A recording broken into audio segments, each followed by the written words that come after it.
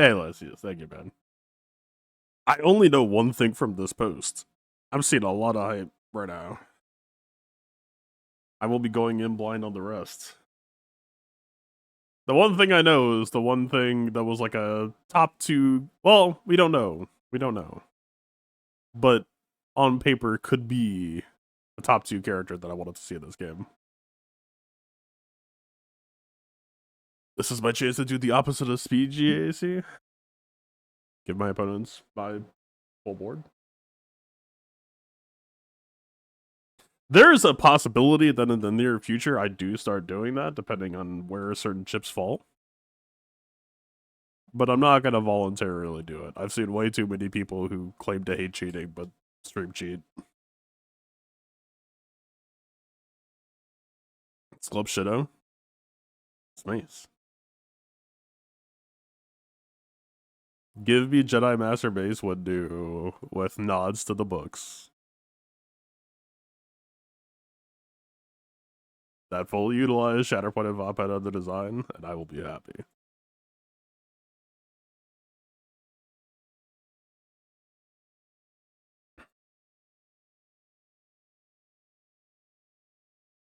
You know, just throw out Shatterpoint and load still.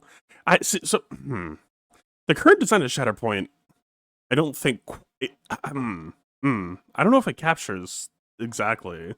Like design wise speaking, it's in the ballpark. But Shatterpoint was always sort of like a contextual, like, hey, this is important. So the randomness right now almost kind of betrays the idea.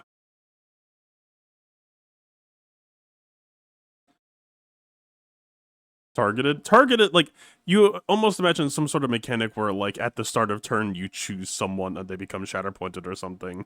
Which technically, that wasn't Mace's power. Mace didn't choose them. He could just see them and choose to act on them. Right? It was like a fucking game tutorial hint system. It was like having the red colored ledges type shit.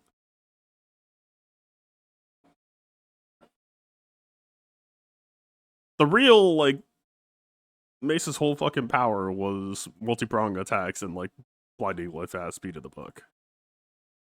Utilizing the dark side. We should get a squatting game that's just, like, Mace doing Vopad. What was it? No, it was Kephisto, right? Who the fuck had the Force Lightning but argued it was totally chill? The Emerald Justice? It was one of those motherfuckers. It was a Plo? Plo, it's totally chill, bro. I wasn't mad when I electrocuted him, Coon.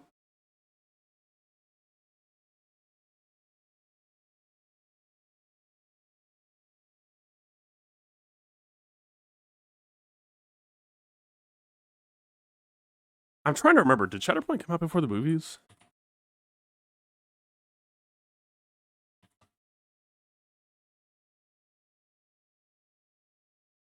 June 2003. When was Revenge of the Sith? Was 2000? Was it?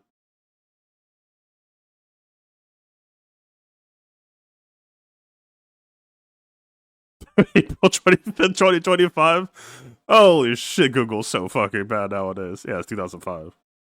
Well done, Google. You did your best. I guess maybe they're just trying to serve people who want to see the re-release, but... Yeah, guys, new movie just dropped.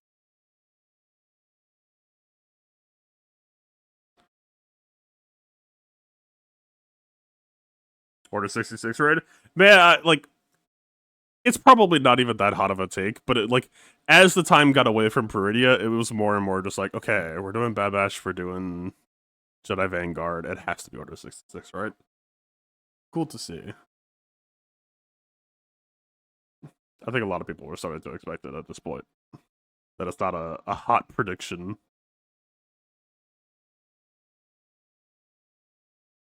There's a new Mace book come out. It's already out. I don't know. I heard it wasn't as good. Okay, listen. Here's why Mace's book is so fucking good. It is quite literally on its face, not even trying to hide it. It is equal parts Apocalypse Now and Heart of Darkness. How high is the recommend on the original Shatterpoint book? It extremely high to me, and it holds up. There's a lot of shit that I revisited recently that does not, in fact, hold up. That book holds up.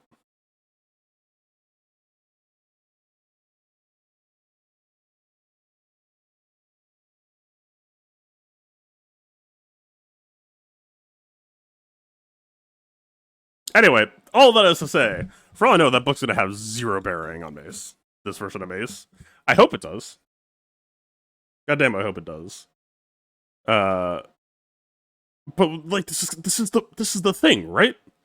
Like when you were watching Revenge of the Sith in theaters, and you had this like multimedia approach where like, man, 2 years before Revenge of the Sith came out, I was reading the Shatterpoint book, watching the Clone Wars cartoons, Grievous is a badass, and you get to the movie and they're like fucking clown car characters. It's like, what are we doing here? These aren't mine.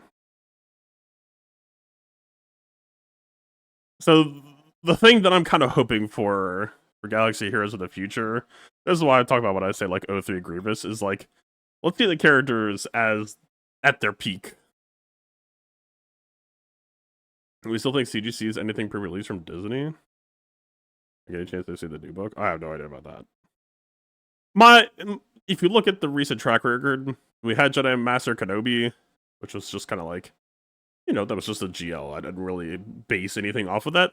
But the moment that we got Jedi Master Qui-Gon, it kind of flipped a switch for me, where it was like, okay, something's happening here. We're getting a re-release of a character saying we're gonna do him proper. We're gonna take a close look at him.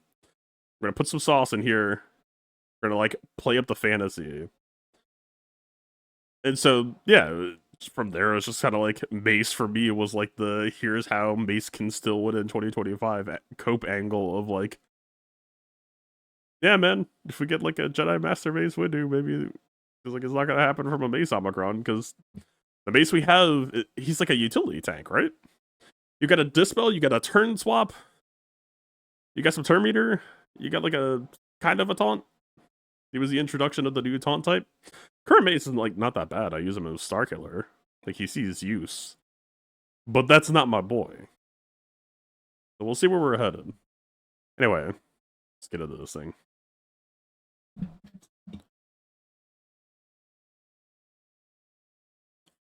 Alright, I have not seen anything. My only exposure to this is I went down to this, and then there was a audio file for him announcing that it would be the Jedi Vanguard leader Mace. Era of Revenge of the Sith. Revenge of the Sith is celebrating its 20th anniversary. A lot of people expected that there was going to be stuff for ROTS. The biggest shock to me here is I think Jocasta Nu kind of baited me to some degree.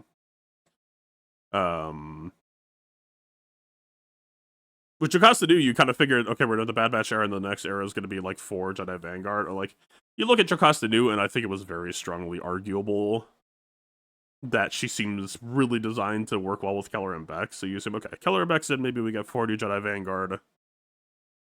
But we see 2 Jedi Vanguard Marquis, and then an announcement of Mace as the legendary leader. Which means that we are expected to run one more Vanguard past just Keller and Beck. Which raises some questions. Oh, wait. Jocasta, Mace, Keller and Beck, Marquis. Am I being dumb? Maybe I'm being dumb.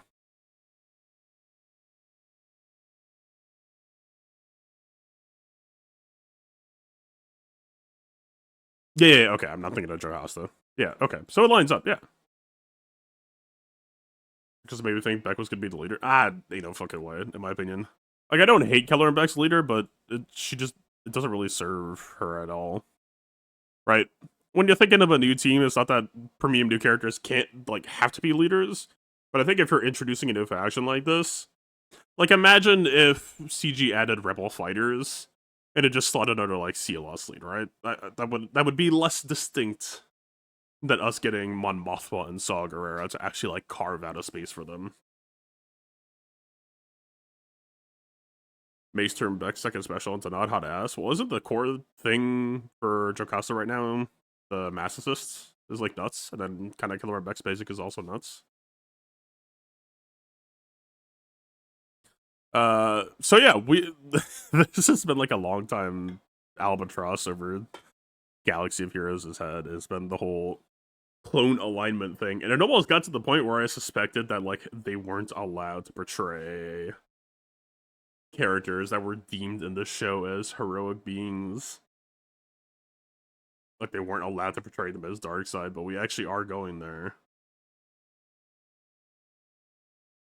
You know, with the structure and bones of Galaxy Heroes as they were, this seemed like a natural point to go eventually. We've arrived. Are designed to thrive together under Lord Vader's leadership. Now, crucially, these are all clones, so they will not tap into the UFU benefits and bonuses at all. Huge questions as they all come out. Going to be around how factional are they? How, I mean, this is kind of the Maul Mandalorian question too, right? Maul Mandalorians are tied to Empire or Darkside Mandos. And are we going to see a similar sort of thing where it's like Empire plus Darkside clones? Are they gonna like kick them all out and be like, nah man, you've got your team, go lead them? Is this team going to be better than Maul under LV? Especially if we're talking LV Maul Malicos versus LV clones, right? There is a certain level of power. I'm not out here saying that LV Maul Malicos is like the be all end all, but there is a certain level of power that this team would have to beat out to make sense. Not that, you know, LV Maul Malicos can still die to beat Cam, but it at least puts some pressure out. It's interesting. It's representing a potential paradigm shift. We'll have to see. All of these characters will be acquired at the end of the era, so it's a 6-character unlock. Assumedly, it will be a sort of like if you're interested in getting Mace immediately, you go in on this character and then you slow form up here, kind of the usual format there. If you want to do it efficiently. Orbit Array, final name TBD. So my biggest question is, I had the idea that Order 66 kind of happened everywhere at once, so you could have the enemies be largely the same, but hosted in different locations and maybe with different effects. Let's see if that was any... Let's see if I had any cooking going on with that idea. Alongside his elite division known as the Fist, storms the Jedi Temple. Rescue as many Jedi as possible. What's these new units? Bad Batch expected. Order 66 era characters as well as transmission lost.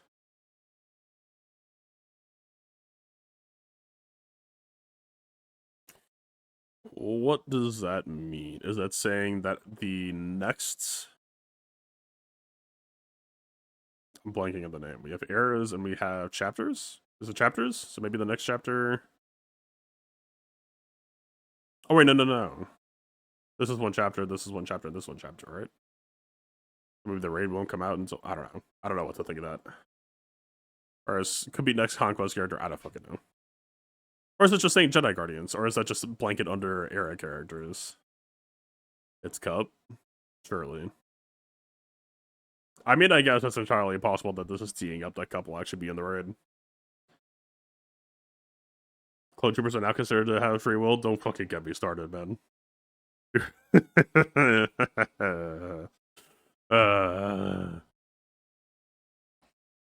Is this raid battles or era battles?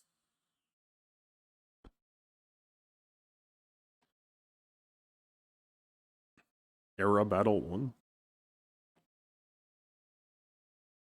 What is an era battle? Era battles are similar to assault battles, but for a limited time, playable during and shortly after the associated era, requiring era obtained units. Is it similar to the new assault battles? Because those rewards tend to be pretty good, but that might not be... If we're only talking for a 3-month duration, the consideration changes a lot.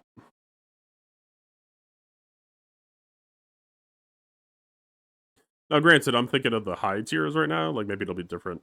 I mean, it depends on if it's 7-star locked or low star. Oh, could be cool. I mean, the new assault battles are fucking excellent, so if we're talking more of those... I'm interested, but the duration means that there will be more, I'll have to be a bit more shrewd in terms of what we get. Lord Vader's ideal leader for the Darkside Clone Troopers himself will not be allowed in the raid. Grand Moff Tarkin will be receiving a rework and an upcoming release to bring him back into relevance. Grand Moff Tarkin. So when I first started playing the game, the wee lad that I was, starry-eyed and just looking for funny toys, one of the first characters that I glommed onto was Lando, because I was hoping that when I read his kit, I was like, does that AoE just keep stacking? And the answer to that was no.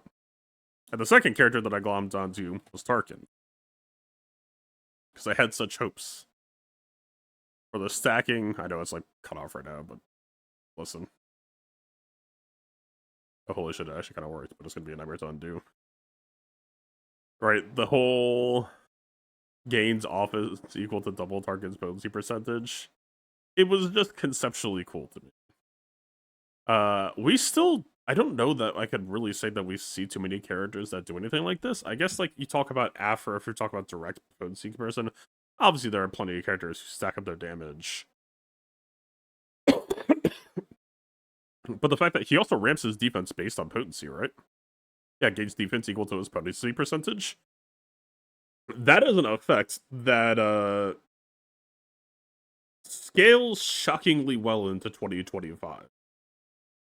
That is not a bad word or a sentence right there, right? Defense is very much on the brain right now. I mean, I don't know how his base stats are, being a very old character. It might be a little bit geriatric in that respect. I mean, let's see, he's a support, right? Is he support? Yeah. He's a support. At R9, he is 5846. Now let's just go to, like, Hunter.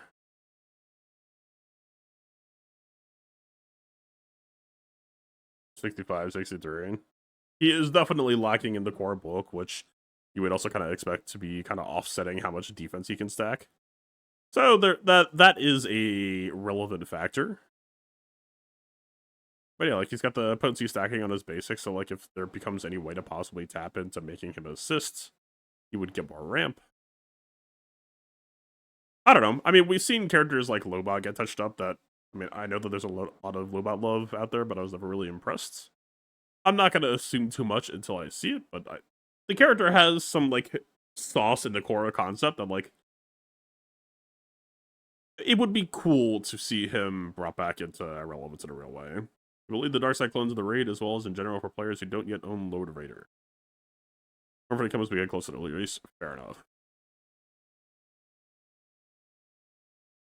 Use the Jedi Vanguards from the era of Resistance and the rest our cities, or try to. So the bug that was caused by the Sidious room causing a game crash when you tried to load into it, or having some new version, so that actually ended up presaging a bit. The base copium got even stronger when I saw that. I ain't reading all that. Oh wait, well, Focus Datacron, Dadbod, Focus Datacron, Afra. Is that another return? Focus Datacron, Zalbar is teeing up on the Omicron potentially. Damn. So this is what we saw, right? The one that has Kanan and Ezra, I assume. Okay, so 40,000 episode currency potentially at play. So this definitely sounds to me like kind of a episode pass push. Which, granted, like, the episode passes maybe stop getting the conquest pass. Like, the conquest pass, when you actually, like, line it up, is kind of just like a glorified relic pack. The episode pass is just like a bunch of good shit that makes way more sense for me. And that makes even more sense. That is, if you're just like a small spender of the game, I have to imagine that's like one of the highest values, which I think is kind of the point. Episode track. I'm gonna be honest, I'm kind of brain foggy at the moment. A lot of this is kind of in one ear at the other. CX2 have an episode pass for the 20 shards. That's the second marquee of the first chapter, right? Do we see the Focus Datacrons today? My biggest question.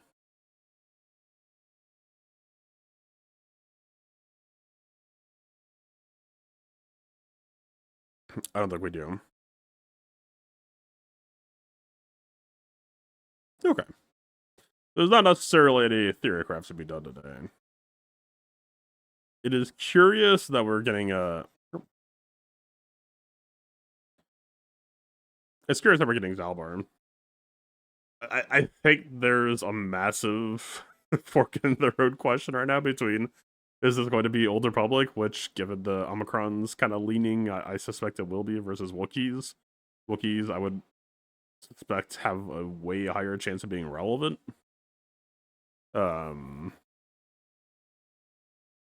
Yeah, Afra already has some like pretty good crons going for her right now, but like this could easily just be like a return of the bonus turns.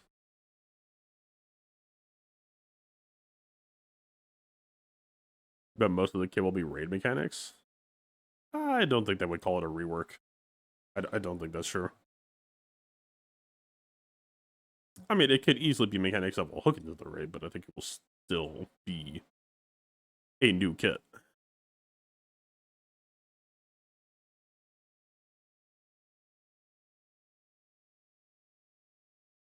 Actually, wait, holy shit, this window sizing works perfectly for both websites.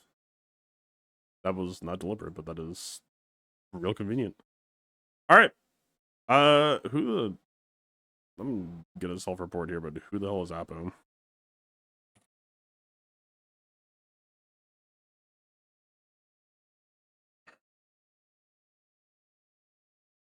Oh. It's time for you to go, sir. Dude. What is CX2? That's not a clone commando, is it?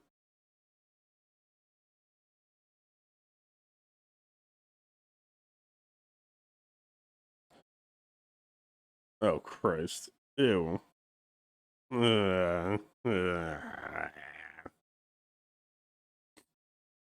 This fucking storyline was so bad. I'm not holding it against CG. They're following up on Bad Batch, but fuck that dude. I'm not trying to be any kind of way, but the clone commandos have been done so fucking dirty by the Bad Batch.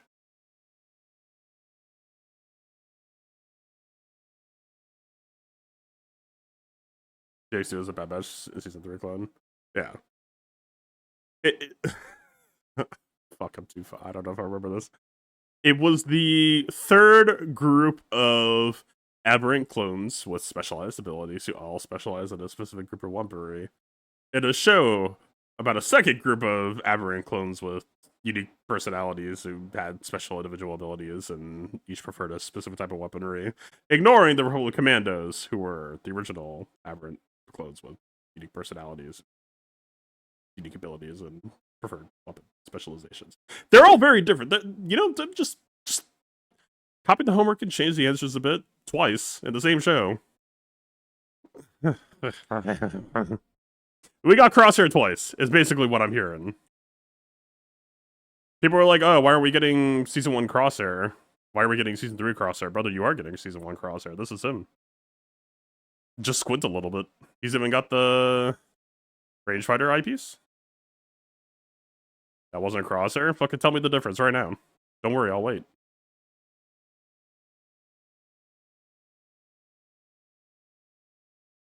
It's interesting that it's a question mark. Which could mean that they just haven't finalized it.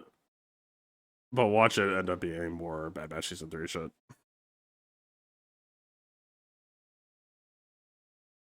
Didn't he have the bullseye in his eye on the mask? No, that's just a different mask that he was wearing. Different day.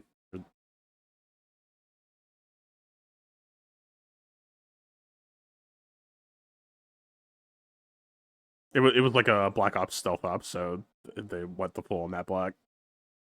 I'm being spiky. Jesus fuck, man. Like, I get the feeling that Dave Filoni might actually like the Republic Commandos, but it like focus group testing all that shit. They're just like, well, this doesn't really hold the appeal for the group that we're trying to work on here. So we need to make it a new group, and there needs to be a kid. They need to be like a little bit lighter in tone, and a little bit more friendly. Like, okay, got it, done. Then you reach season 3, and they're like, well, damn, we could really use some evil specialized clones.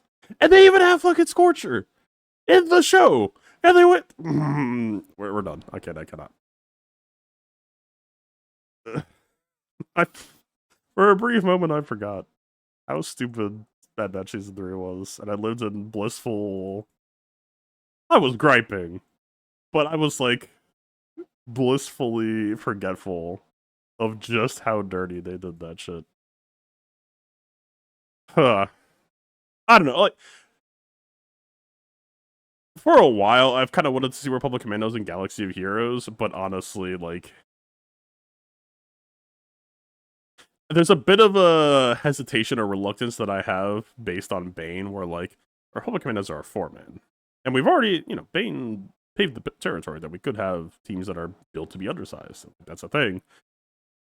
But that automatically means they go on offense, unless CG ever lets us post undersized on defense, which I feel like at this point is a thing that they could, or maybe even, like, would be interesting if they could just, like, ease that rule. It would mean that Bane could be posted on defense, which I don't even, does he even do the equivalent increase first? Bane could be posted on defense, Republic Commandos could conceivably be posted on defense, or they get released with, like, a clone commander. Right. They will be the next era. They can't be released anymore. They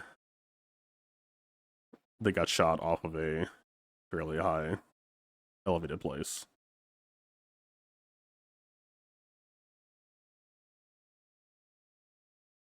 Like, just whatever, it's fine. It's fine. I'm not worried about it. I'm a little bit worried about it, but it's fine. Alright, well, there's that. We got the broad beats, but we can't really get too zoomed in today because there's not too terribly much to zoom in on. We're kind of waiting for time to progress as we wrap up this. We're in a 2-week gap, right? Because there's no journey guide. This is kind of just teeing us up for where we're headed. It's a cool destination, though.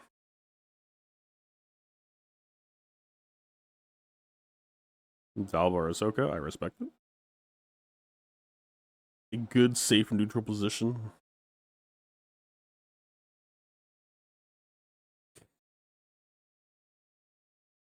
Curious how Reva's gonna do. I really enjoyed Reva last season, but I wasn't sure if I could reasonably post her this season. Alright. Love her work cut out for tomorrow. You were excited for Vader's fist until I saw who CX2 was.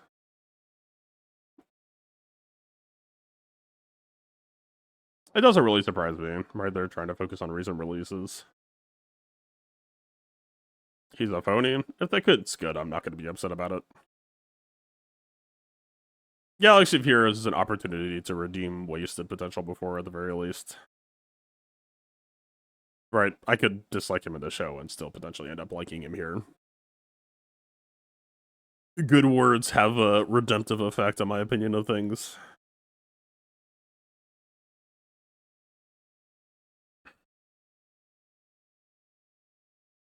I don't actually care about it that much. It was just a... Try to read the tea leaves of territory battles. Definitely is Vader's fists. Yeah.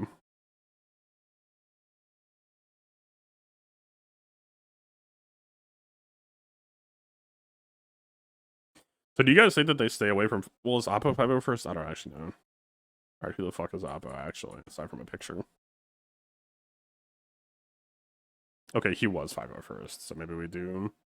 George Oppo, American Criminal. I don't think that's who was exactly being referred to. Maybe he's also in the 5.0 first.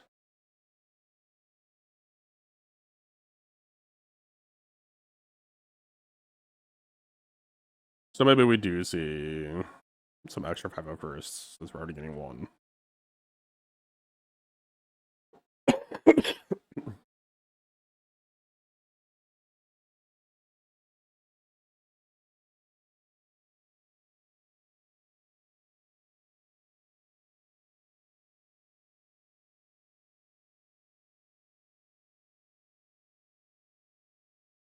Oh, he was from the... I mean, it makes no sense. The 5.0 first would be in that episode.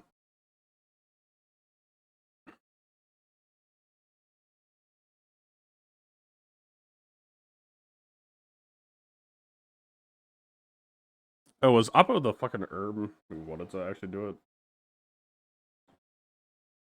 No, it was Dogma, right?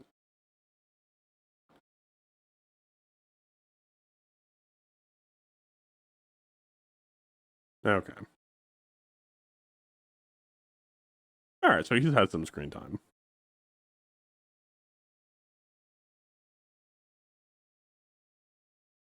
Oh, interesting. Jocasta new Mace.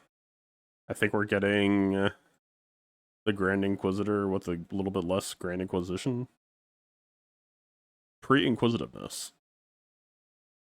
So we got 2 more people.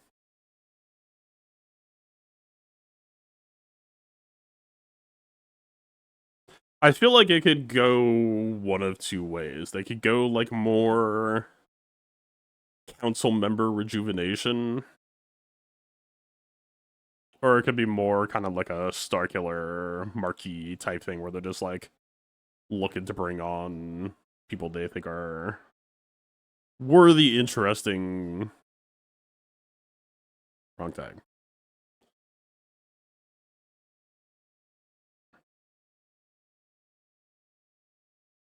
This could easily just end up being like Jedi Master Plo Jedi Master Kifisto, or whatever the fuck, right? Where did I see Jedi Master Mace?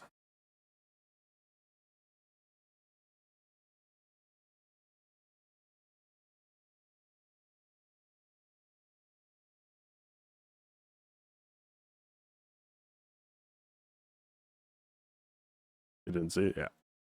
It was the only thing that I opened before going live. I don't know, man. I have hopes. I hope it is cool. Master Qui-Gon ended up being a much, much more compelling and like fun character. It's a good precedent to set. I know that a lot of people are like, why don't they just rework the old Qui-Gon? Hey, Qui-Gon Omicron doesn't deserve to get a raise just because they want to do a rework. But B, who gives a fuck? Like, if the content is good, who gives a shit? The mobile game genre will just have a motherfucker wearing like a beach outfit or a Christmas outfit or a spring outfit. Be like, that's a new person. I don't know. What's the difference? Tell yourself that this is the younger version and this is episode 1. Or tell yourself that this is simply just a Tales of the Jedi version versus a movie version. Do whatever you want. I think the 4 Vanguard needs to unlock Mace. You need all 6 of these characters. All these characters will be required at the end of the year to unlock the Jedi Vanguard leader. One was on Tatooine, the other on Naboo. I don't think this motherfucker was on Naboo either. I guess he did get kind of washed, so maybe he was. Master Qui-Gon would have won on Naboo, to be perfectly honest.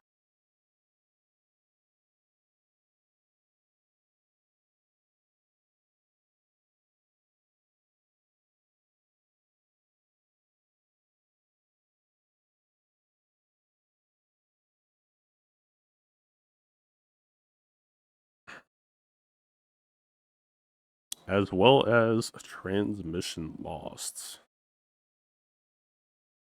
As well as transmission lost. Dark Horse prediction could be if we're continuing with the era and the sort of period of post Order 66. Well, maybe that's a stretch if we're actually talking like Order 66 era. I was gonna say it could be Jedi survivorship, but I don't know if that's actually. It wouldn't make sense because that was like the dude was a child during Order 66. I mean, who else would make sense here? Either currently in game or soon to be.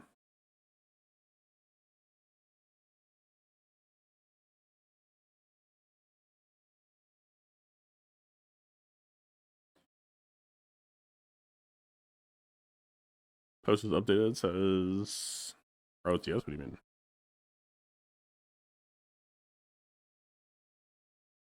I'm new to the game. Welcome. It's a hell of a thing.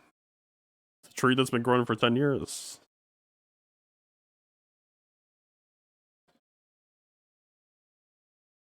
What post update are you referring to?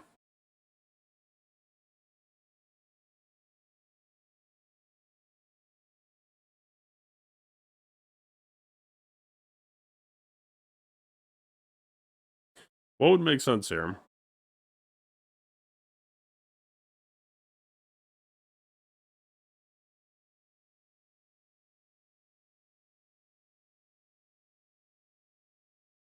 I mean, it could be if they're doing CX2, it could be they're doing a whole squad of that whole Season 3 Bad Batch shit plus Hemlock.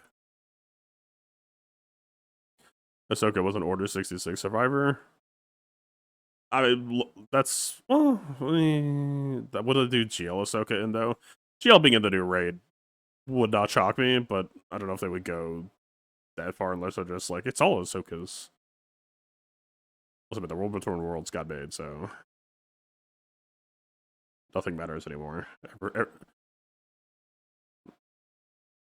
What was it? What was the Assassin's Creed thing? Nothing is possible, everything is forbidden, but it was like the opposite of that.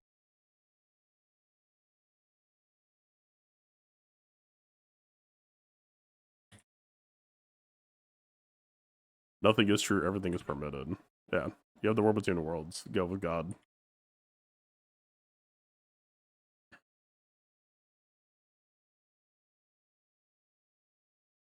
Between Worlds map we has. Yeah. I don't know, like, CG wants people to work on the new stuff. Now, granted, for how long does Ahsoka count as the new stuff? But people are still unlocking her for like 1,000% sure, so. Yeah. I would not be shocked if this ends up being Ahsoka. This is just so wide blanketing that like most of the theories I'm coming up with also just fall under this. You kinda hate that the new Bad Batch are part of the next raid.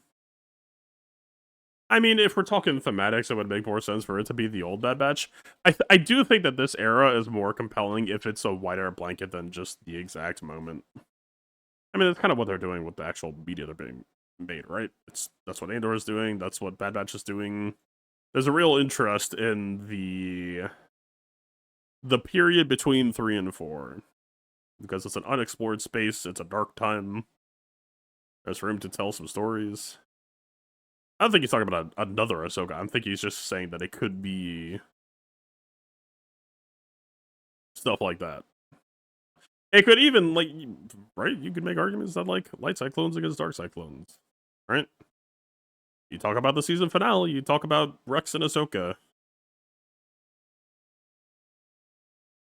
Commander Tano. Yeah, cats from that era. It might end up being Ahsoka Tano, the GL. But this is so fucking wide sweeping that you just say this is just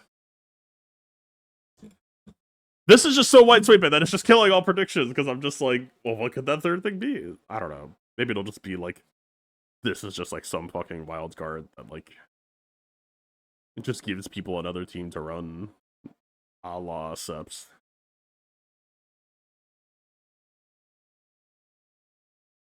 Based on new Bad Batch, I don't care what's era appropriate. It's still in the era. It's just slightly after, right? The question is, are you talking 20 BBY? Or are you talking 20 to 5 BBY type shit? Or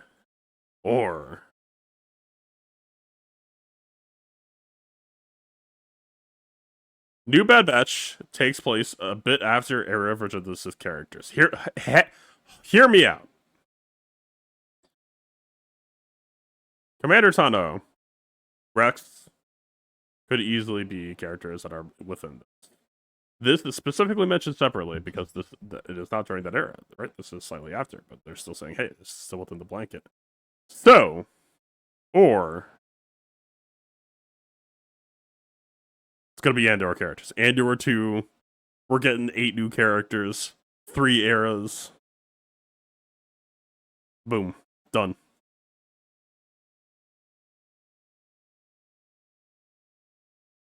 Hard prediction. 0% chance I'm wrong.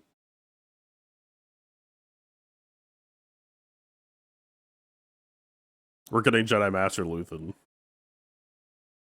It's gonna release day and date with the finale of Andor 2 when he pulls out his lightsaber.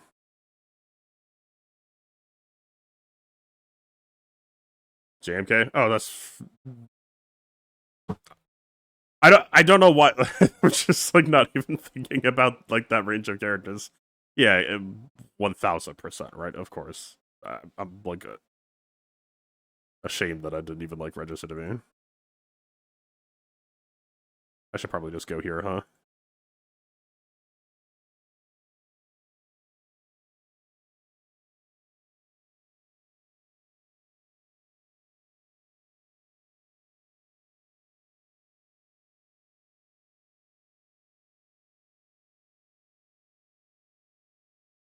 I mean, part of the issue, like, they're kind of locked in their portrayals, and, like, I don't know if Cody necessarily makes it in.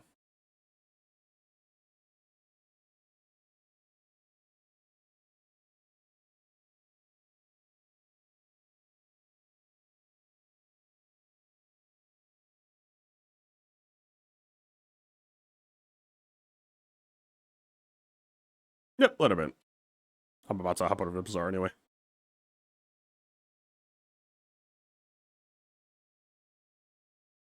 It would be, well, we're not going to see Sidious. I was going to say it'd be extremely funny if we're, like, if they're doing that whole thing, we can go back to Sidious again.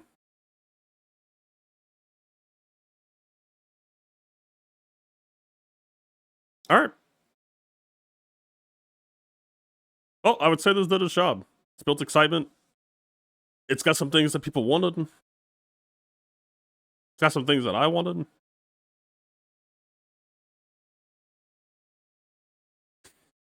We're now just in a waiting game for details as the rollout rolls out. Cool. Good shit. Alright.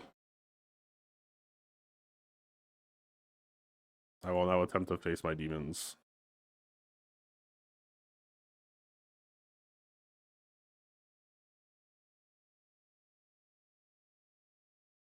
I don't know, man. I'm like, I like the bones of this game. I do not like the current state of this game, but yet I still end up watching videos of other people doing runs. And those videos largely end up just being like single weapon runs, and I'm like, yeah, that sure is the current state of the game, huh? I don't know. Maybe I'll try and play some. I'm forgetting. That's cool.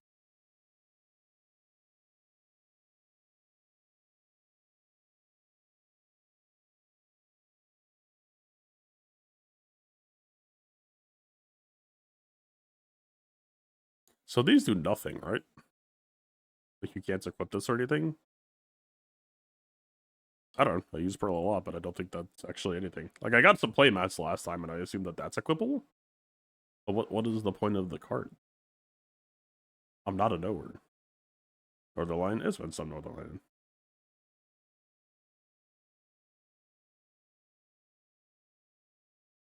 Eddie ICR foil now? I mean, that's solid, at least. That's something. They're always equipped. Gotcha. Were they not animated before? That was something that I could not remember. But also, I have two torpedoes. What the fuck does that mean?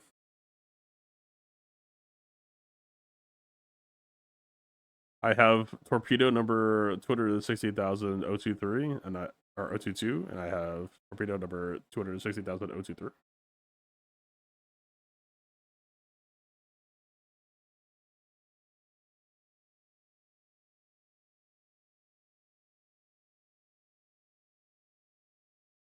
Looks different enough that you think it's enchanted. Damn. So I forget, are the base card skins animated? I don't know. When I'm playing, I'm not actually looking at it much. But like, think about it. I'm thinking about numbers. Alright. The expansion stays on.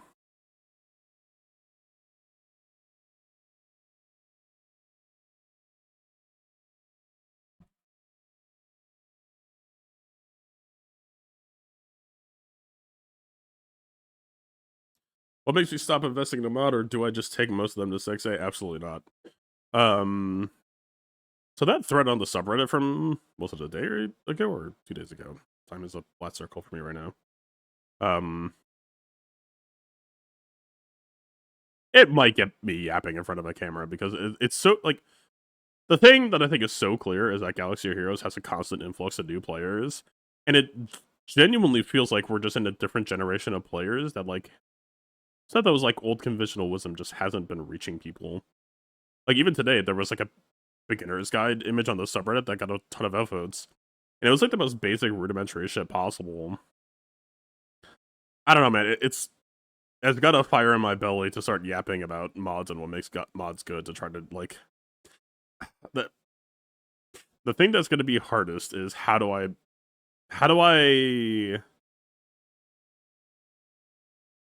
make mods interesting to new players that isn't like a 70-minute yap fest of like is there a way that I can just approach it where I'm just like, can I just hit people with synergy talk off the bat and just try to bypass like 30 minutes of context laying down, and just like, instead of like, well, first you gotta understand blah blah, it's like, no man, this is a defense mod and you're looking for defense, health, and protection, and like maybe that could be a new way to just like try to skip some of the complexity, even though like it's inherently complex, but just make it sound simple. I don't know. It's an interesting problem, and it's, as always, it's unfortunately mired in the whole in-game mod management is kind of a nightmare. But right, that thread where like the dude posted a mod that was like, it was a speed set with 6 speed, but for Galaxy Heroes in 2025, how a mod rules initially isn't necessarily an indication of the mod's health, especially if we're talking like the first 3 or 4 levels. So to answer your question, what makes me stop investing in a mod? When I look at a mod, what I am looking at, I am looking primarily at the secondaries as they relate to the set and the primary. And I'm also looking generally for percent scaling over flat scaling. But flat scaling is perfectly acceptable if it's still within synergy, to a degree. Where like flat health is kind of the worst of them, unless you're specifically only looking for health. Right, flat health is like 400. Flat protection goes up to like 800, I want to say. Flat defense, like, I rely on the Hot Utils bulk calculator a lot, and like Hot Utils will just tell me, hey, these are your most effective bulk mods, and I will tell you that the mods that sneak in some flat defense, you don't necessarily want to roll it over your percent defense or your percent bulk, but the mods that have the flat defense still tend to be my best bulk mods that, like, I don't know, I know there's some real flat defense haters out there, and the math just doesn't really seem to back that up. That, like, having a safety net to fall back on of, well, I didn't get percent bulk, but I got flat defense instead, that still incrementally adds up over time. And especially if we're talking on diamonds, where percent defense is the primary. Look, man, you don't have a choice. So if you want more defense, you just grab more defense, or ideally you try to grab percent bulk. But again, it's about having the extra option. So where I'm at right now is really just a natural extension of where I was back then. I'm just hyper picky. I'm looking for mods that can really fully utilize the slicing and recalibrating system, where if you don't roll that well to begin with, it's not the end of the world in terms of what you hit. Honestly, the bigger issue for me right now might actually just be, let's say a mod does hit what I want, but it hits like low quality. That's actually somehow worse than if it doesn't roll what I want, right? Like if I have a gray mod that has 1.6% defense on the first roll, and I take it to blue, and it doesn't hit percent defense at all, that's still a mod with one really high percent defense base roll health, and I can try to push other rolls into that percent defense later, and that could still end up being a really healthy mod. But if I take it to blue, and the roll quality is just like 20 to 40%, it's like, I mean, I'm glad that I'm hitting percent defense. It's not like my stat depth in that respect is big enough to be, you know, willfully ignorant of just having that mod. but it still is definitely like a marked drop in quality for me. Where like, yeah, I'm looking for stats that synergize well, and then I'm kind of at the point now where I am actually really trying to look for mods that have a good roll health to them. Like I can't just sell bad roll health mods, but when I'm really trying to prioritize what I work on first, the roll health really does matter to me. I don't know if that helps at all, but you know, I understand why other rules exist the way they exist, but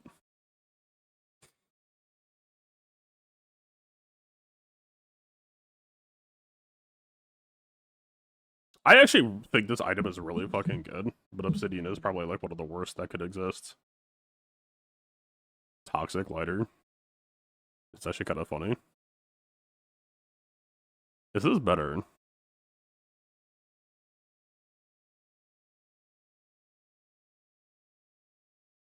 The reason why I think this item is so good is because like when you level it up, it goes up to like 2 or 3 second haste, and it has a self charge mechanic. So you end up with like this pretty decently compelling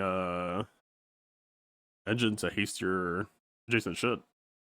Toxic lighter seems like passes the smell test the most, but it's kind of dependent on finding some skills, I would imagine.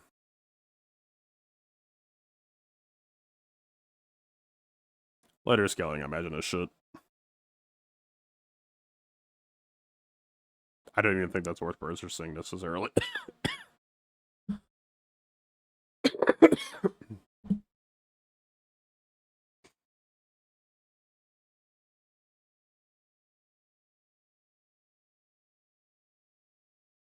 We're at 6. Yeah. Good dude.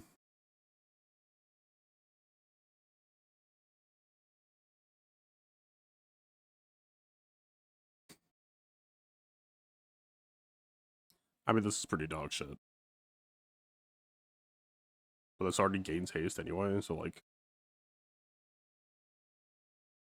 This only haste for 1 second, so this will still help poison more. I don't know. It's not a good early game build, but I've had way the fuck worse.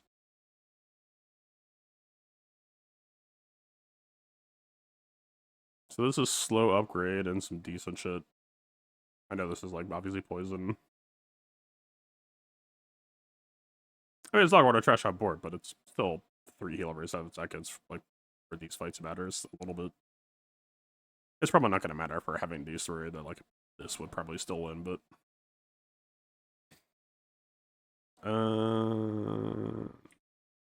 Bazaar. Fucking... Like, obviously it's poison themes, but I don't remember the exact. At the start of each fight, poison is, like, not terrible. Cell gain regen... When you sell this, left us poison gains. It's still not really that great. I mean, it's not bad for game plan, but it's still worse than burn.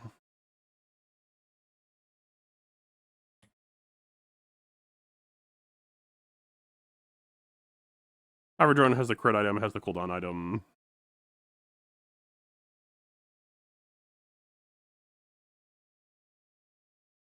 Yeah, maybe.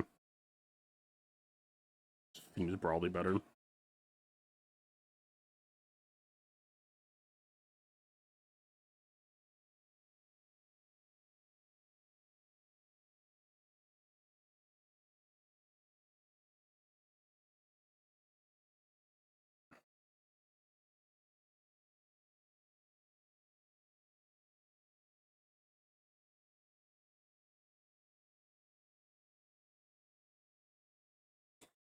So we're in this sort of aquatic burn state, and I know the expansion shit has a lot of flow synergy. Pragmatically, this is probably supposed to be a skip, but fuck it.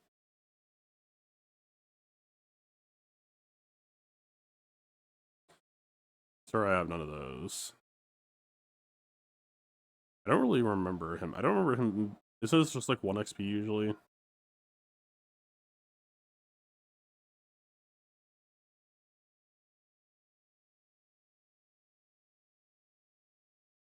I do.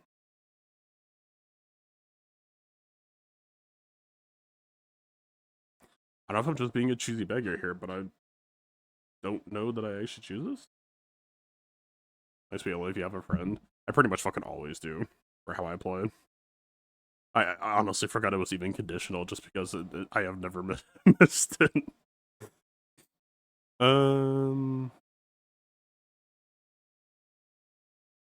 It's not a lonely guy, and yet ironically, Pet Rock is probably my favorite friend. Me make crit. Okay, I know if we pick up the silver hammer that we could dupe shit, but we don't really have anything worth duping.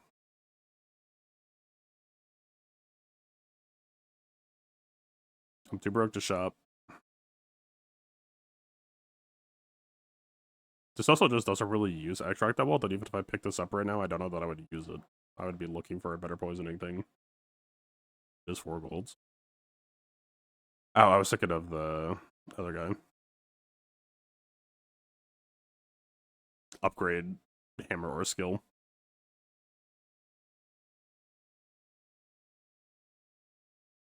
The abandoned chest or whatever it is.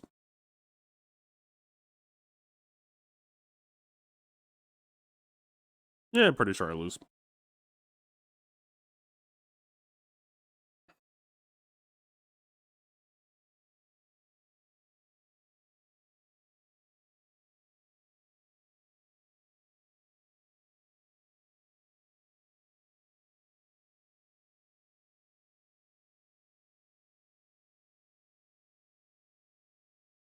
Seaweed scales, but I mean...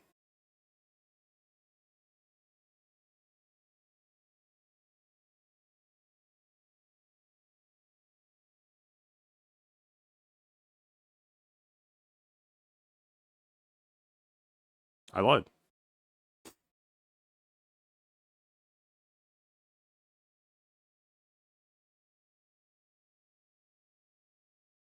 Ambergris is doing like jack shit here, but... Okay, how unhinged is it to look for a reroll burn? I'm thinking it's actually fairly appropriately hinged.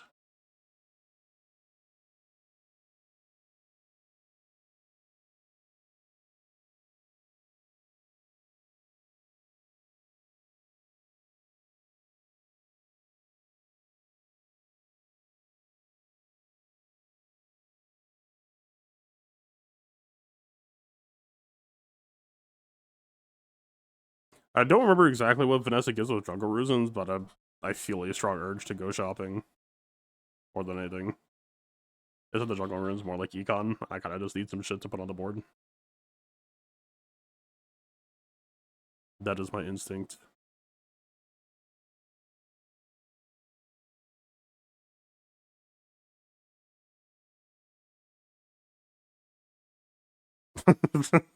Just leave me alone, man.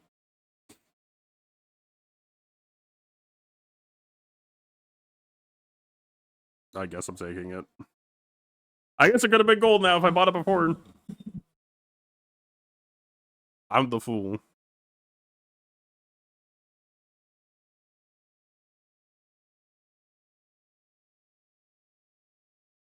Once the Ambergris chance starts stacking, it'll be fucking over for them.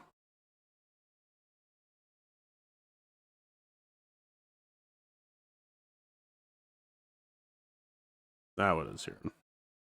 Just go burn rolling. Surely this time. I mean, I would rather have the Econ, probably.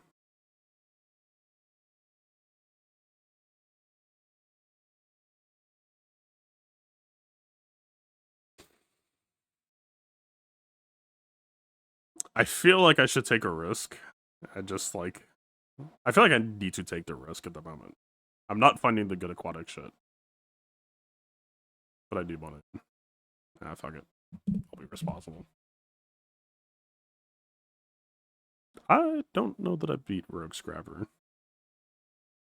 I'm actually pretty sure that I know that I don't.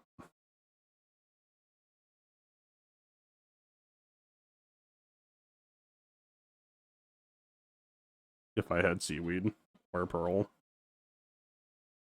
Or a lot of other aquatic small items. I don't actually know that I've ever fought Covetous. Who the fuck?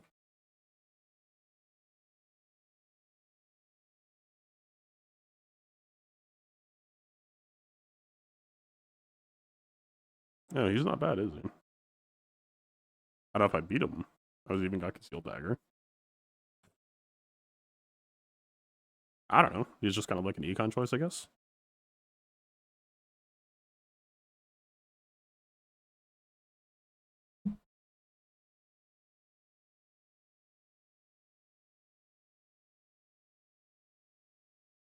In approximately 20 seconds, you're really gonna feel it.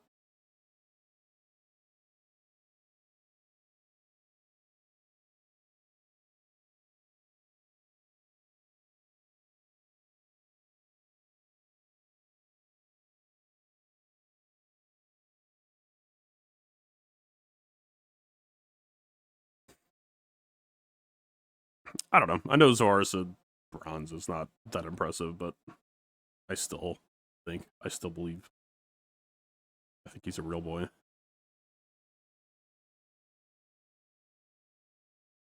I still feel a strong yearning for items.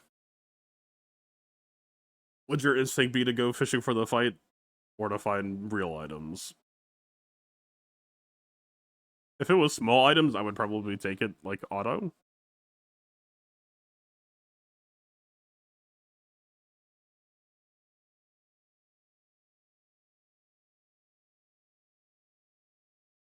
You go mountain pass income. Trust it.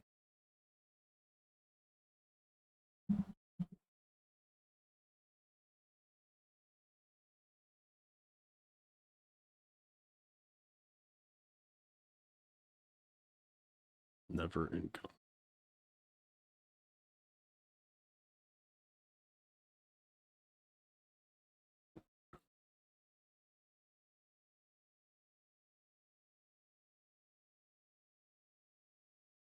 Yeah, what XP? I'll have another level by the PV fight.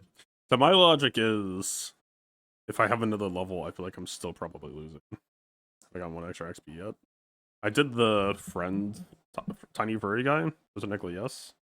Or are you baking that in? Do I need to?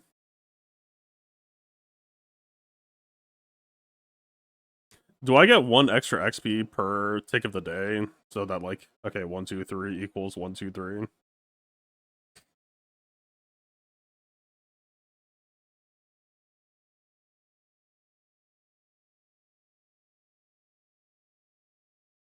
So you wouldn't go items. The only reason why I'm iffy about this is because it feels like it's a wide pool.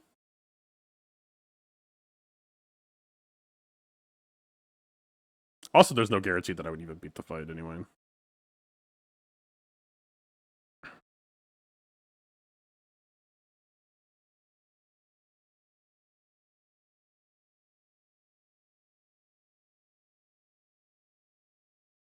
Ma'am?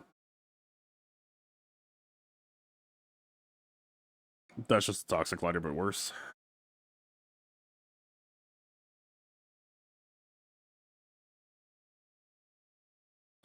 Yeti Crab seems like he actually could not, or could be not that bad. Current issue is it seems like he doesn't work that well on small boards without support. Like, it's still definitely an angle, just like slap him between two. Yeti's better than Grease. Yeah, for sure. It's just the 7-second cooldown for only +1, and then the fact that it only ramps 1, 2, 3 on upgrade. Like, he definitely does not seem bad. And I'm interested to fuck around with him more, but it just seems like baseline. I don't think he's too impactful. He's the thing that makes depth charge strong. Well, because you need a freeze item.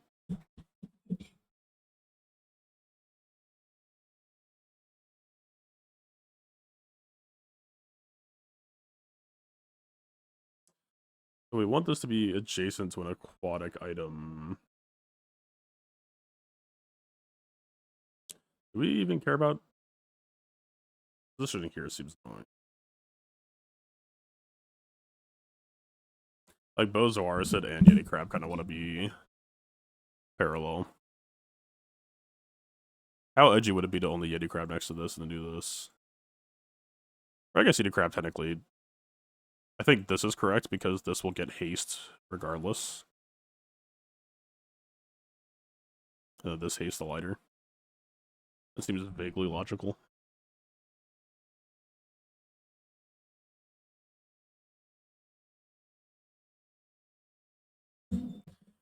It's the difference between depth proc. Scales the depth between every shot.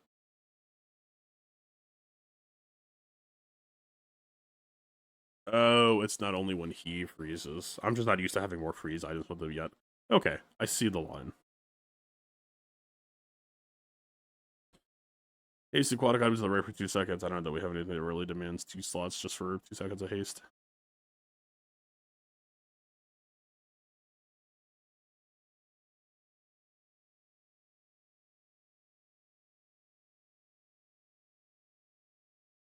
Yeah, fair enough.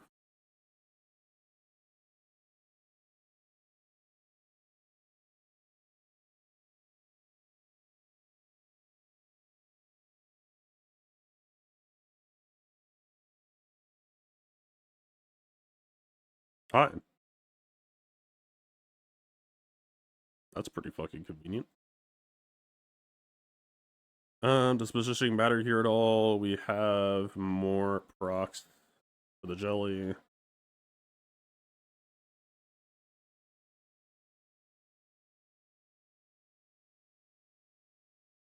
Is hasting the chum bucket ever funny?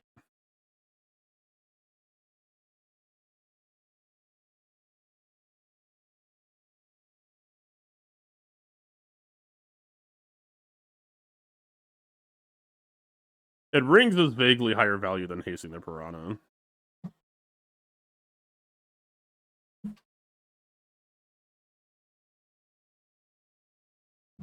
Show me 2 lighters or matchboxes.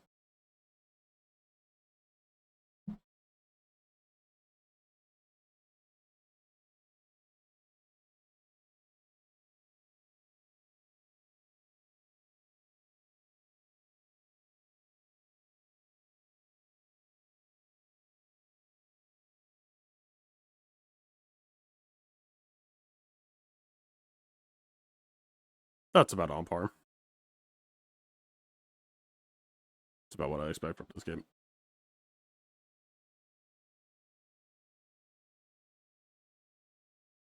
I mean, friend is very aquatic leaning.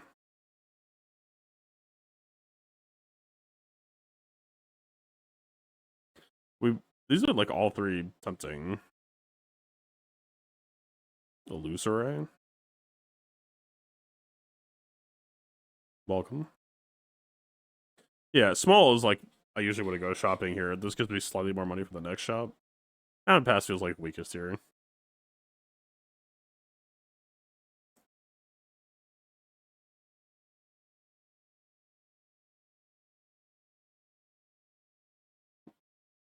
I mean, the econ value seems like it'll pay for itself pretty quick here.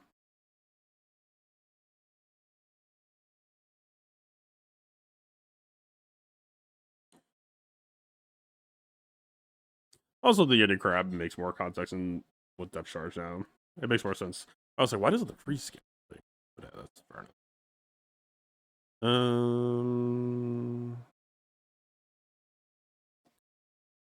I guess a sharpening stone just because that's most likely to be Zoar, so that stays.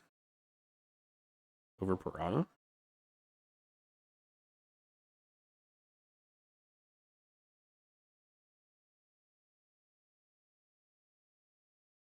He fires at a decently fast clip.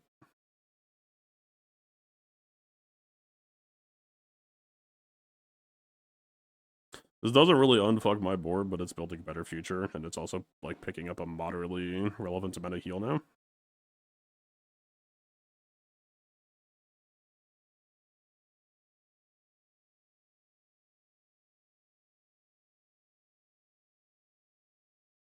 It's grading it is so fucking impossible because seaweed is just like it's certainly something. I'm actually tempted to go skill, maybe? We don't have money for items.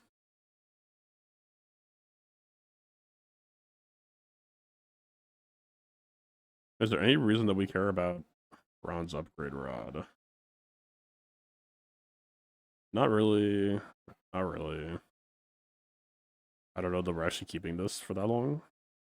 Bronze upgrade rod, what for a loose array or something?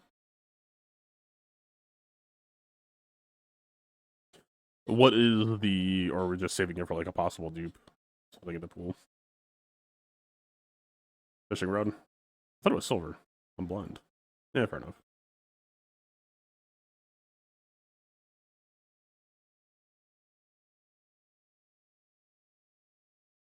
Do pearl if you hit it before day end. Yeah, pearl dip is true.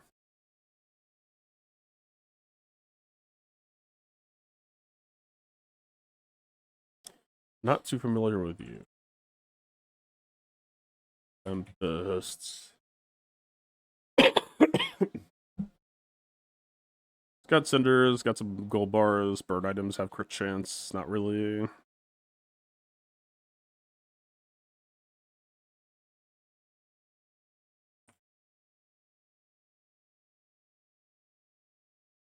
Skytrip I know is the ammo, but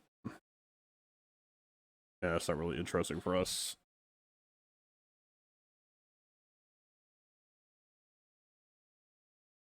The gamer dude is just fucking odd. I would lose the trooper. Ye of little faith.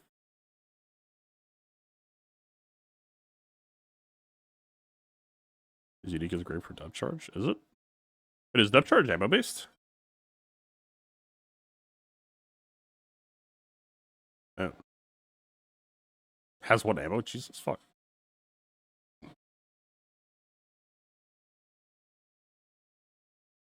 Fair enough.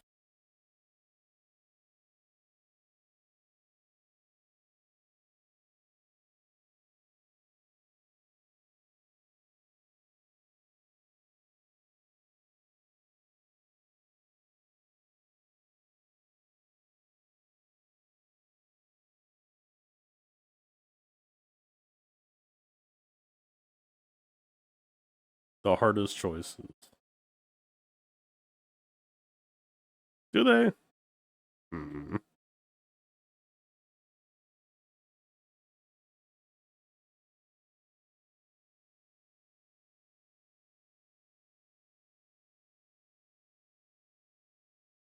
This is like the weakest aquatic early game build that I've had. I'm used to just mowing through PvE events. Fuck, man.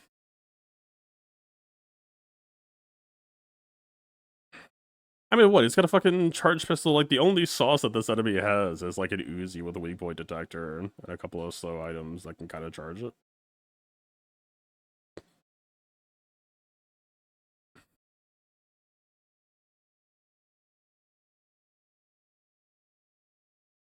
I mean, if we're trying to build towards depth charge.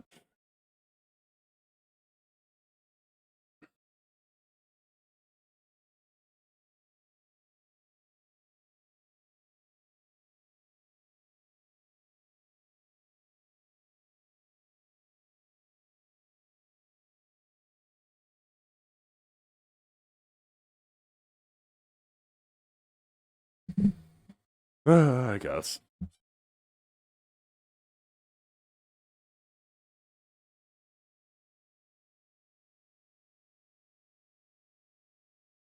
There's so much potential to build that it's really fucking irritating to be like, I need none of it's actually online. We made it. I think it would be close.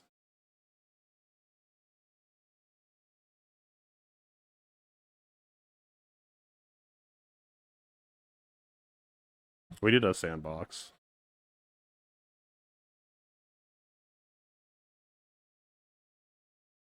Let's see, I don't even think it's a seaweed level of necessity. I don't know, the tracker or Bazaar DB, the loadout just didn't look all that strong. But then again, neither did I. All these seem kind of shit, but this seems more combat relevant. I mean, is the depth charge a weapon?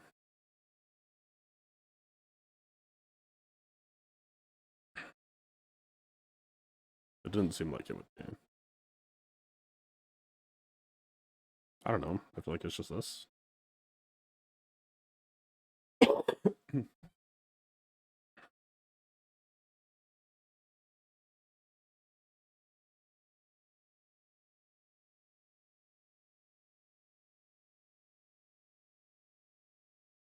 Yeah, I got the backspace.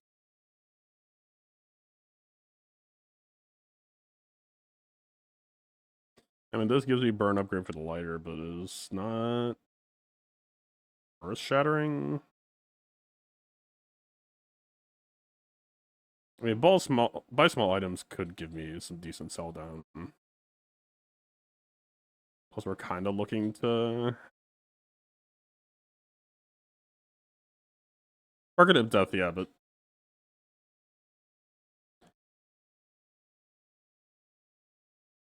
I guess reroll first before choosing.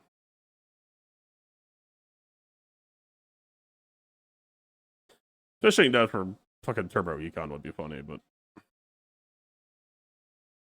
also when this says buy, it doesn't actually have to be a transaction, right? Like if it's a free item, I think it counts. I don't know if item generation counts. Like this fishing rod proc amber.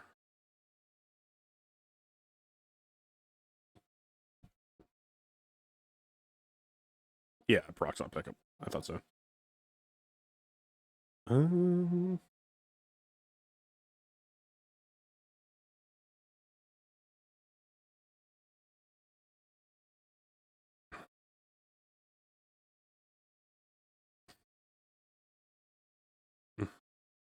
I assume not. It's not like we broke it out to begin with.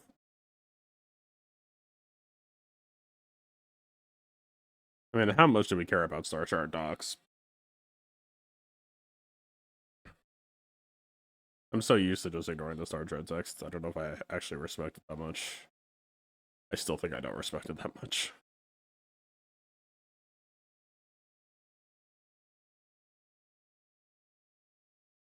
Silver rod. Yeah, I'm going to do before I leave. I'm more so just worried about if I need to worry about making any money first, selling shit.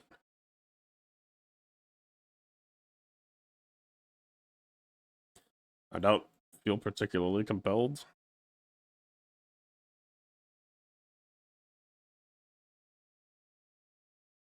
Bronze is the ideal price for Star Chart. Fair enough.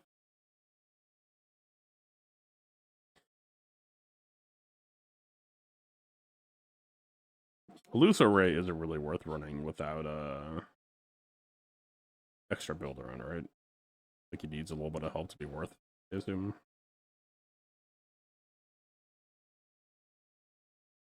I mean, a loose array does a multi-proc.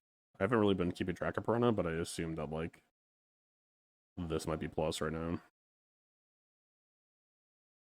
This only gives us 2. Have a friend right now.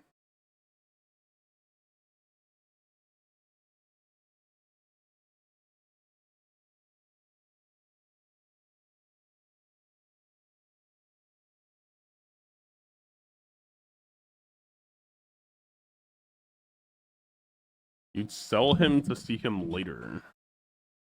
What, does it, like, does having one force it into upgrade pool so it can only show up as a bronze at that point?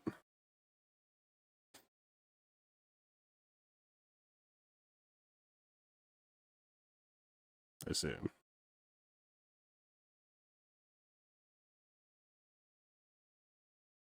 Yeah, so it just, like, removes items with the pool. That's weird. And I understand why it's not weird, but fucked up.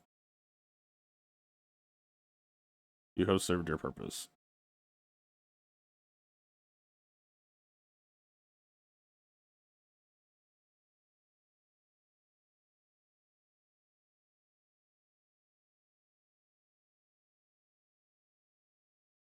I feel skeptical that this positioning matters all that much right now, but like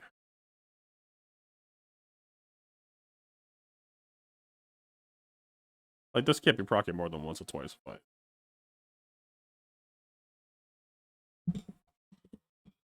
But this is only one extra multicast of 1 second slow. I don't know.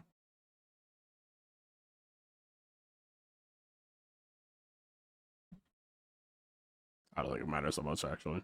Probably. That does then. Well, fuck.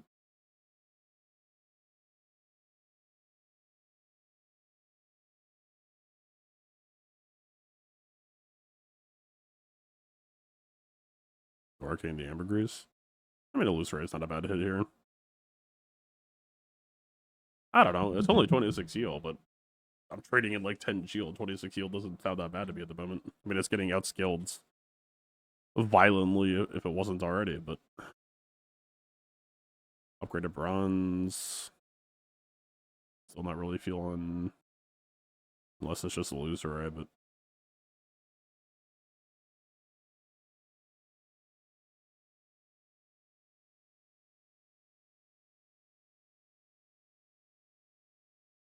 how much do I actually care about hitting fire at this point?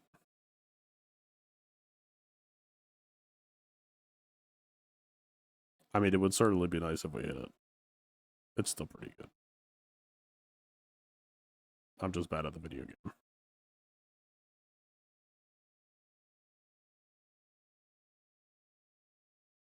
I mean, if we're being honest with ourselves, burn 3 extra is simply just a means to get this anyway. Do we really care about missing out on 6 damage to reroll? I think we just take this shit.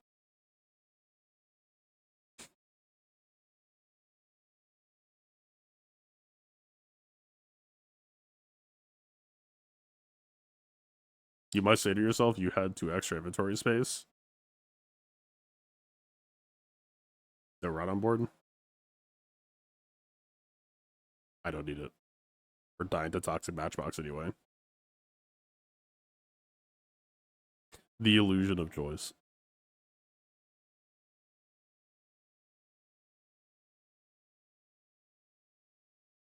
The misplay was not spending $20 on Big. This was just the last domino.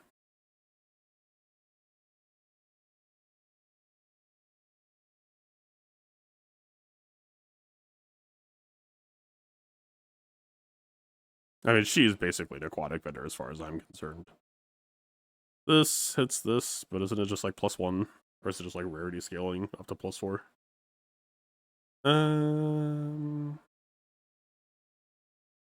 Why did I not get a small aquatic item? Oh, it's a piranha on board.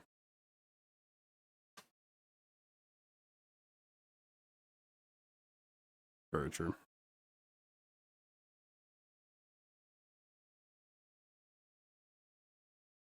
I mean, that's just a relevant item, and it technically pays for itself later with ambergris anyway.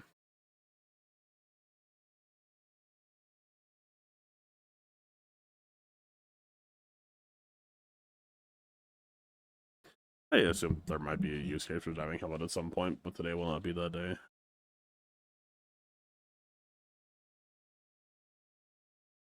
This thing is so odd to me. Like, what's the point of this item existing?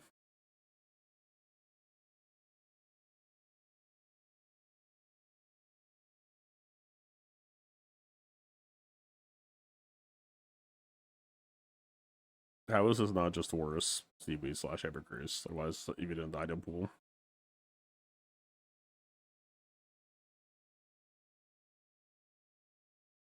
It's just because ambergris sells 2 golds, sells for 1. I mean, fair enough, I guess, but you exist to be sold is kind of a lot.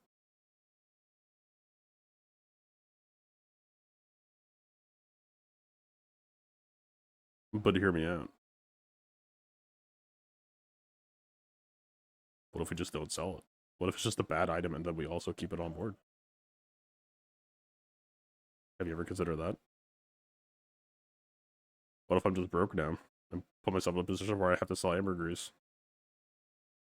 These are the moves. Okay. What if I don't see anything compelling and have to spend 4 gold on a reroll? With 0 in the bank. Perfect ambergris for a sale angle. Yeah, but it's whatever is sitting behind this reroll button will not save our soul. We will still be in a weak board position, but we will also have less driving econ. Surely is depth charge, but we don't have any ammo backing for it, so depth charge will not save it. It will need more money to back it. I am shop addicted as well, but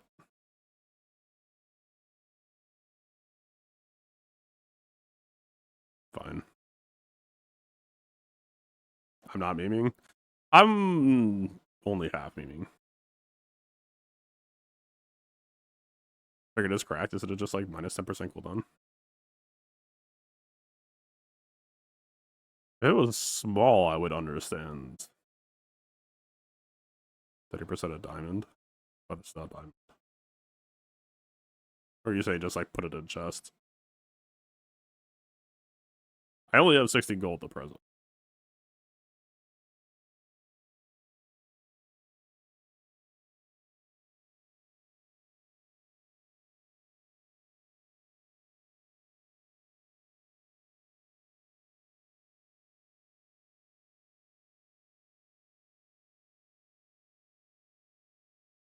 The 12-second CD.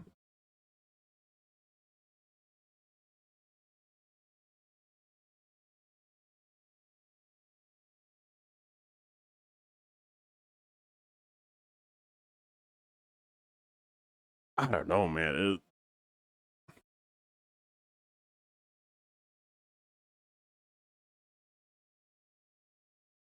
I'm not doubting your knowledge. I'm just wrestling with my current perception of the game. Like, I don't see how it's possibly more worth running this for minus 10% for 2 board slots at present. Because if I buy this and then reroll, I have 4 gold left unless I start selling more shit and then I just don't have a board.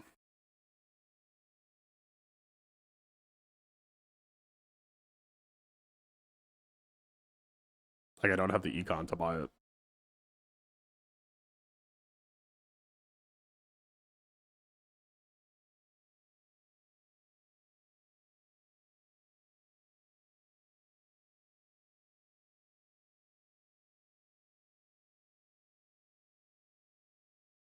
I sell some of this shit on my board.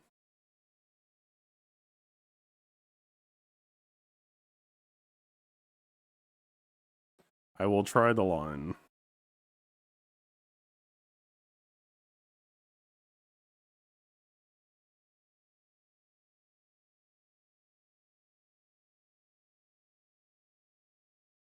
Aquatic slow build's something that I haven't really pulled off yet, but I haven't really tried too much. I just haven't really seen, like, I mean, I guess Illusory kind of hooks in, but it's still slow.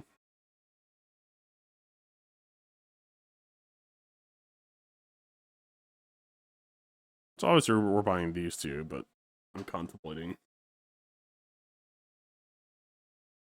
So an Illusory procs. Why the fuck does Mantis Shrimp have 2 ammo? I know it's because he has 2 claws, and like they ostensibly probably kind of get damaged whenever it punches. Is like a funny joke, but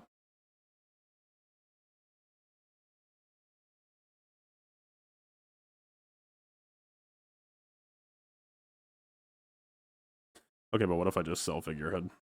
Well done.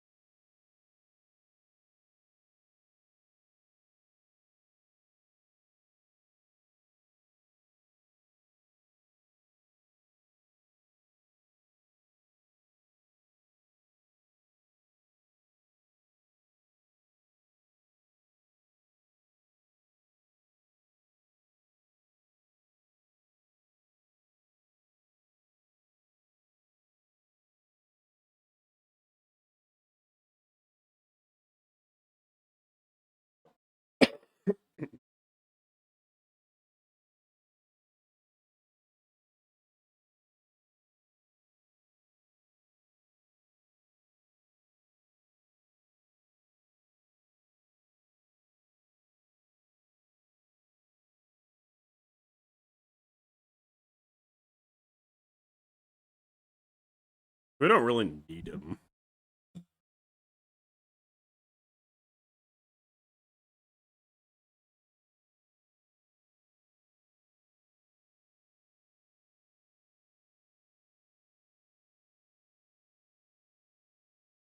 It's 10% cool. That is so, like it's such low fucking. I don't.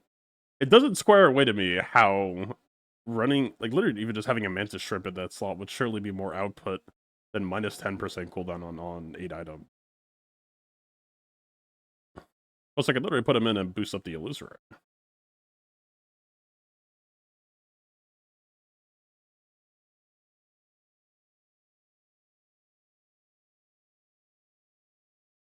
And it would give me more procs than... I don't know. I don't know. I mean, I'll have a blank slot, but...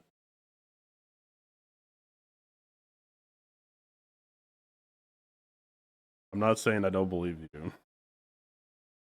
But I just need to experience it.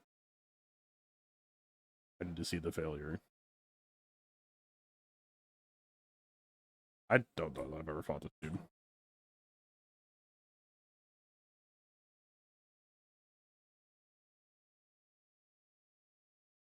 Hell, not Hill. Well, Hell is big with fire coated. Just kidding, it's all weapons and shields for some reason.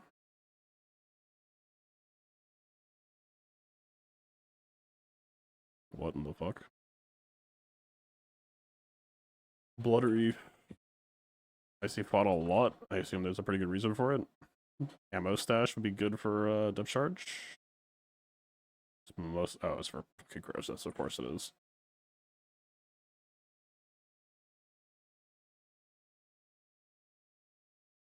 Probably correct.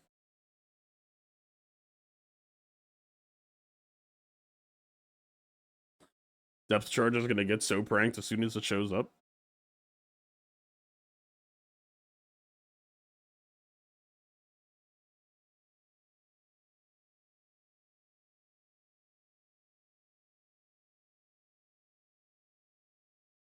Part of me really wants to haste to be on Seaweed over a loose array, but it breaks the triple slow for friends.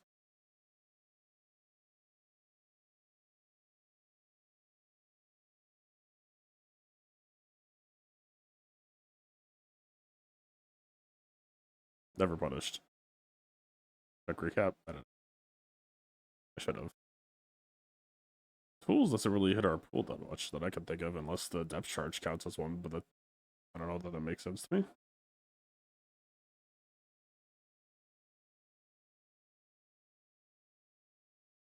Am I able to look up Orion on DB? I can't imagine it's actually that useful. Orion is way more like dually coded. Item pool. A list of items that can be offered by Orion. Nothing. Yeah, tools are like fishing net, fishing rod, steel. It has lighter, but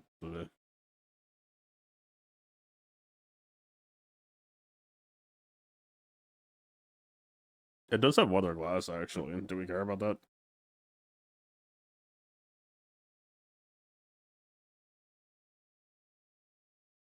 I think weather glass would be pretty neat.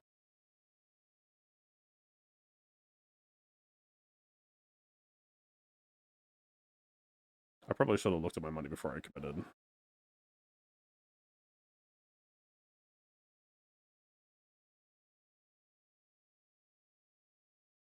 I mean, weather vane's fucking busted that I would have sold something to get it.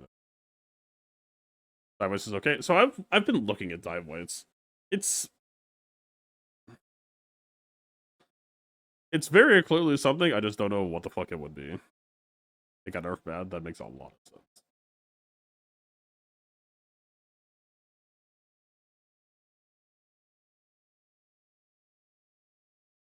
Yeah, that does not surprise me.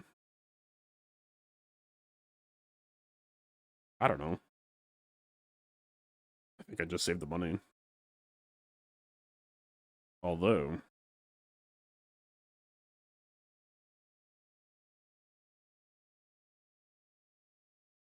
I mean, this isn't that great for dude either. I don't know. I think I just saved. I don't think either are like a banger enough to be worth.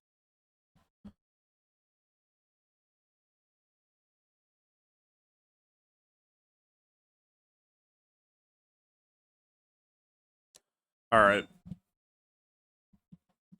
map time over Andy. They're broke. Yeah, but it's small items. They're all cheap. Andy got my back.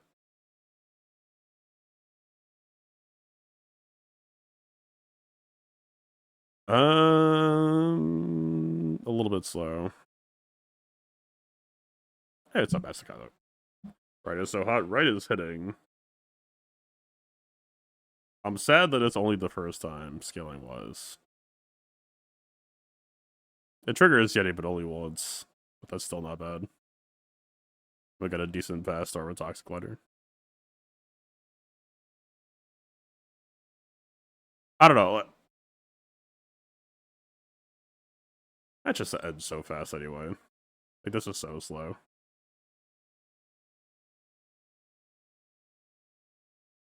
Other than that, YouTube, man. We're just still playing Bazaar.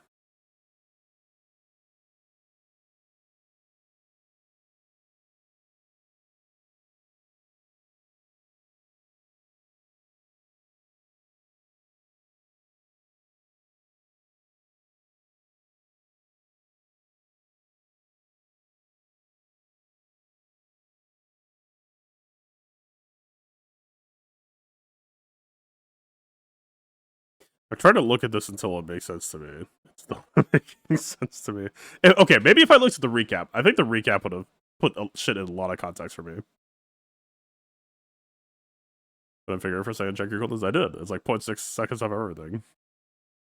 0.6 seconds of everything still sounds to me like less output than like Mantis Shrimp. I don't know. My brain is broken at the moment. Maybe Illusory out. Haste on Mantis Shrimp plus Figurehead. This is not like illusory discrimination. Well, I guess it is ramping Mantis Shrimp. Do we actually care about that much?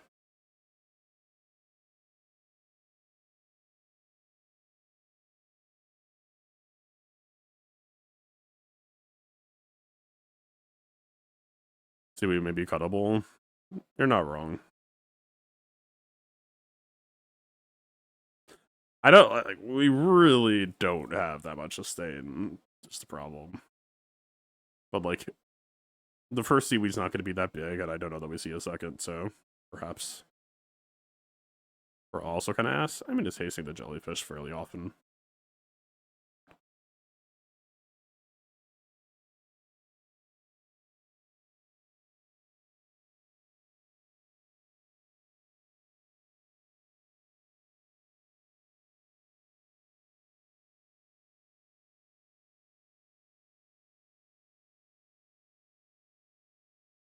Technically speaking, this is like a 3.5 second haste.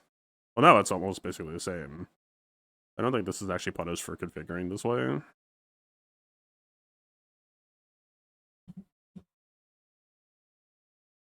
Yeah, I'm trying to figure out illusory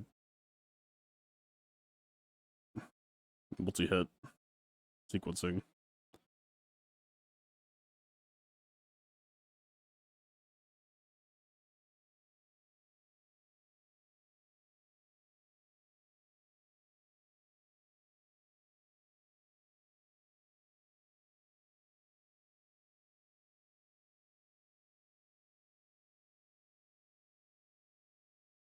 No, we just do this with the other side, the other way.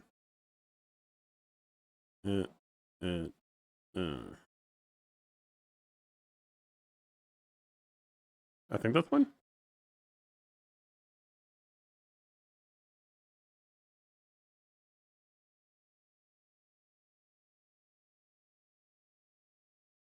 It doesn't seem too bad.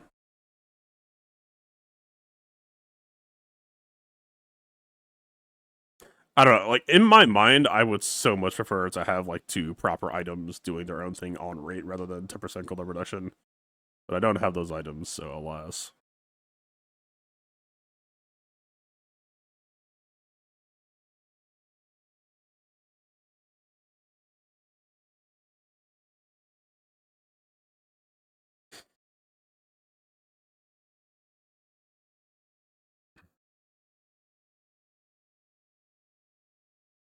Classic.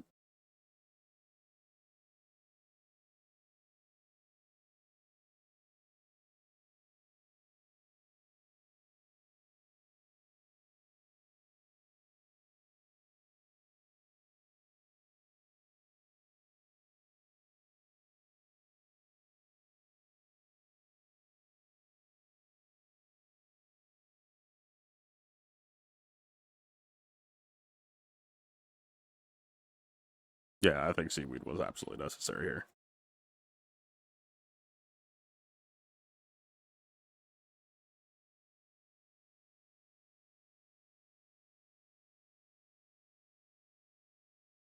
So what are we technically asking ourselves? We're asking ourselves, how many times did Unique Crab proc? And how many times did they proc?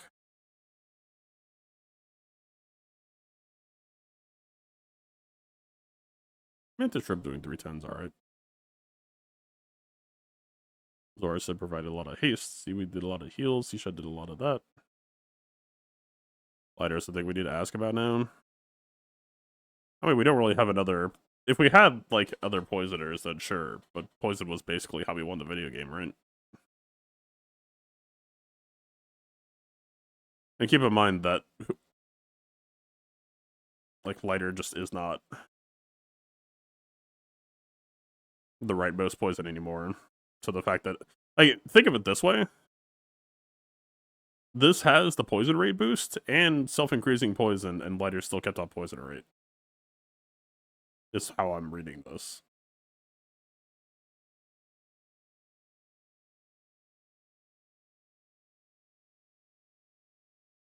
Like, for how much help this was getting, I would almost expect or imagine that this would be more eclipsed than it is.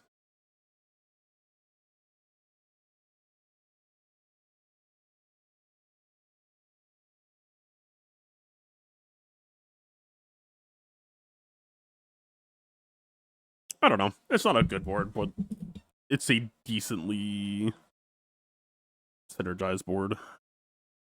Everything's kind of doing something right now.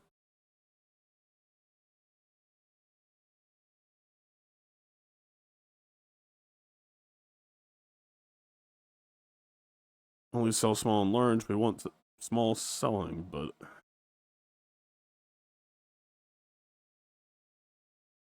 Dive weights. So obviously it's never this over docks, but between these two. We got 13 gold, so I think the shops doesn't feel bad, but like, I don't know anything about XP breakpoints.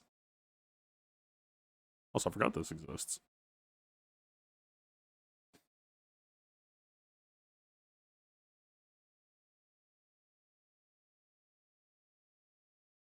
Oh, we're guaranteed to level before the day ends anyway, right?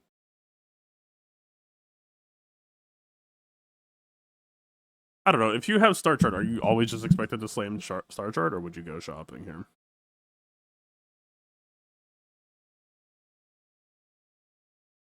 It's hard to pass. I figure.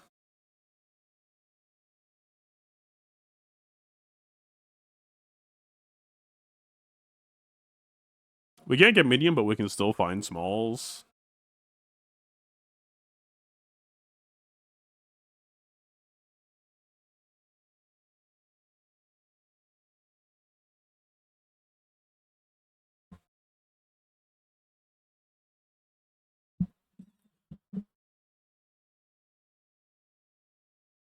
We don't have Ember anymore, so...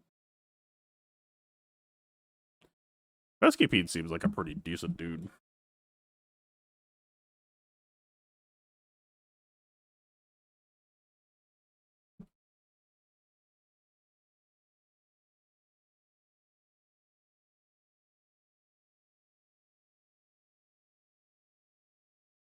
Holsters just sounds like a better figurehead to me, and I don't think Holsters is very good either. 7-second cooldown problem. So does the majority of this game.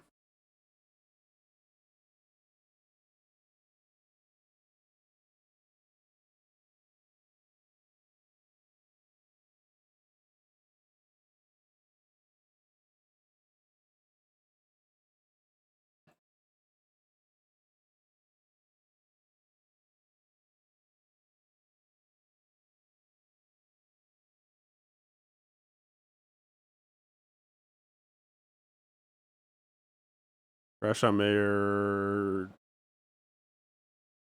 seems very econ oriented. Seems like a pig related endeavor. I assume this dude will just be burn shit. I love most of the Ribos items had their cooldowns reduced by 15%. That's certainly a thing to say.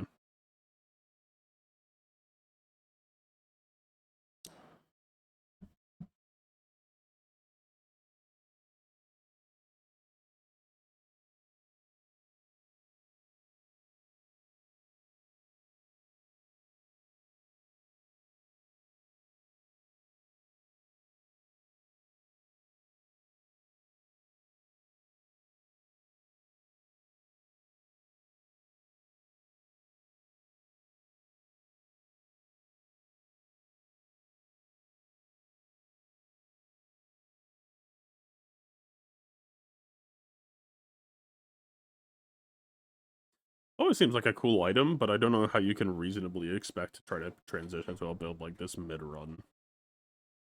Maybe it's just meant for the newer characters.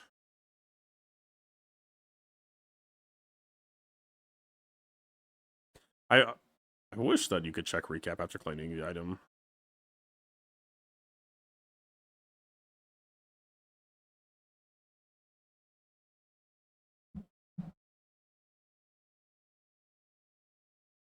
Classic.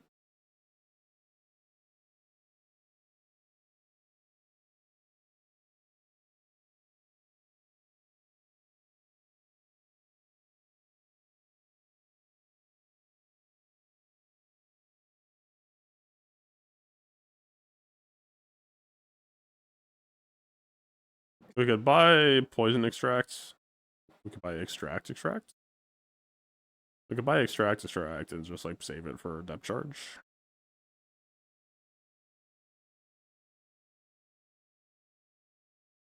Or we could go looking for Weather Vane.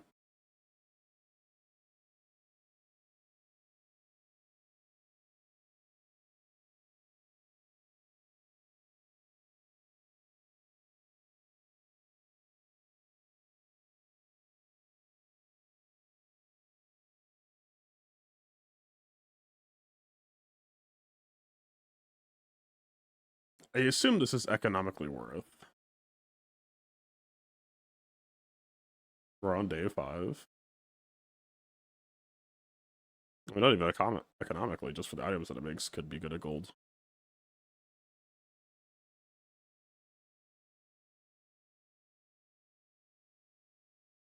That's your bronze tier at +1, but we don't really have any bronze to sell. Pearl, I guess, but I don't think Pearl's actually a safe sell, because Pearl hits certain combos. Is it?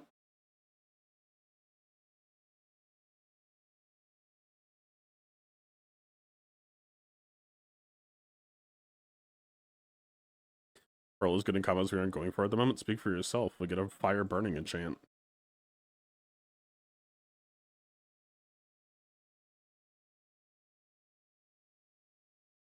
Is it a based on 10%, so we would have to get a under shield pearl to get 1 burn? Fine.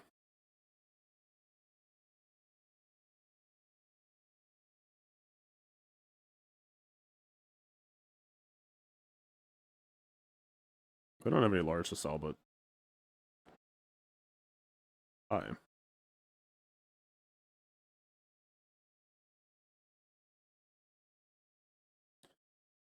Alright. Let's talk.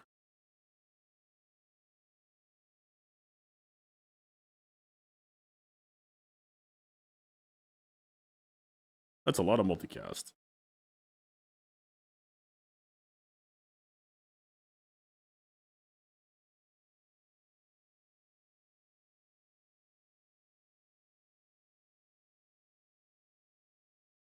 I just fucked up all my positioning considerations. Um.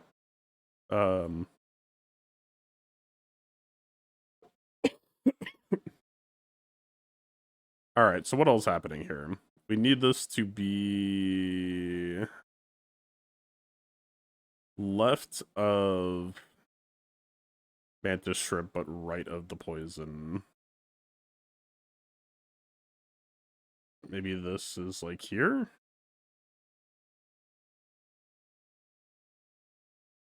Illusory is currently fucked.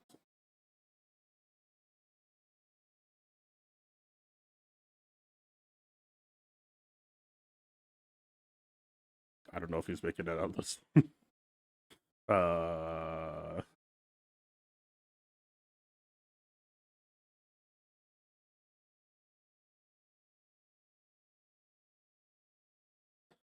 figure I pick is the big bucks for him.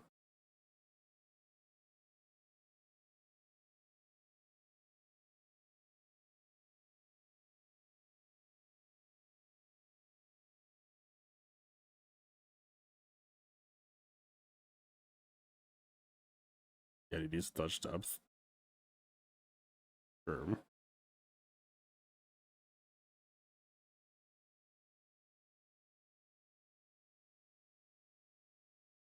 Lighter are both dead. What, isn't lighter the payoff enjoyment for this firing?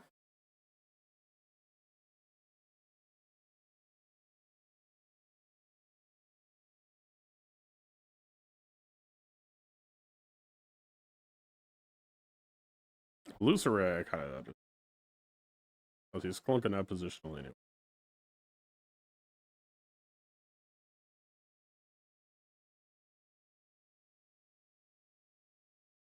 Yeah, I want Yeti plus Zorasid surrounding depth charge.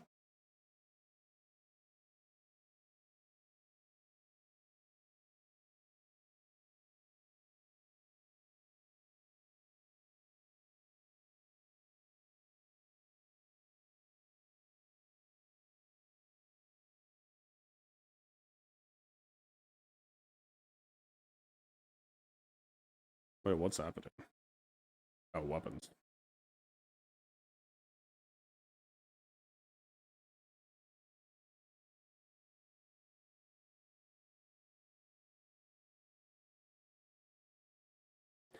Plus 25 damage on Mantis worth more than minus 10 cooldown. That should.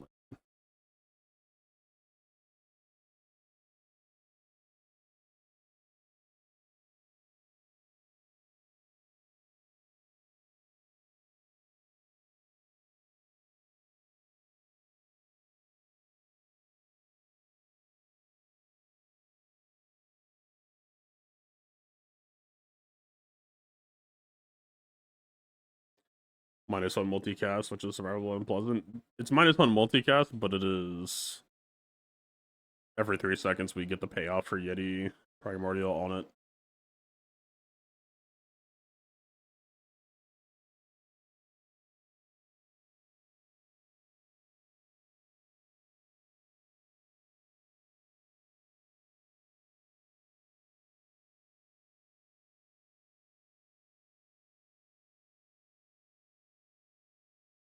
You are currently fucked up.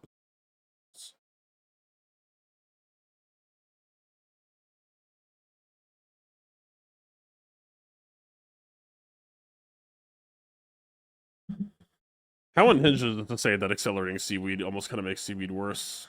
I mean, that's not true, right? Because if you haste it, it's just 3-second cooldown instead of 6. That's probably not true.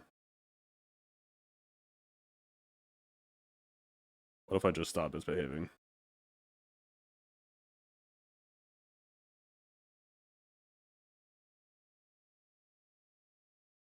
Usually that's your only poison item. If you're saying it's self-sufficient, I get it. But also, I would kind of be tempted to say, like, lighter over jellyfish, maybe? We're not really hasting that much.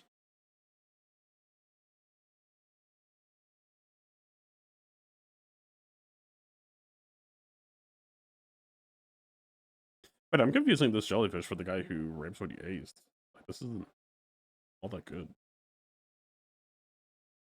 I think this almost seems considerable.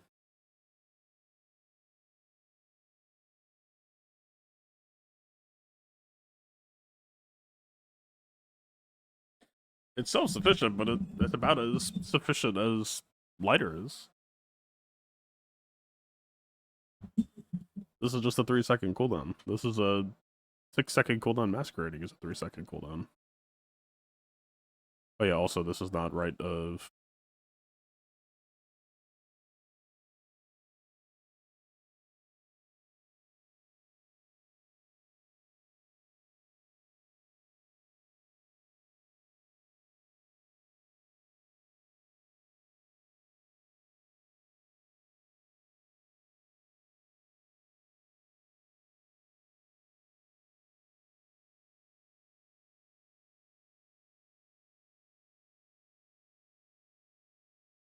For conch next to jelly. Just because of the multi...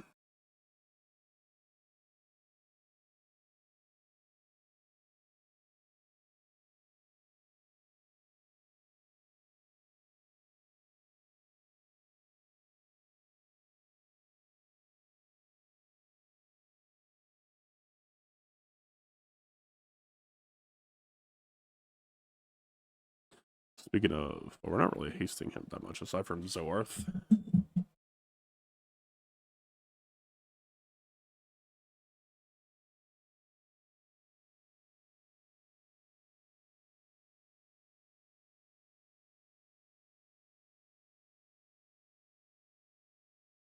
I don't know, this is firing off a lot of burn, which charges this, which would haste him, but it's, like, not really the point here.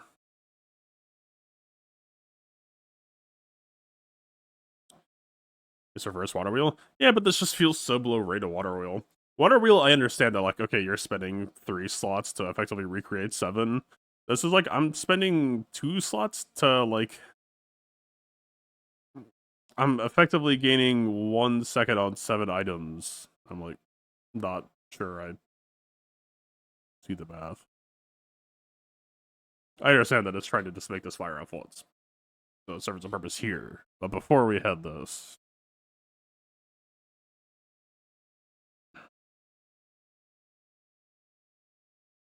Dodge over shrimp. That's probably right.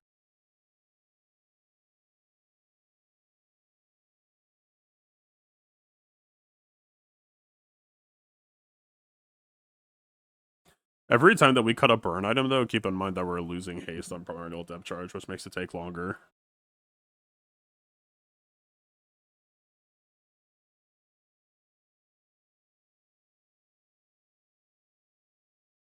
But that's what Lighter is kind of offering here.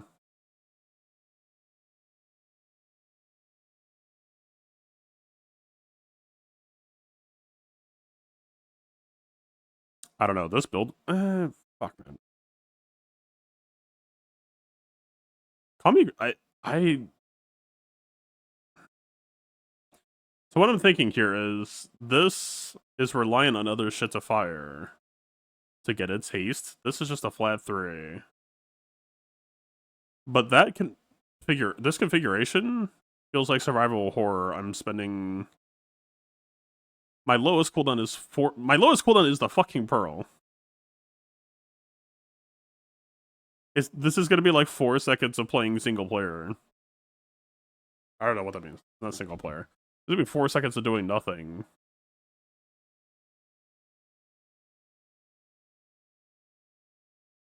If we have this, it fires at 3 seconds, which charges this, which sets off the haste sooner, which gets the primordial rolling sooner, is what I'm thinking.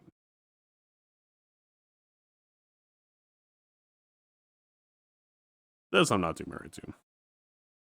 We shouldn't really need it.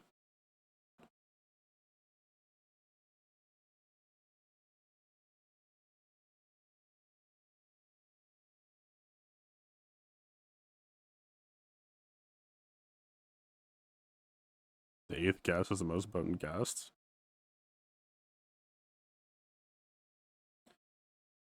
I feel tempted to do this just to try to get the primordial to fire off sooner. This will be 2 seconds of charge on Zoar Sid by 6 seconds. You should win hard regardless. I do not believe. Every Bazaar PvP fight is just like a 3-second one-shot jump scare in my eyes. Until proven otherwise.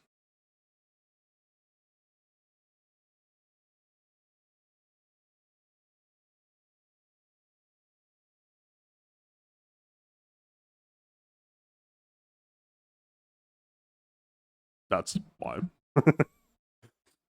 I do not carry the faith.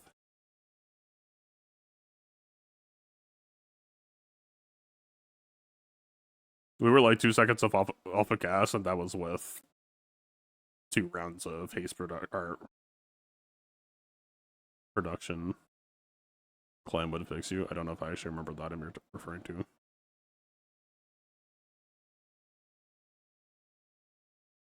So what happens if you have something hasted and it gets slowed? Did they neutralize each other?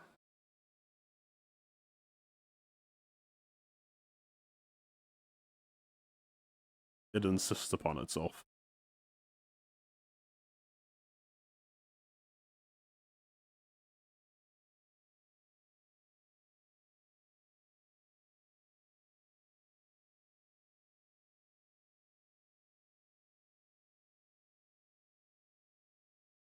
I feel like this is kind of a pointless click.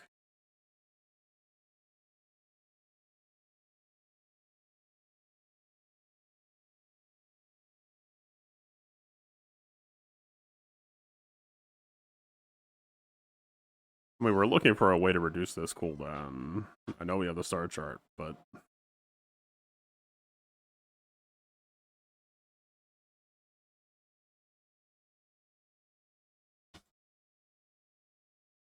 It would also potentially mean finding a figurehead, I guess. I don't know. How star chart pilled am I supposed to be?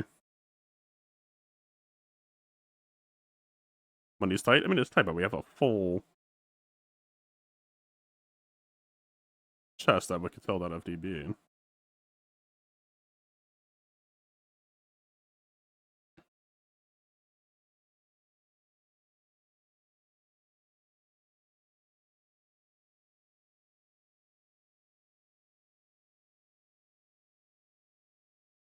I don't know, fuck it.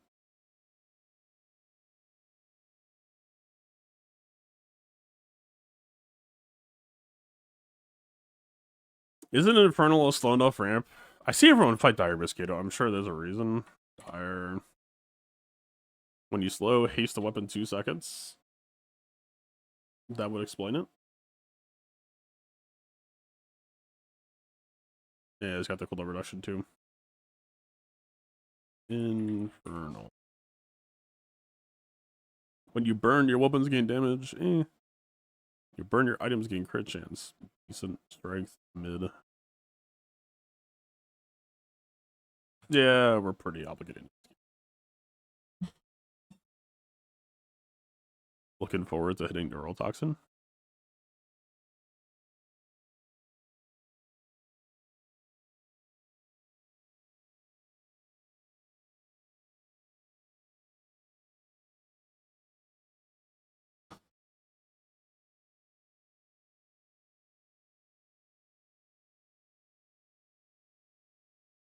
You wish for a gun. Go with God. That's the main button.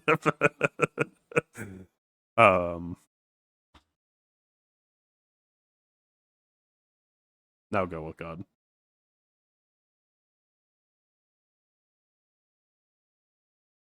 Hey, that's a pretty good roll.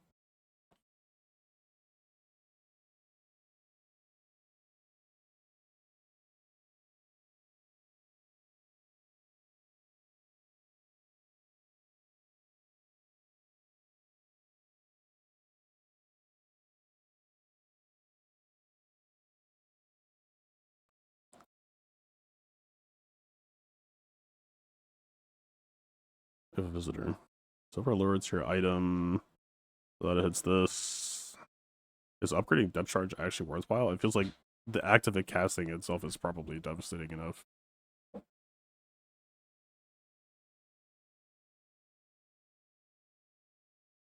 It's minus 1 second.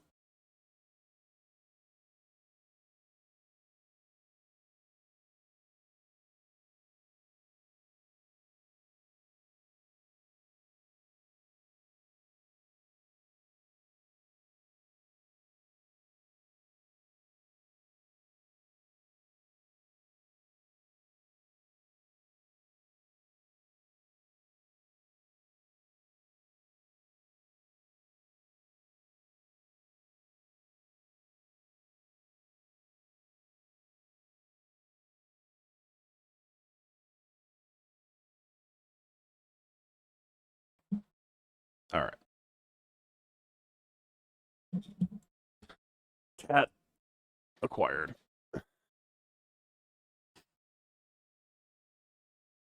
I want them to be in here soon, but there's too many cables that they enjoy chewing on. So depth charge is cooldown, so it's just redundant.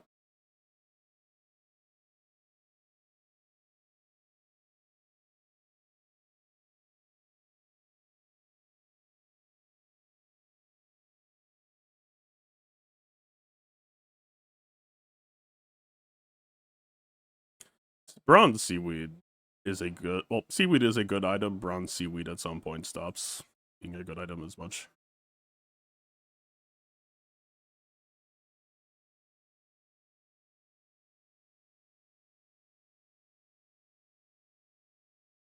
Farewell.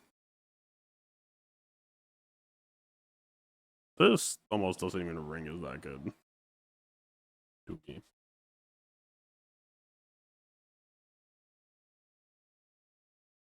What's the cooldown? 6 seconds for one item, 3 second? I guess it's not terrible.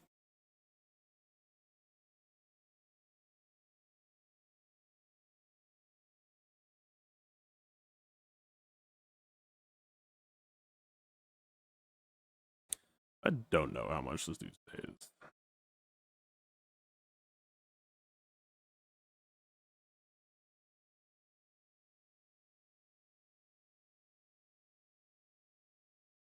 I think it's a skip.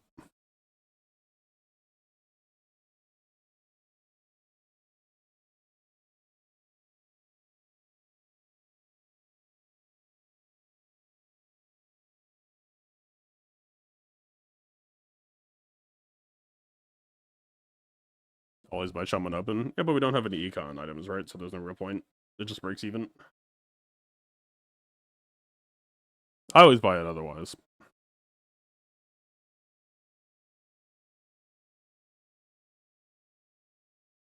I mean, this says aquatic on it, but this dude's a really wide pool. I don't know, just... Hell yeah.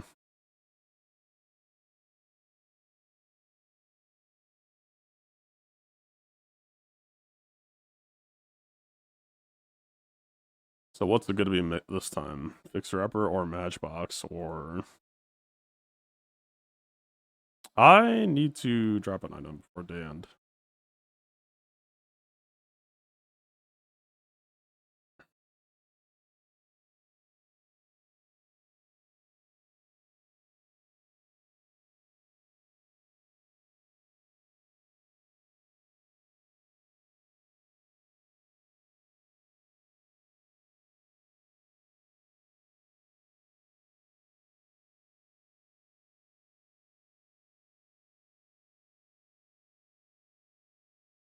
Bazaar.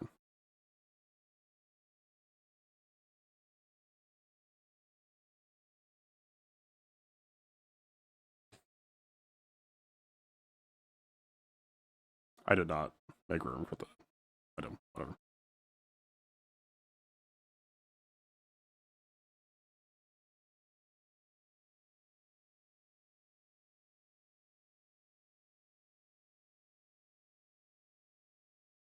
Okay.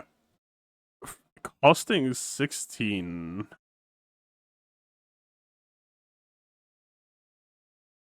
You do it every time you do it? Alright.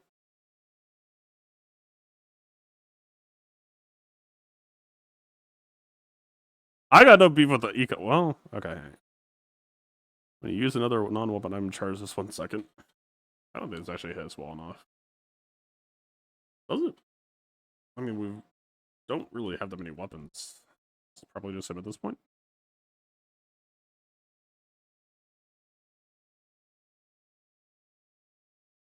Go more aquatics. I get that this is aquatic and this is not, but is this not just way more cooldown value? Well, 20% maybe not.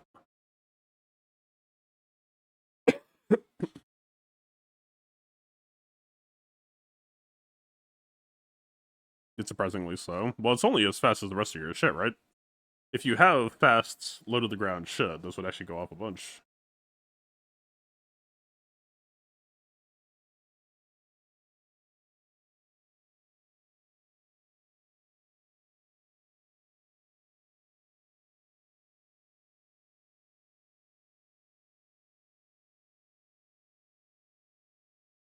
Upgrading seaweed?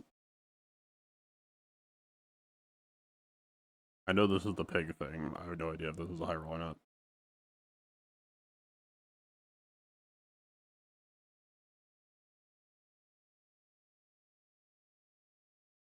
Your shield items have +1 multicasts.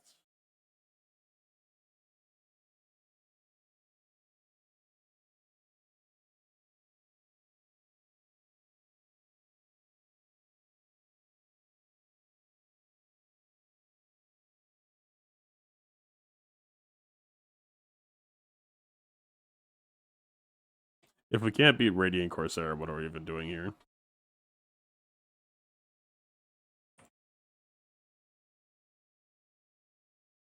Ghost Pepper, I think, would.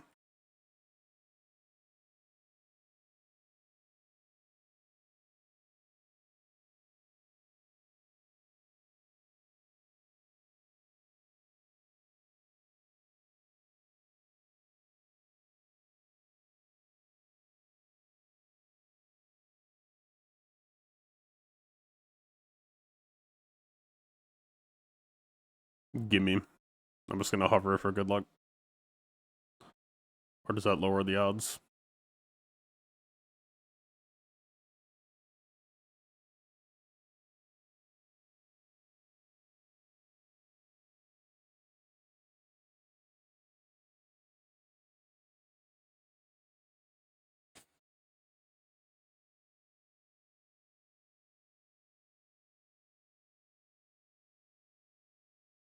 Okay, I don't know the vendor pools that well. I mean, Poison I'm decently familiar with. Is there any reason why it's worthwhile to go fishing for free shit?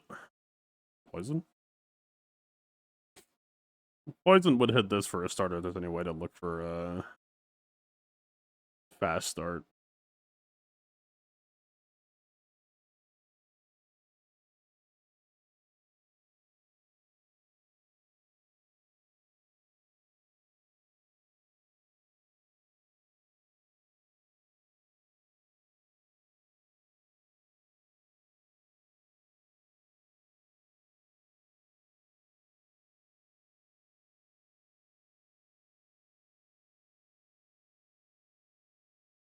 Hmm. Yeah, middle is like...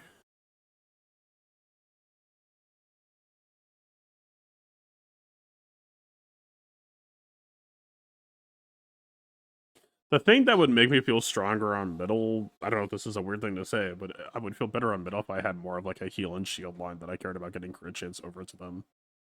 To make me harder to kill, is my line of thinking. We don't really have that right now. This is gold colored, so it must be the choice.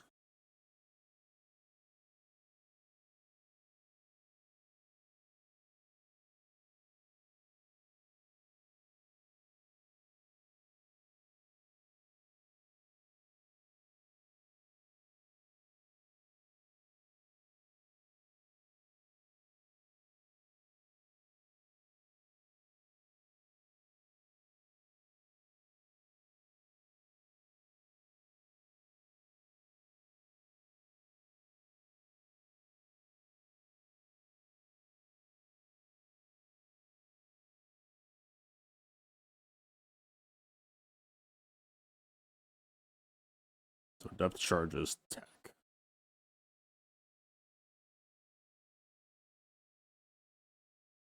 I don't really need money. Is enough high roll?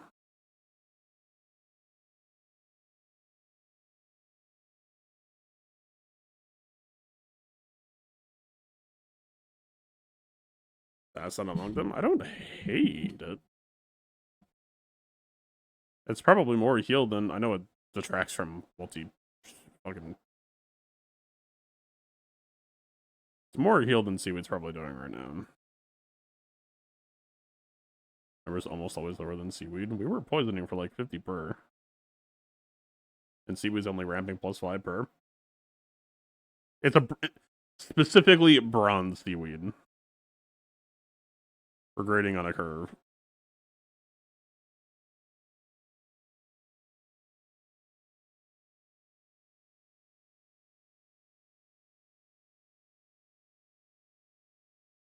That does not look like an entirely real build.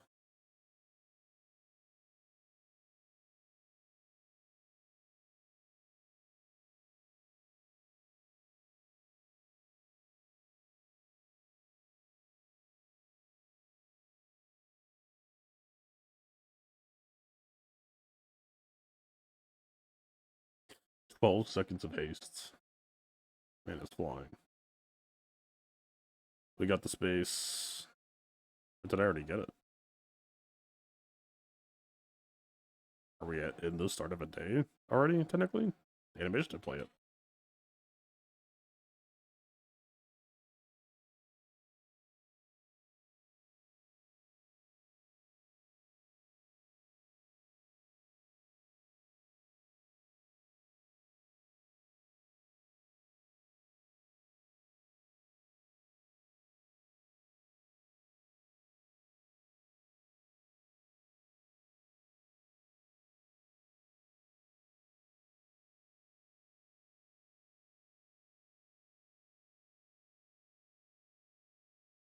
Everything is shield.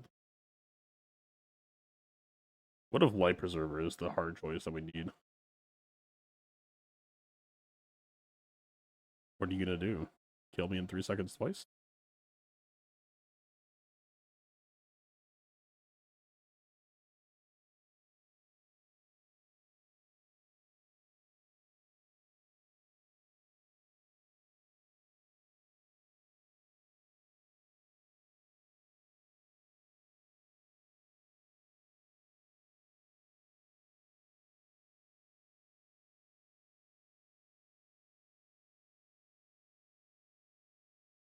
Enhances your offensive items. We could poison upgrade the charge, or nah, we're probably looking for a cooldown on Curio, right?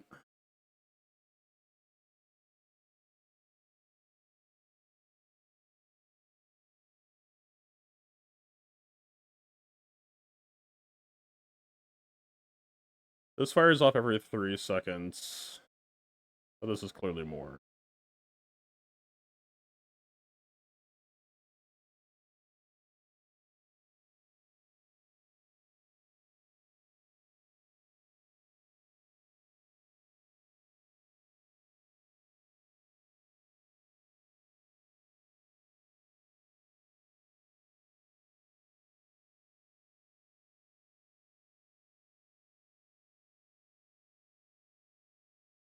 I guess maybe I didn't think about the toxic part. Maybe that would have been better here, but I think it's roughly equal.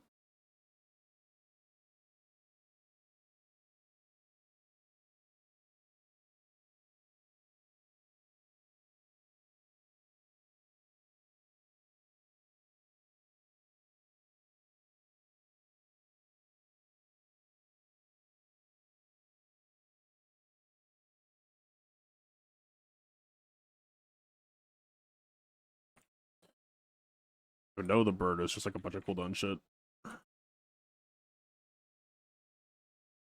Burninator not bot. The first 5-10 times you slow each fight charge one bird item seems very, very in our interests.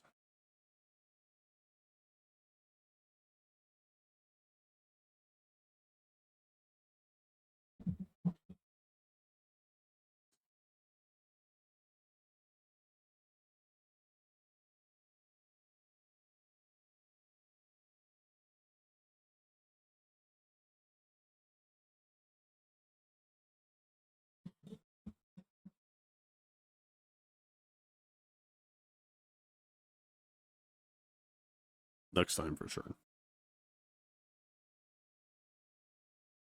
Madam.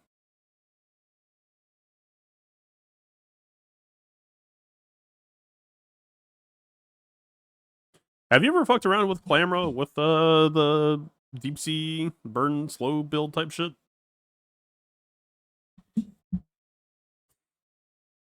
Is it? I assume it's actually not that great. Even when you realize the power of fantasy. That augment help at least. It actually is. Alright. Something about it, I put my defenses up that I was like, damn, this sounds fun, but also, like, it might not add up to as much as it sounds like. I'm fucking with you? No, I'm talking about the deep sea angler with is it Mantis Shrimp that scales on burn?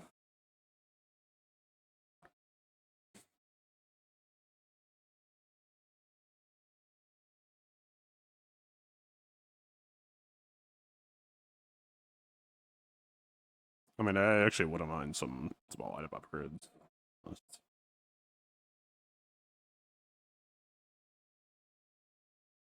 Oh, for Lighthouse, yeah. I was talking about like the deep sea angler shit.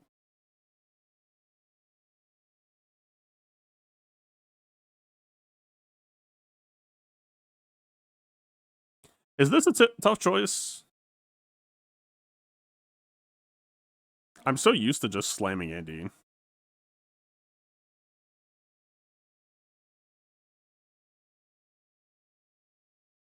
Yeah, but plus 2 XP is like the most boring choice here. This is diamond color. Fine. Enchants with burn effects. But I don't know if we actually have any items that give a shit about that. Is that just kind of win more with Primordial?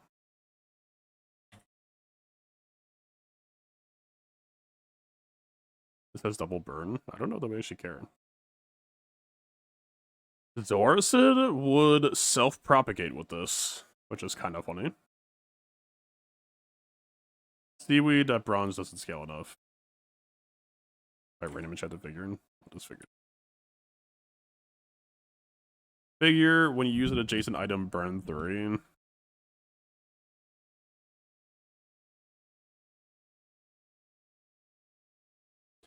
If Figurehead hits certain enchants, that would actually open up, like, repositioning options as well. Like, it would actually open Pearl back up.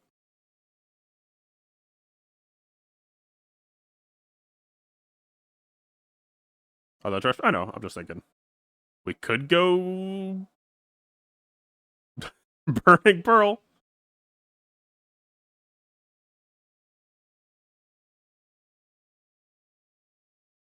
Burn equal to 10% of the item shield. Burning is bad, but you're not seeing the vision. Burning procs Orison, which gets the fire out faster. It's just eternal haste.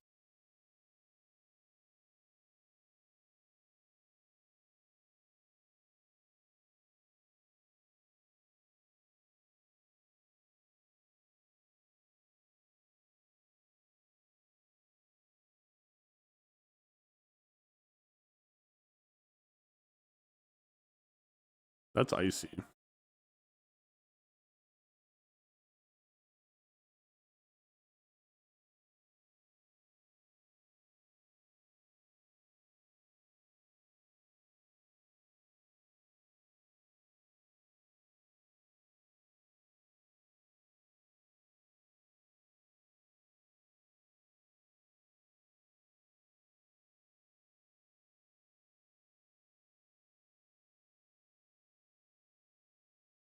Did I fuck anything up by positioning this way?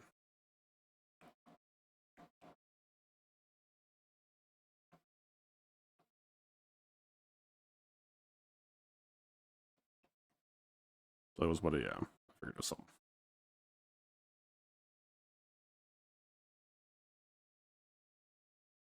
He might not be getting one.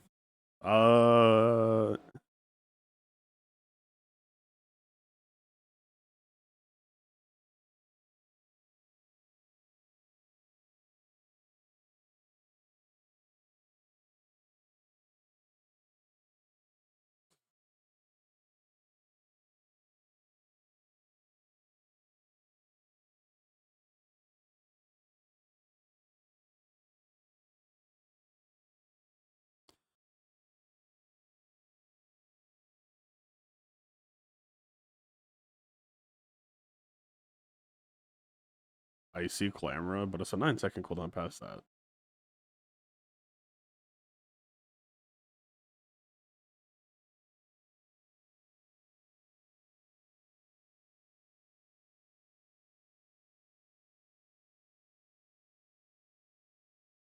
Is this character development growth?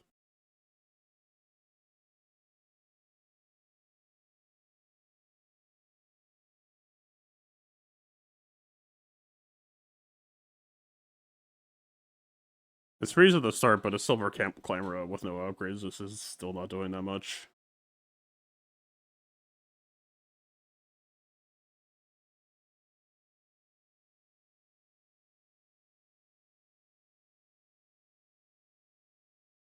If the freeze and the slow hit the same thing, isn't the slow kind of wasted? Yeah, it kicks off Pearl slightly faster, but it's still it effectively puts us at a 3-second. Like, it's actually less casts than this, I think.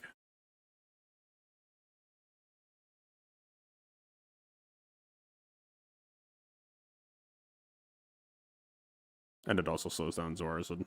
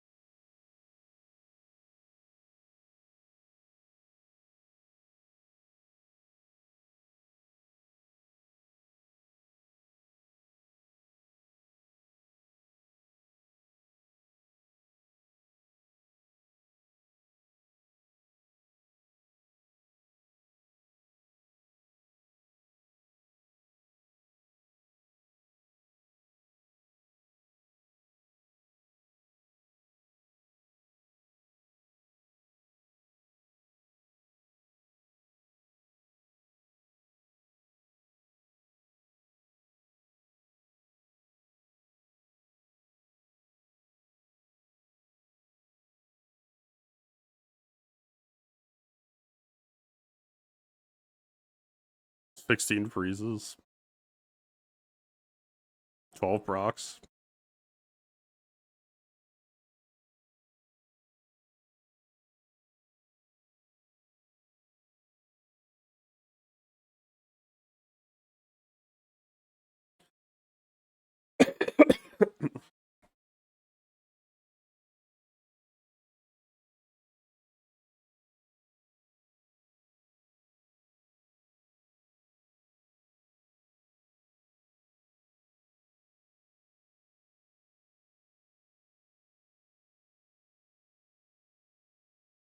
Am I off my rocker for looking at that? Oh my Jesus, fuck, get in the bag.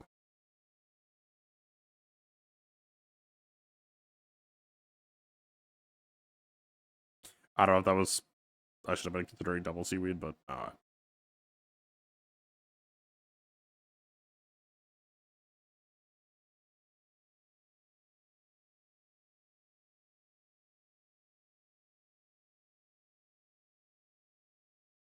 Nah, fuck that. We only have 4 PvP wins at the moment. We have a long road ahead of us. And I don't know that we're actually winning, beating them many people.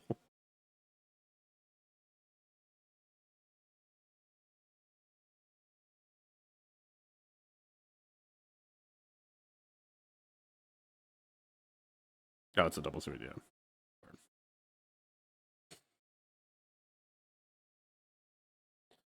16 gold for 2 XP per possible win. Backspace can be cleared out. I don't know. If we were lower on money, I would not, but...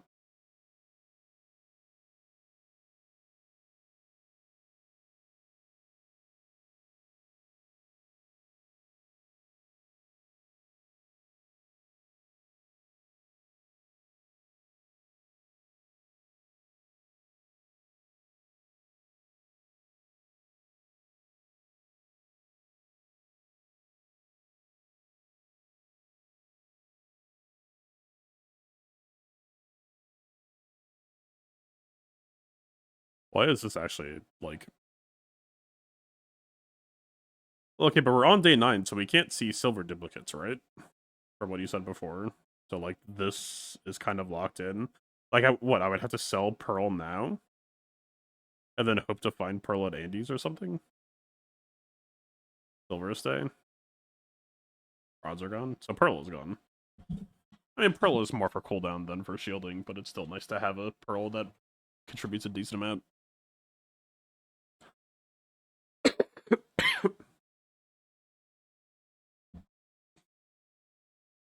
No reroll.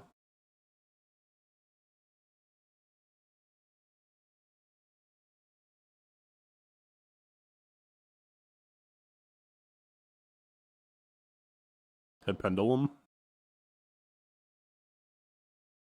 Invoking Dyslexia for Palanquin equal Pendulum. Second. Palanquin actually sounds like a really cool item, kind of.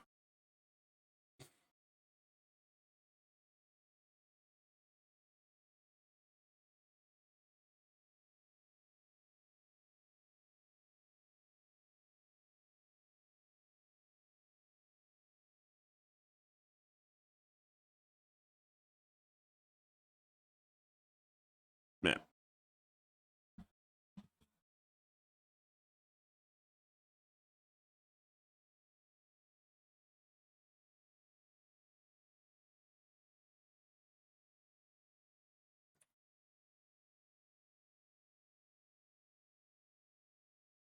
Yeah, he's got explosive toxins.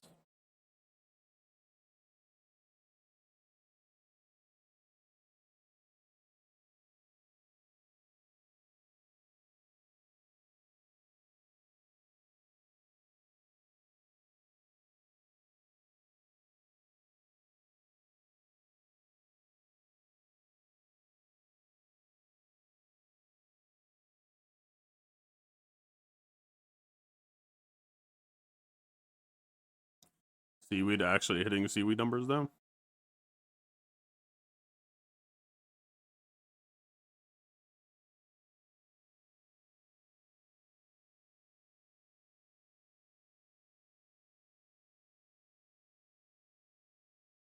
Again, I don't know the pools for these two necessarily.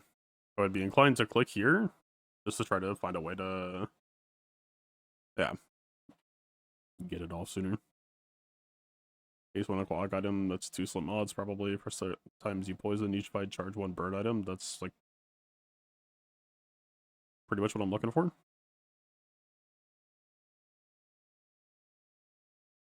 That sounds like a thing that I would like to be doing.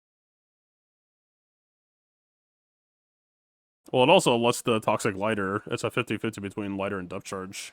And if it hits itself, then it just rolls another chance. That seems like a no-brainer, but what's this?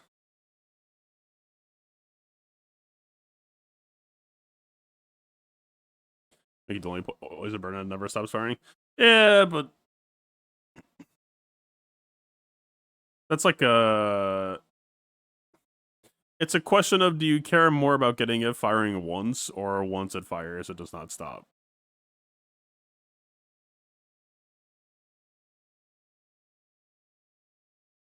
This is just like we're fishing to get it kicked off early. Because this also provides the haste and the 50% chance for charge.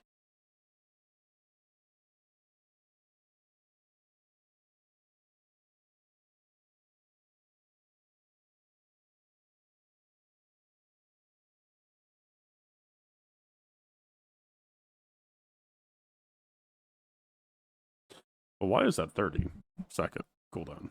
Oh, charge this. When you poison, freeze, or burn, charge this and gain 100 damage.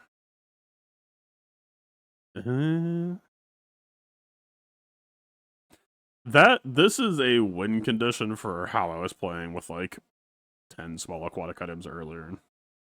But even then, by cutting it down, it would still kind of, I don't know. Yeah, it's not what we're looking for now, but I'm trying to imagine it in like its best use case. Made it work once, yeah.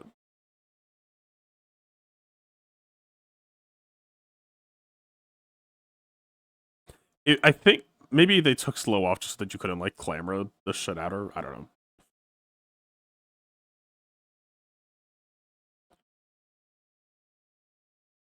I mean, that's plus EV.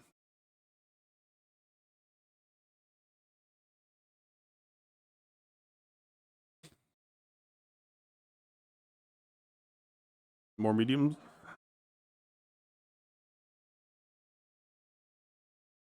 Why are you just gonna like show up unprompted like that?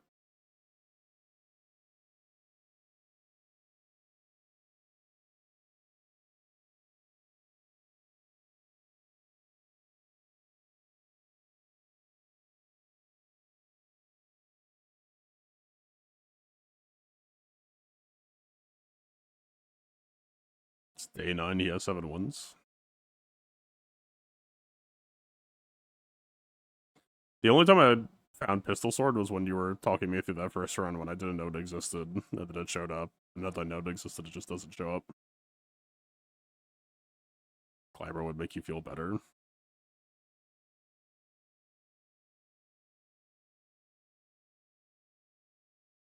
But it's...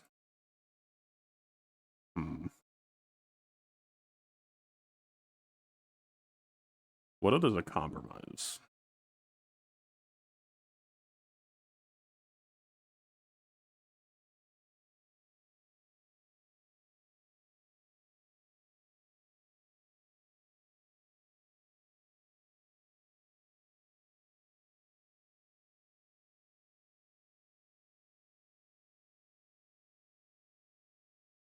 Clam on the left of the figure.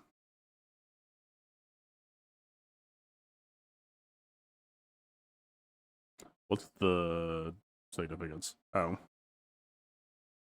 I wasn't get that much from the CDR? Oh. Yeah, fair enough.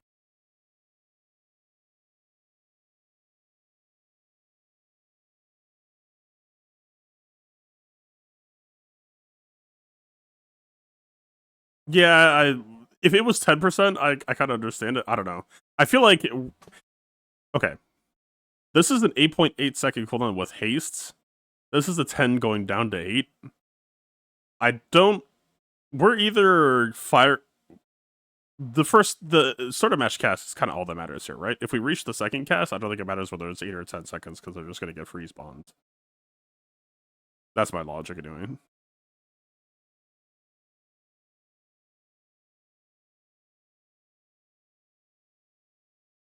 In Clamora, I trust. I'm judging you incredibly harshly, even though your silver was absolutely zero supporter backing.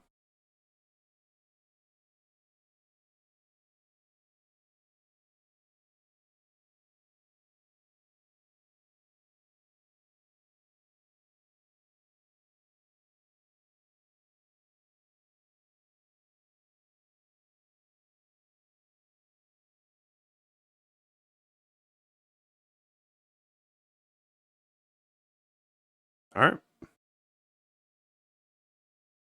Here's the circle for this one.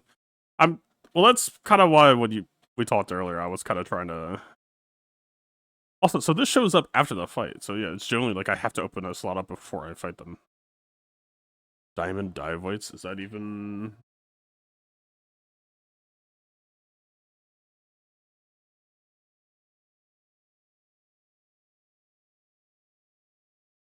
It was one adjacent item we could use it to our means.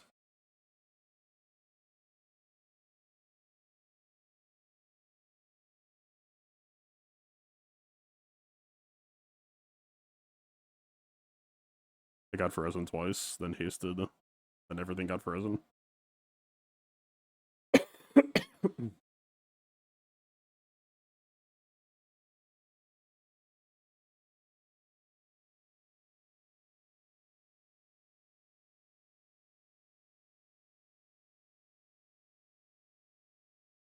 I don't know, the 1 second off the pearl is actually kind of fitting, I feel like.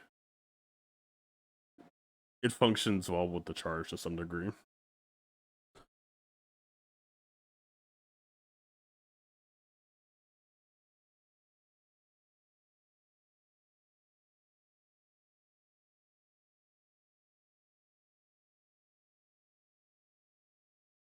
Yep, 10 freezes, 14 freezes.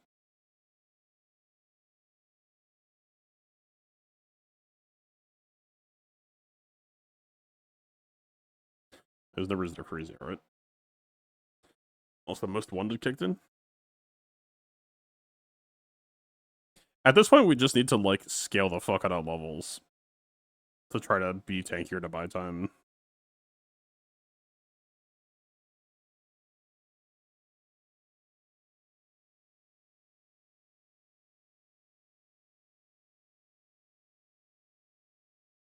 Why is that even in the...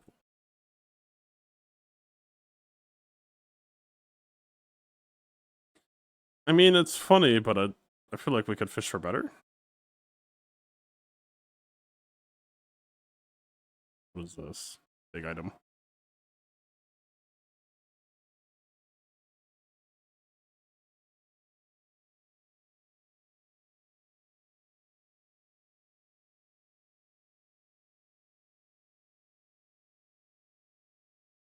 Yeah, that's true.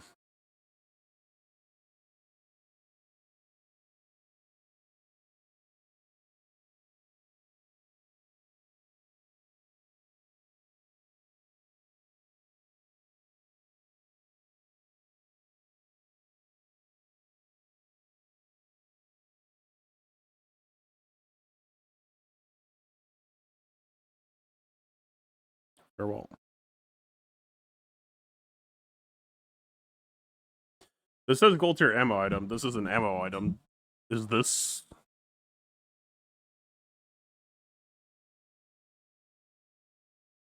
But is gold tier loot, like, more responsible since we're kind of on final builds?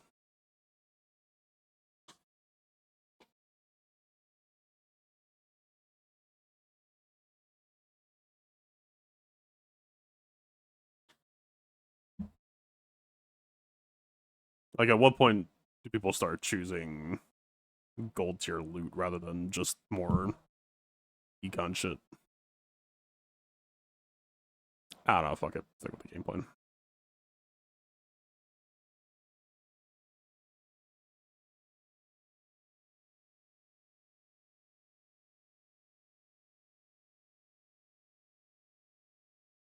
I figure when you're kind of reaching final build, you just transition to usually just going for loot.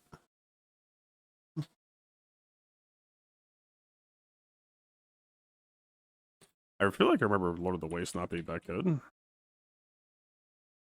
When any player uses an item, all items gain crit chance. I mean, that's not bad. Oh yes, Pendulum.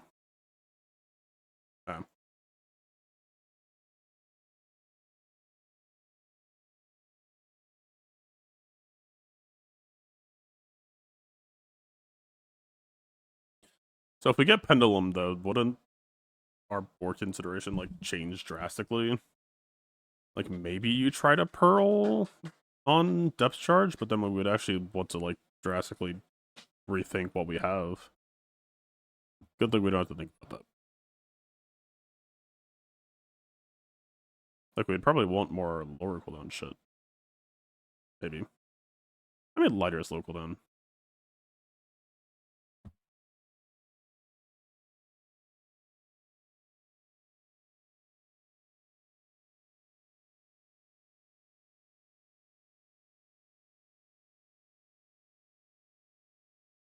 Kind of more tempted to go to Keenan.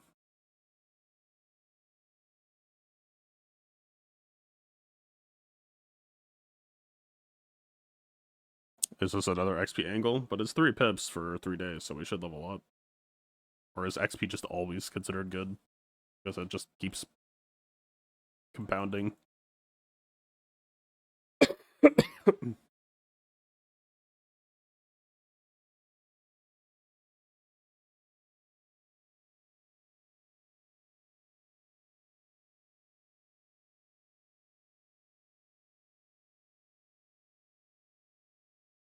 You're a bit late.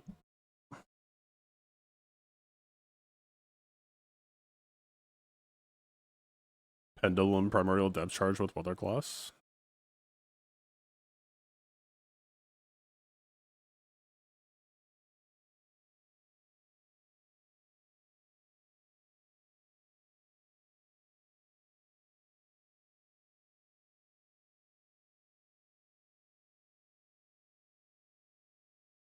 So this is XP, and I forget what the other one is. I just said that you can spend a coin for XP.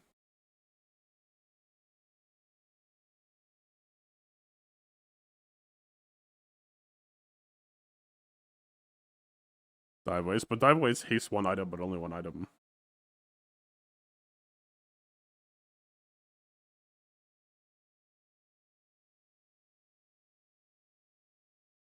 It's 4 multicast on a 6 cooldown. I mean, I see what you're saying.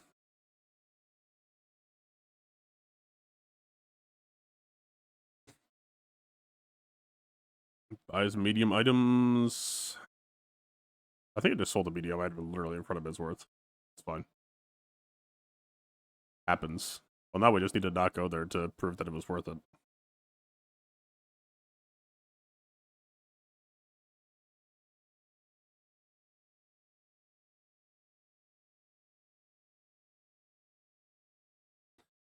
Upgrade an item, guaranteed 10%? Yeah.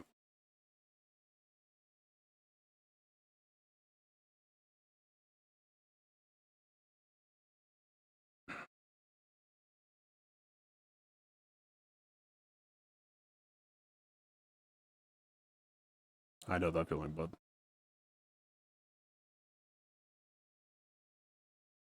charge cooldown, it's probably like 7 seconds.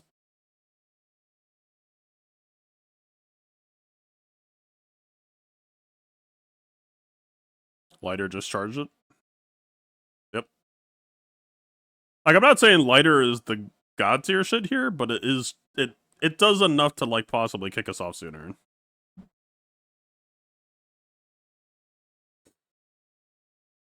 I'm not trying to like show favoritism for it just because like, oh, it's the enchanted item we started with. But if literally we're just playing for please fuck just go off as soon as possible, I do think it has the utility.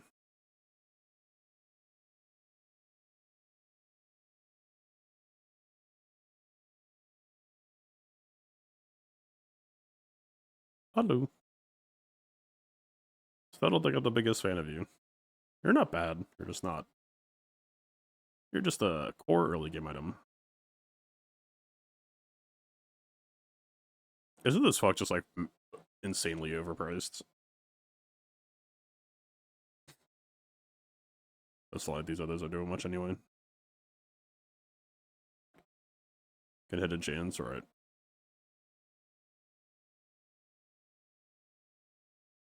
An enemy item has its cooldown increased by 6 seconds when you crit with an adjacent item, haste one item. Actually, like a pretty decent item. But, yeah. Turbo trip. When your enemy uses an item, haste one item. That's funny. We have 51 gold. Is it worth fishing for 8, though?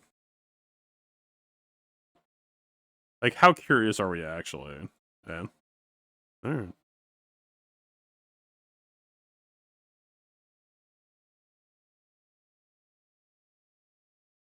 Oh, Dive Waste isn't even 6 cooldown, it's 8. I don't know, man. I think we're doing okay.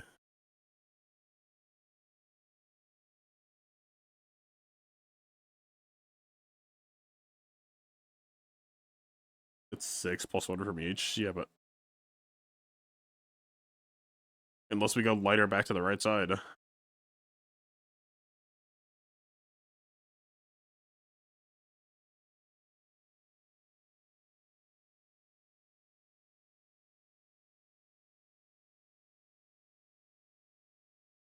But is that better than the meteor freeze? Like, Climber is not that good right now. I get that it's multicast with freeze. Also, okay, it is leftmost.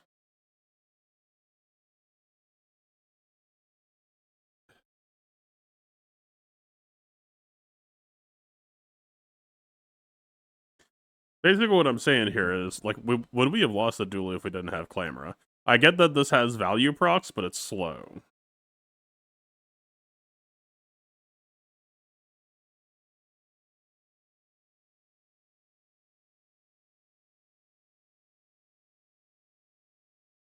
Like, by the time that this fires off, we might get comboed.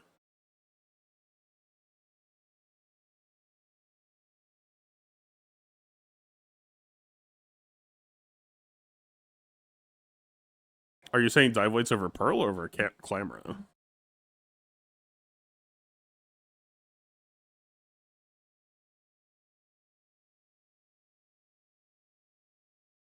Gotcha.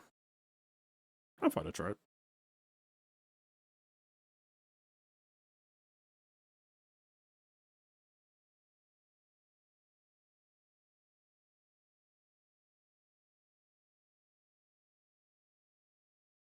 Perhaps.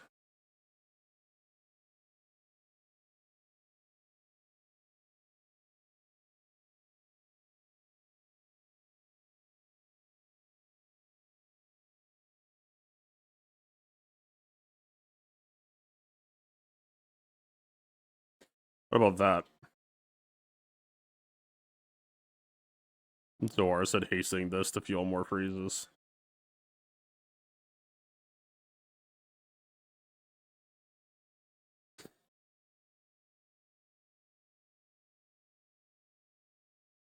That's not bad. I don't want to forsake healing them.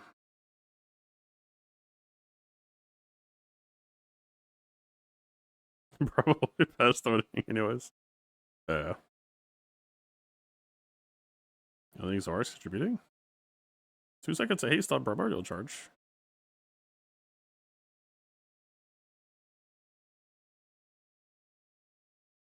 He's doing his best.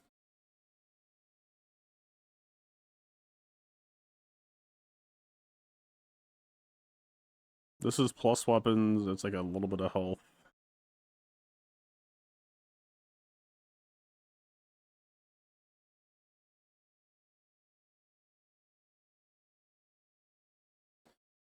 Two seconds of haste too late. The lighter kicks him up though. Lighter procs at 3 seconds, makes him 3 seconds, gives this haste to make it 5 seconds. 1 second early. Any time that we gain is valuable. Don't fight Void. I'm gonna fight Void. He's not gonna delete it in time.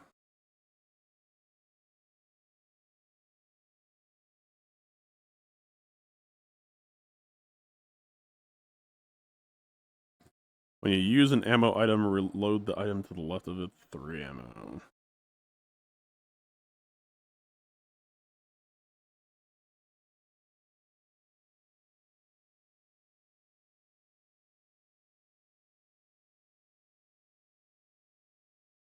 Oh, right.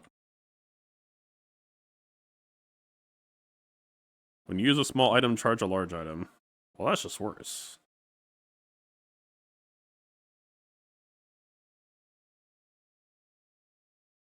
You'd still fight metal.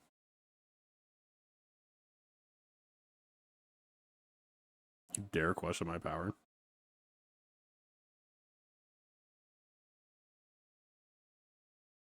This says 13, and this only says 12.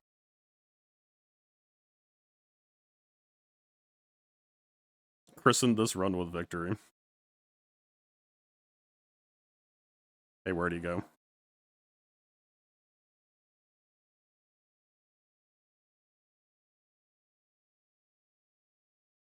I was just looking at my items to be deleted. I wasn't looking at my health bar.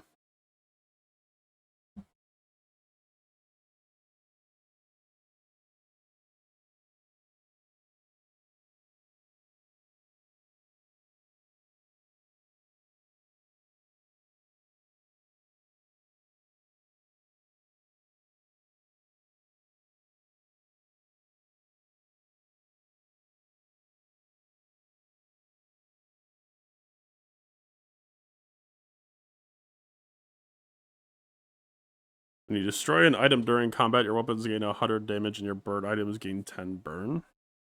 Or where did the 5,000 come from?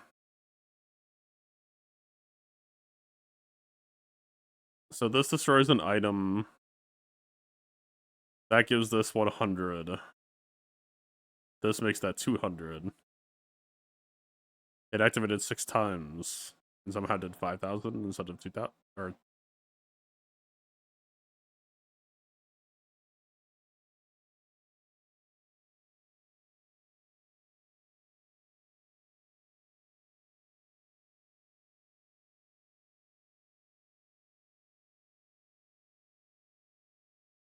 yeah, so it is 200. It just procced a bunch of time.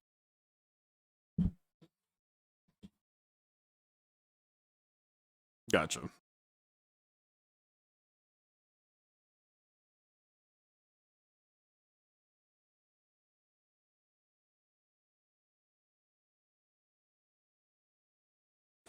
Poison? What? Look for a slow poison? But this is diamond shit. What even is a diamond pool? A diarrhea.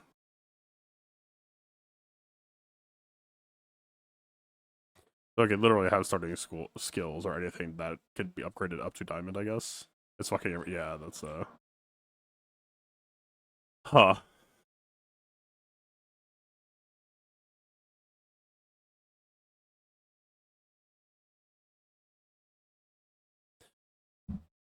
I mean,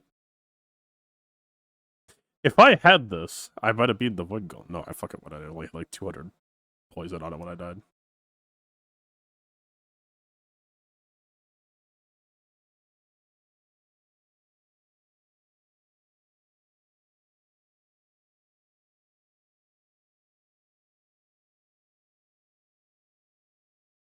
Lighter sound. Fine.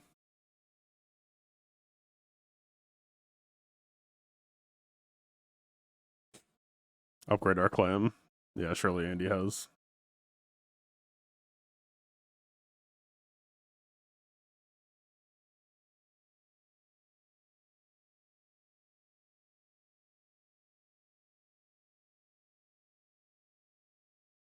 So this puts us at 5 seconds. Which I guess is loosely the same.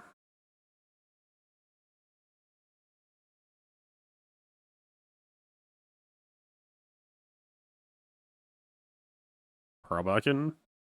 What, just right here? Alright, it's poison charge, not burn charge.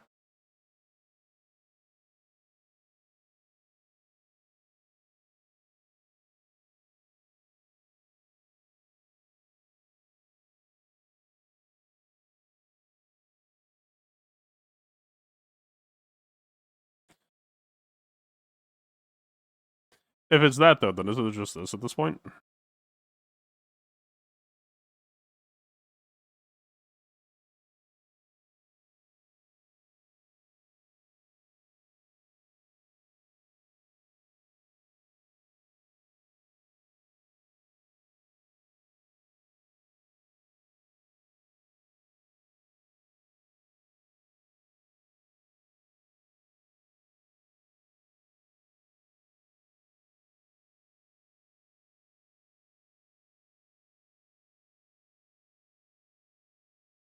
I remember shell.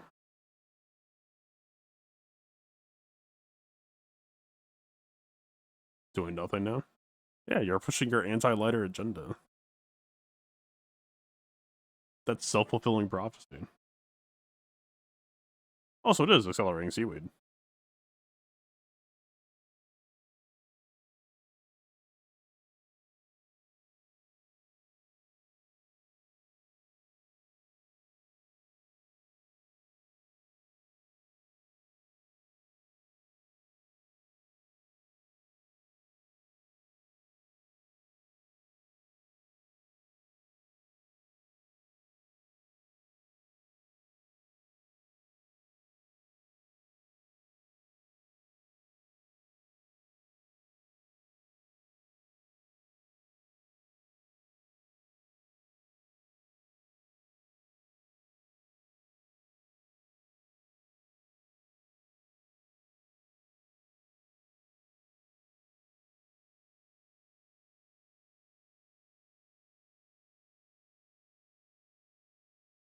Hmm.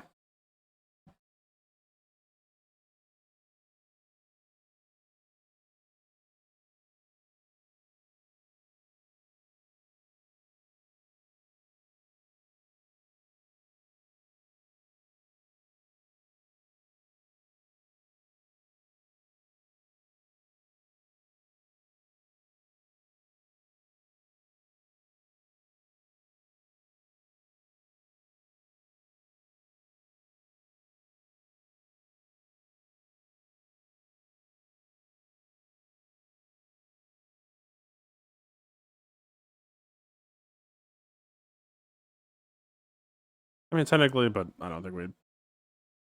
Like, we have the money. It's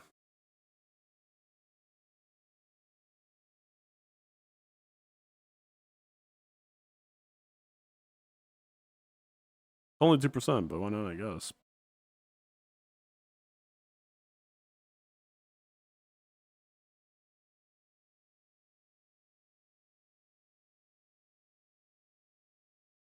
Take out figure, though?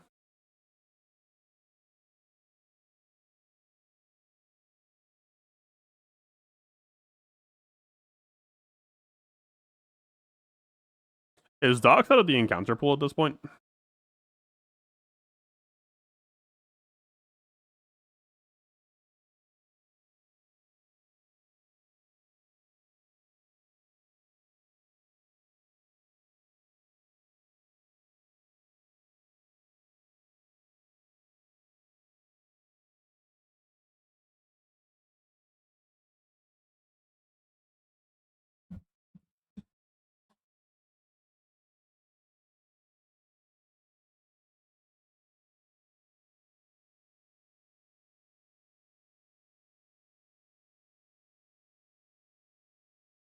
We are up a level.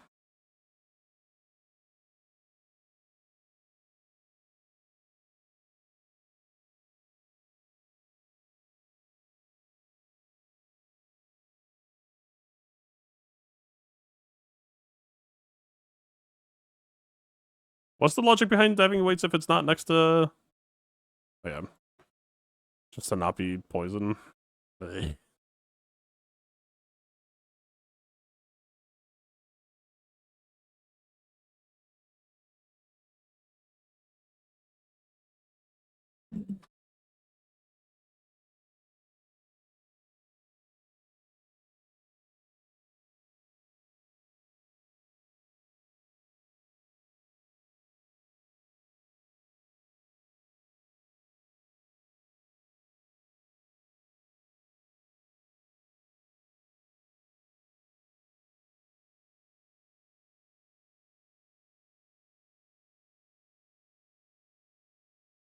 We are running close to the point where we just run out of ammo and like health outscales us.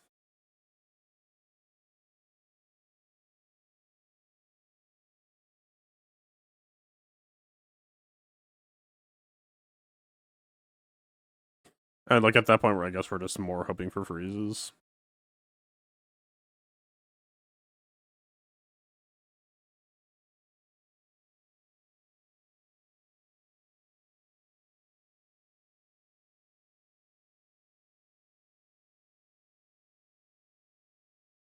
Two clams, but is it two freeze? Or two clams on freeze? I think it's one clam on freeze and then pearl.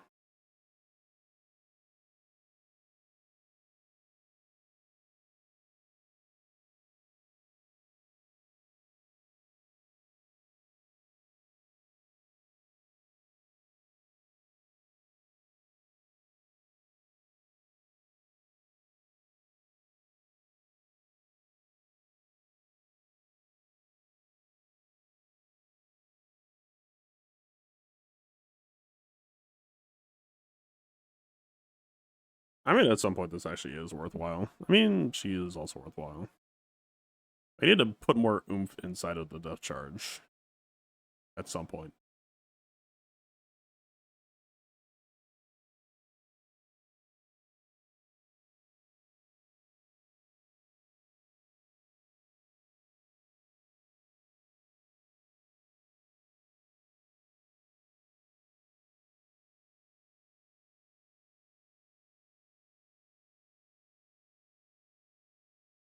And maybe it could have been a illusory over depth chart. Or depth weight split. Illusory is still better than Zork. But without Zork, we'd literally have one friend on the board.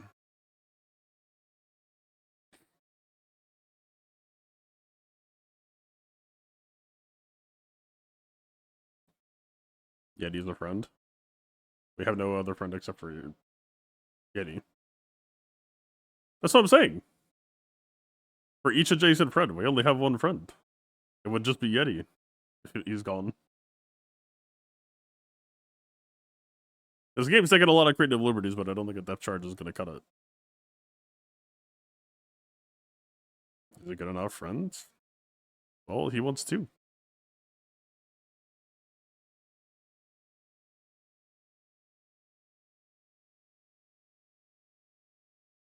I don't know. He turns seaweed into a 2-second cooldown. Can't be that bad.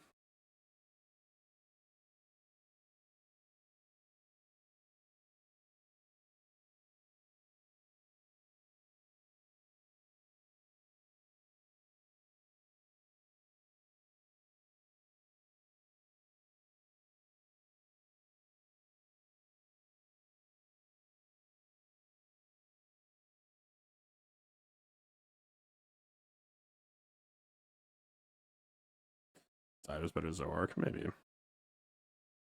That might be a true statement.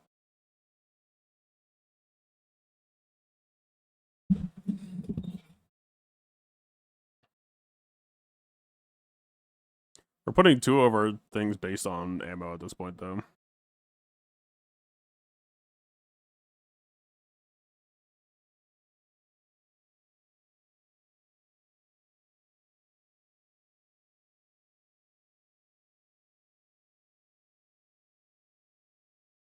It hits, but it is technically a clamor on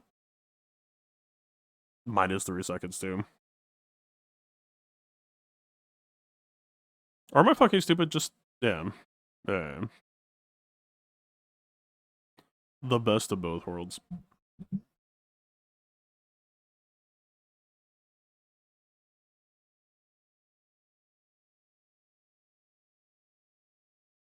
was looking at maybe buying this, but I don't know.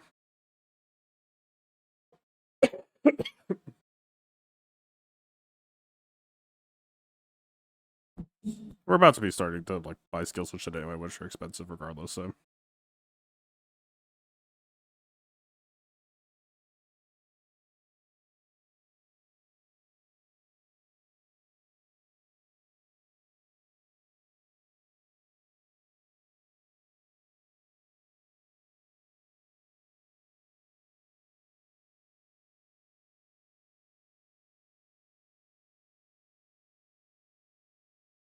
Hear me out. We cut figurehead.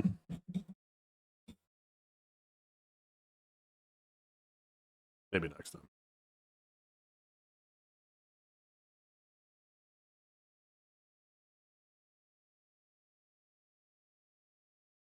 The rest of the board doesn't enjoy it. I mean, let's be honest.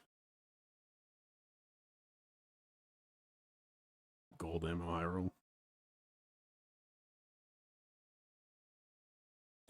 This is just spiteful.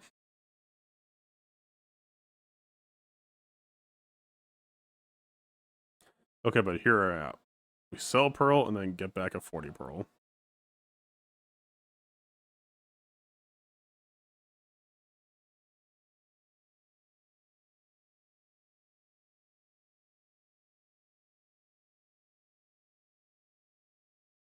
See? If we got that diamond skill, we sell icy. Well, fuck, it's icy. Never fuck. If it wasn't icy, it'd be the line.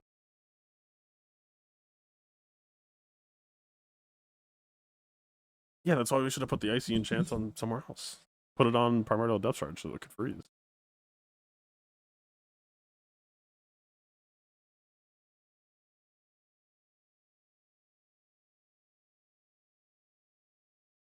They said it could have been done.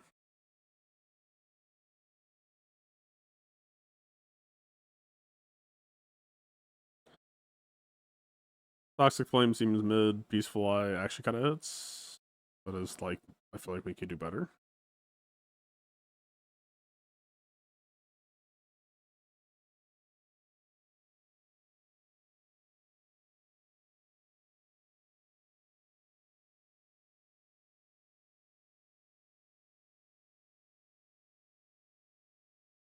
Okay, this is like...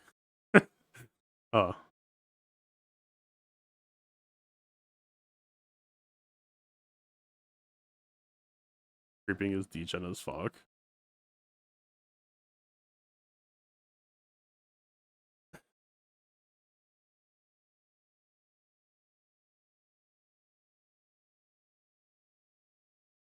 Okay, but hear me out.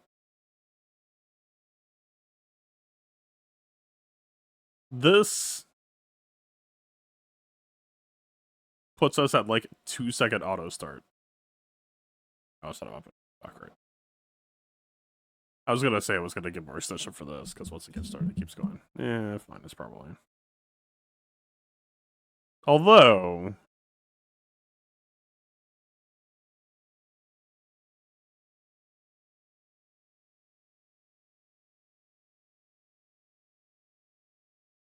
Creeping is how you auto start? So we only slow we slow 6 times. So this would give us access to 1 slow off the start. But this would effectively give us 1 second anyway, right?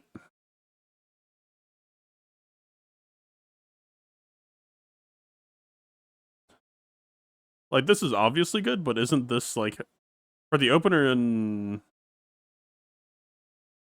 acceleration-wise, we get 1.8 or 1.08 seconds.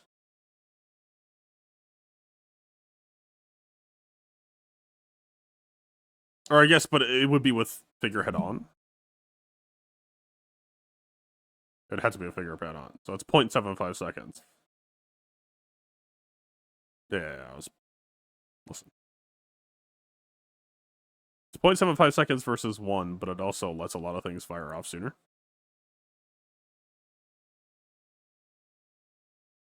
I think having this is incredibly important. Having 10 of these, perhaps less so?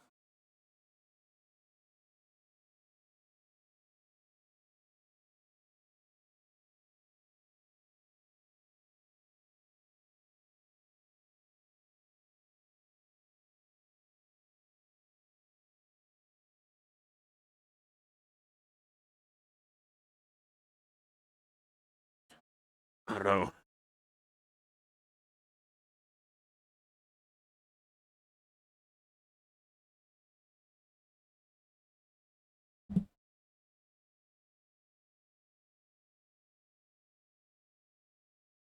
The thing that's going through my head right now is that Once we get to the first casts, the last 4 procs here just do not matter. Because this is self-propagating every time. It gives itself 8 seconds the moment that it charges once.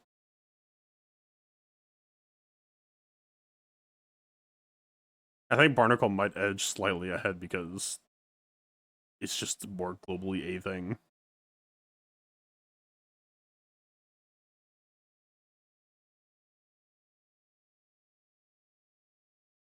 First cast instant. It'll still be a 1.5 second wait versus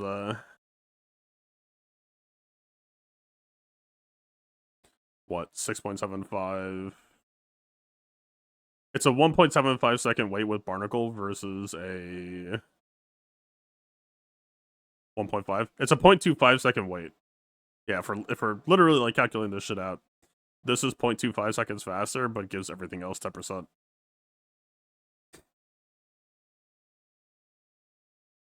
Until we get more slow. You dream of the third camera?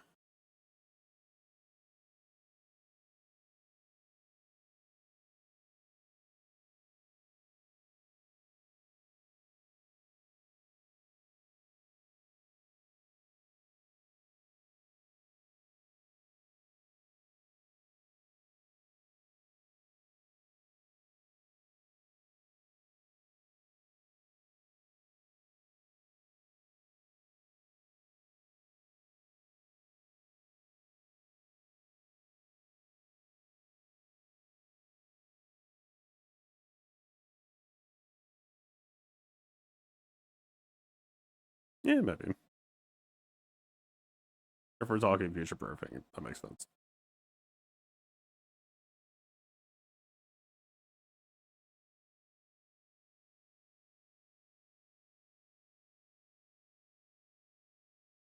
I do think Barnacle is better for current, but I see what you're saying about. Although the only way to get a third Clamora would be from fishing rod creating it, right? Because we can't duplicate. So we would have to find a Clamora upgrade.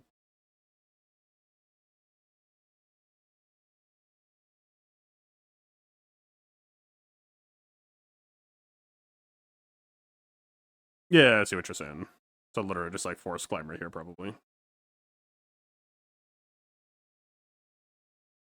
I thought you were saying there was a high chance of getting a third Clamora because I forgot that gold Clamora gave us a 7th.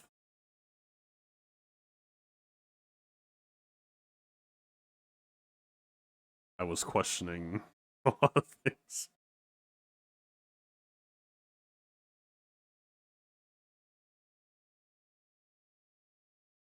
Technically, I should have looked at the item to see if it was a diamond Clamora before I did that. We probably just would have equipped it anyway.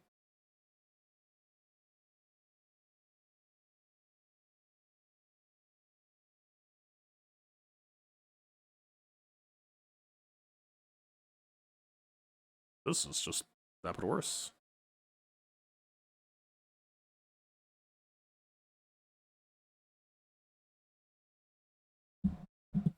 Okay, pause.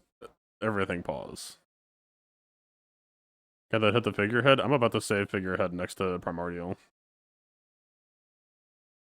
Probably not there, though. Probably more like here.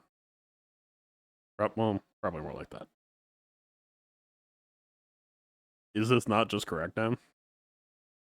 Dude, the Clambers, well, the Clambers are kicking us off. But is this not just correct now?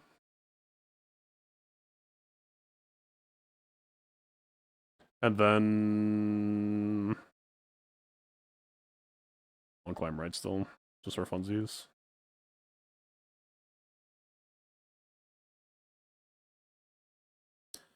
Diving weights. Has to be here. Or has to not be left of...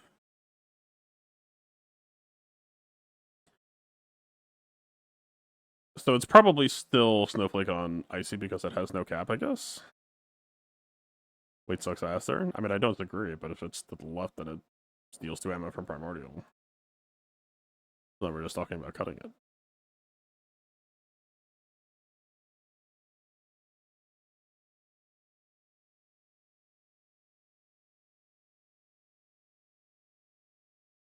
I think it's not worth this repositioning. Does freeze compound on itself?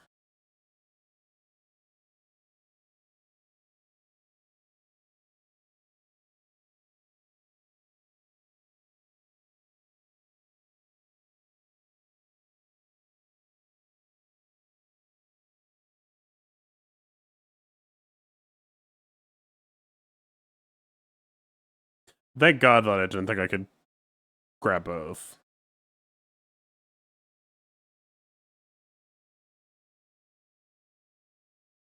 I was hoping to grab a cooldown right after.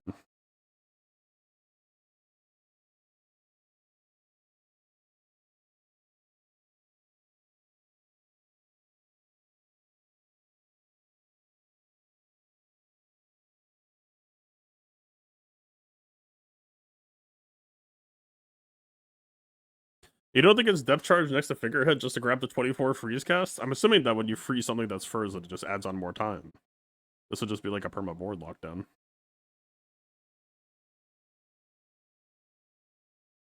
Clamor cast at 0 seconds, this cast at 0.5. The only argument past that point is that depth charge can run out of ammo where Clamor can't.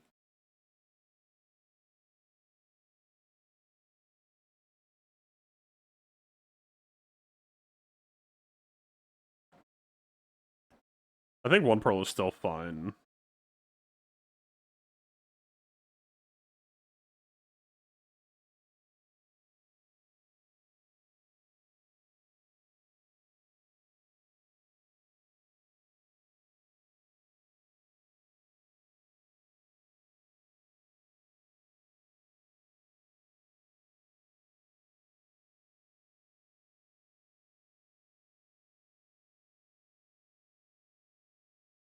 Okay, I typically hate this vendor. Is that a stupid thing to say?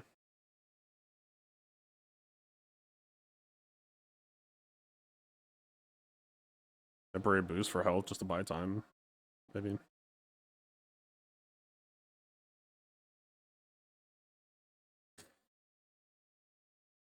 Oh, start fishing. We don't really need to fish at this point, though.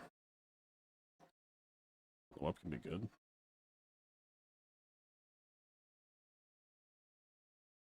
I don't think that's actually bad for us here.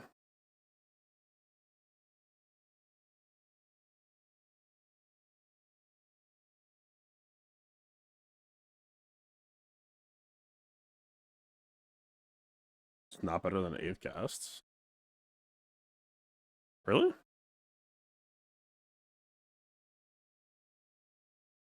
Game's over at 1 second right now? Game's over at 1 second, but our biggest fear is someone who can weather the bullshit, and this lets us... Right? It's firing for 7 on a 7.5 second cooldown, so it has a 0.5 second downtime in between. This just gives us, like, a better golf swing follow through.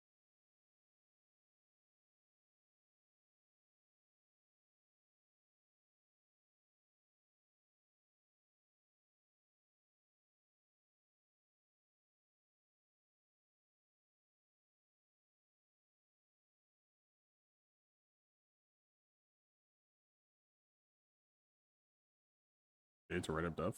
Left. What's the difference?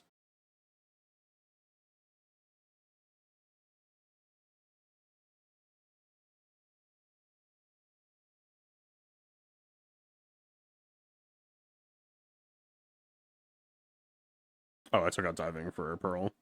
As I think Pearl next to Icy Figurehead is still slamming out more. Especially now that we have more ammo. He was dead. But why then? What is Dive Wade's doing for us? This is a self-propagating torture machine. I don't know that we care about the haste. We aren't interested in people fighting back, but sometimes they do. And it's a dick move.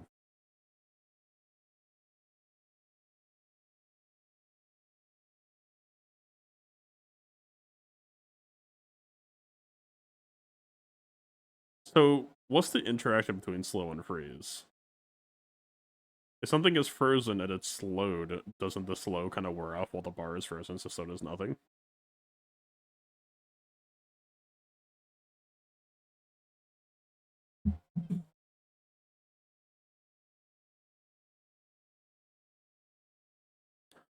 They can slow large.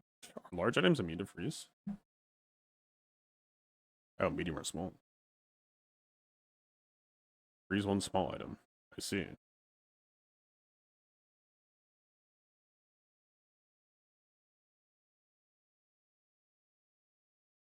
Well, that just makes me want to see weed even more, to be honest.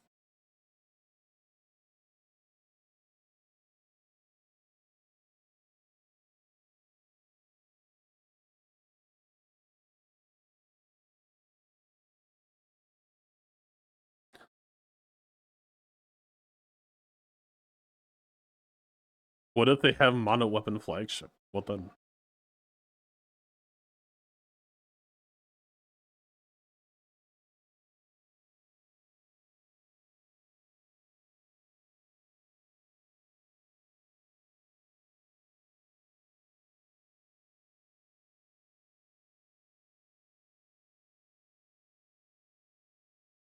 If we do this, we literally have no sustain. Anything that damages plays for keeps. That seems fucking scary.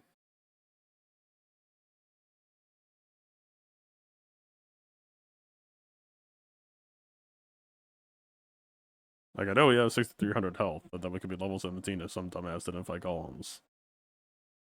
But, also, do we even beat Volcus Enforcer?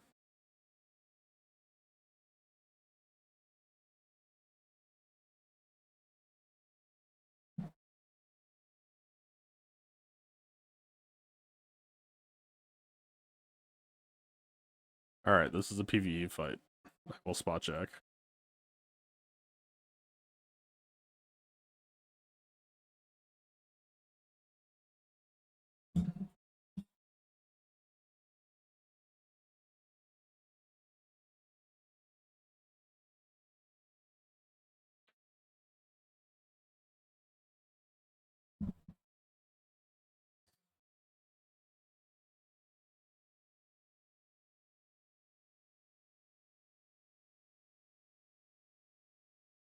Well, that's pretty cool.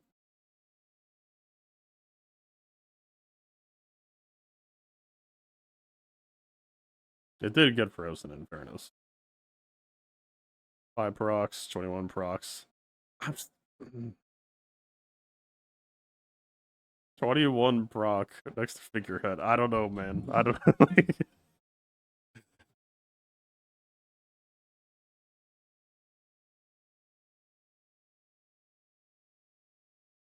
I feel like we could be doing some war crimes right now if this was next to figurehead.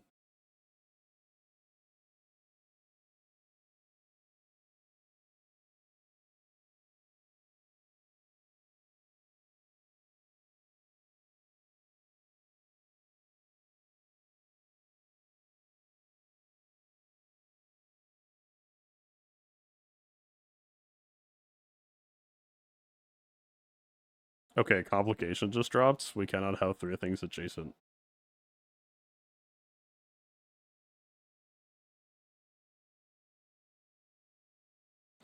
You make a compelling point.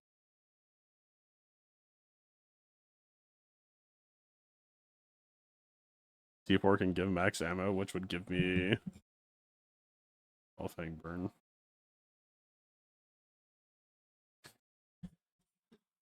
If C4 teaches ammo, then we can dish the cannonball and move adjacent to IC.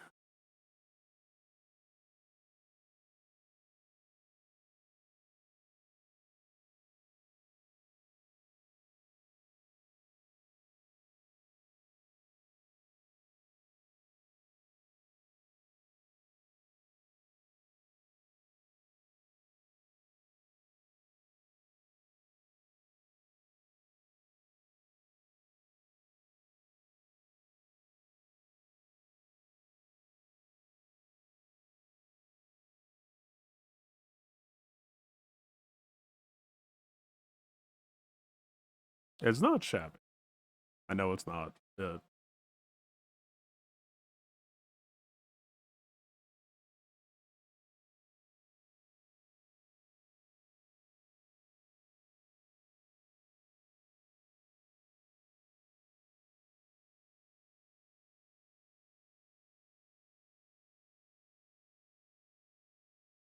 forgot. It's not a tool. I think arguable.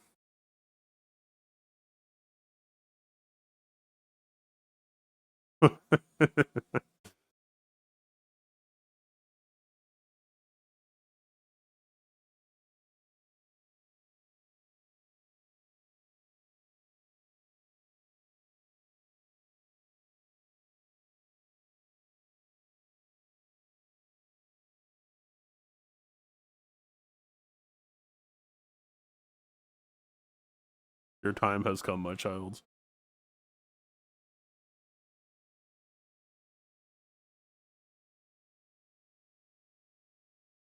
Yeah, exploit is what I usually did. You would think that exploit would be the one that costs, honestly. Like how the fuck does this make sense?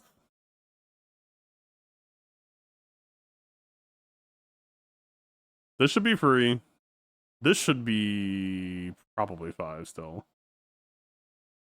And wide weapons? I know it affects all of them, but still.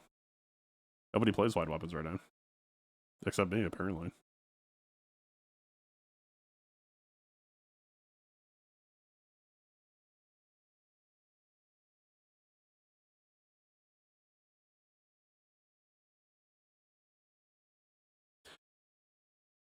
I will save. I was gonna enchant this sword. Just to see what I could see.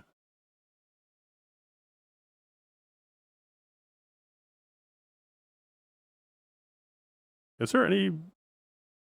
I mean, at this point, I would almost say just go buy gold chocolate bars. Most depth? Alright. Third pistol sword in a run.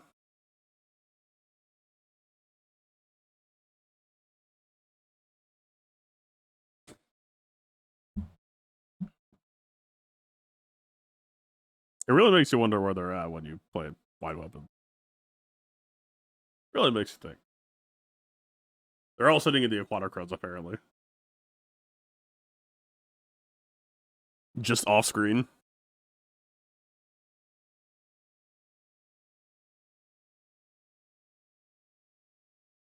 Why is it not charging? It should be like firing at 0.5 seconds.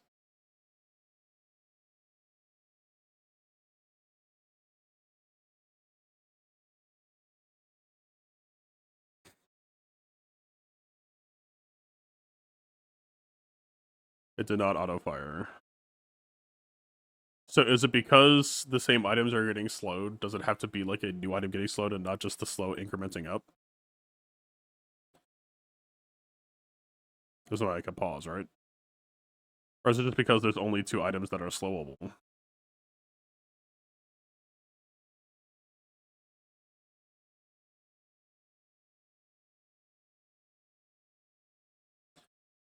So it should be at 60% charge then, right? Okay, so that's basically what happened.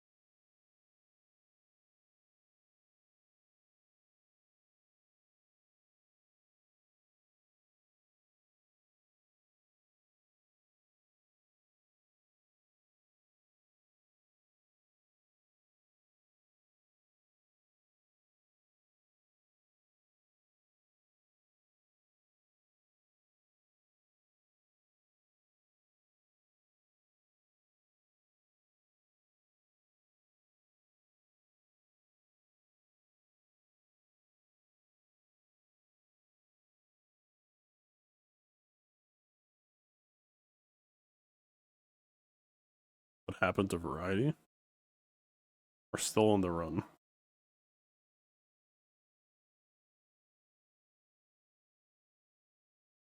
Gotta figure out what to play though. Variety of this builds, my brother in Christ, this is one weapon with extra steps. All paths lead to the same road. Here's your crow's nests. Is this game like Hearthstone?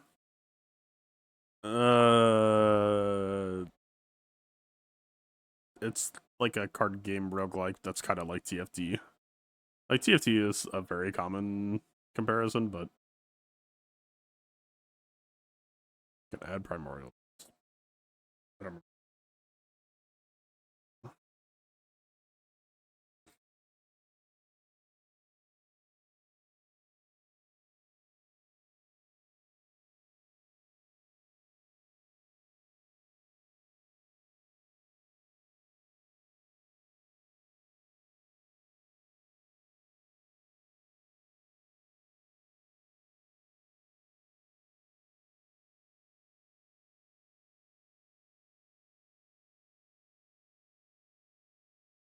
I'm gonna be honest.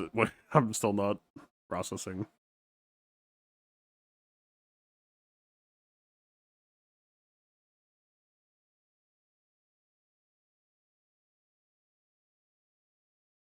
You're saying add shipwreck to this?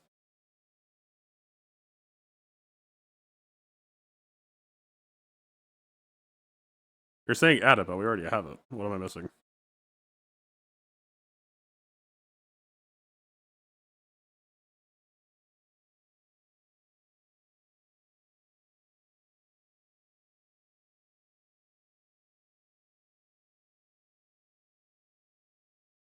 Oh. I guess it would help kill like crazy healthy pigs. Is this ever actually funny? This takes up too much board space, right?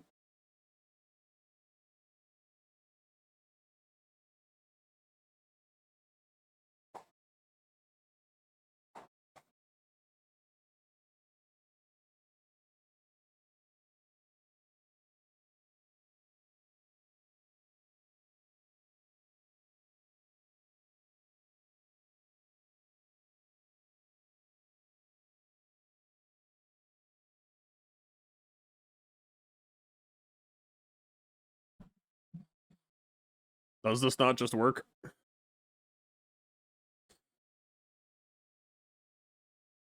Wait, but it's not 5 times 2. My brain is broken right now. I take it back. It's literally less multi than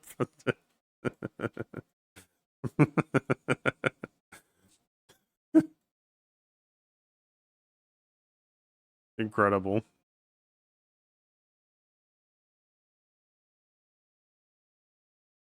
The ship gives it 2 multi. Does it?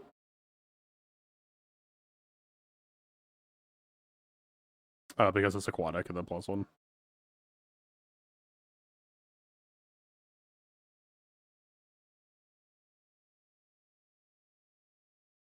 Yeah, but it would still require cannibal out, which is like literally. This is 7 times 5 versus 7 times 3. I was thinking 5 times 2, sacrifice the cannibal, so it's 10 times 3. Which I guess is still actually technically below.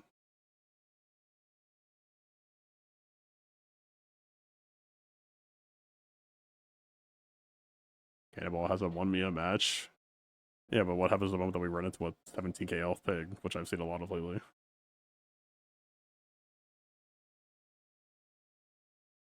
I don't know.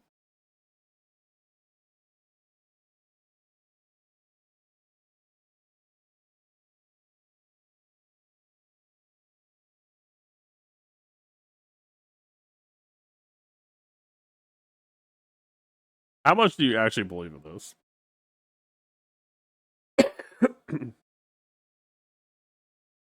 No, I've been watching the ammo count. I see that the match usually ends at 2.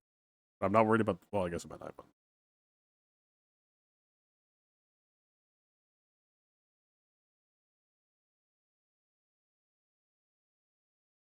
I know that most fights are ending with it at 2 shots left. Sometimes 1.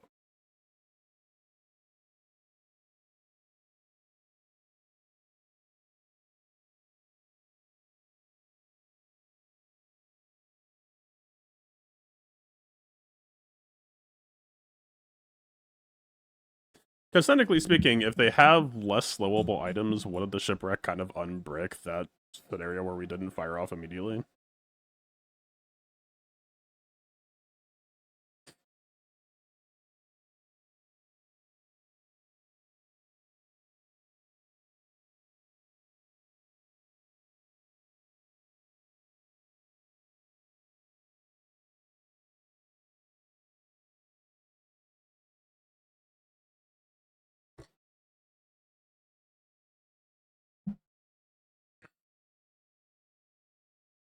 True.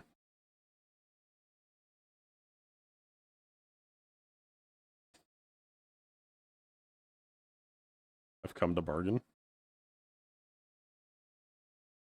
And you must follow. I've got news for you. How effectively can just what 210 poison kill 8 health?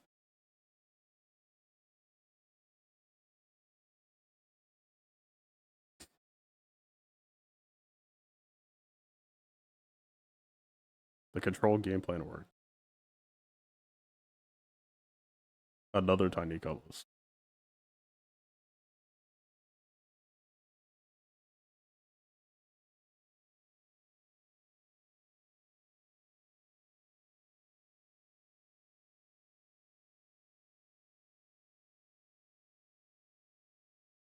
I just pulls hyper wide, but it's diamond. It's diamond.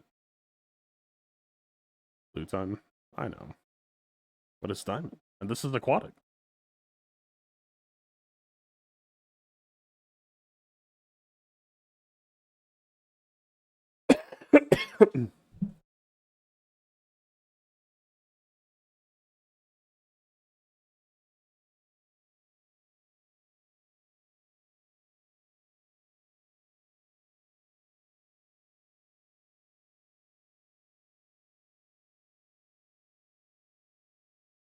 You're gonna say XP, aren't you?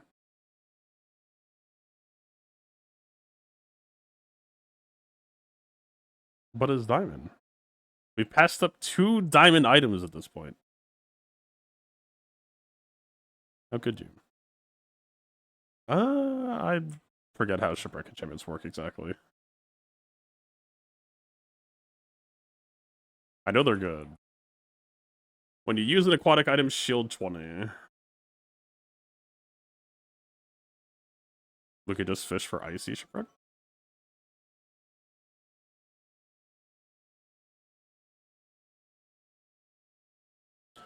Or toxic. Or anything.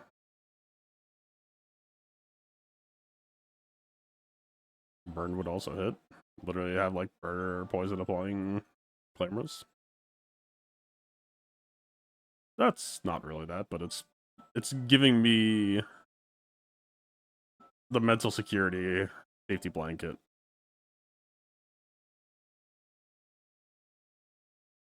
It's replacing seaweed for me.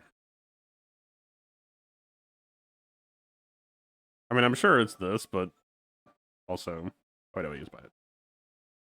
I know it's fine. What?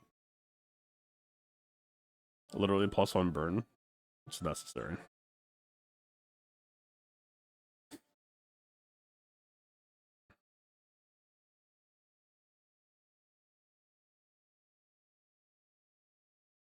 The Eclipse is very cool. I did not get 10 wins on the run that I got the Eclipse, but I enjoyed my stay. Okay, hear me out. We bench the Shipwreck, and we run the Eclipse for no fucking reason other than hoping that people get the Ghost.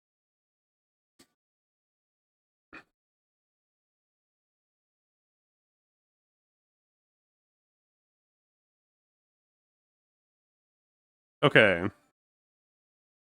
Is the argument to sell the fishing rod because it's 9 out of 10 wins and we're surely never going to lose one? Look at another day. We're at 9 out of 10 wins. We never lose. What could possibly happen?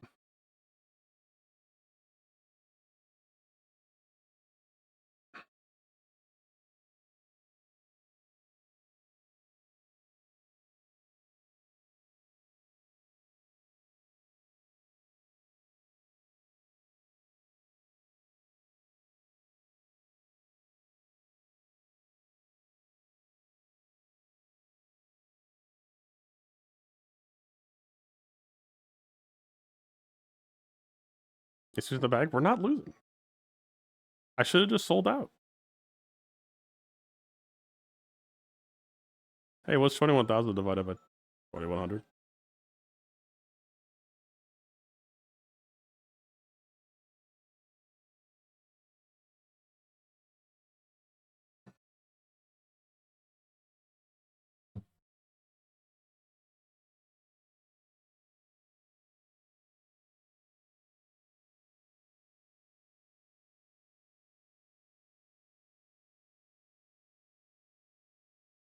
I told you this was losable.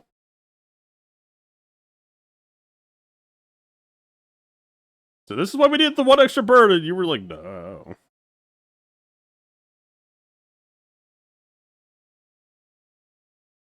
We would have won if we just had the Eclipse, then, to be honest.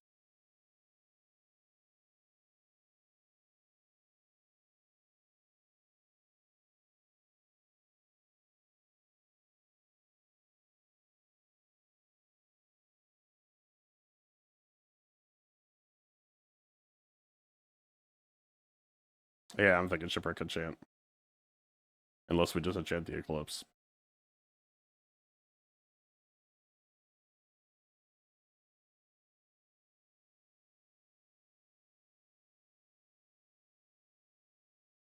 We're supposed to just take this, right? Yeah.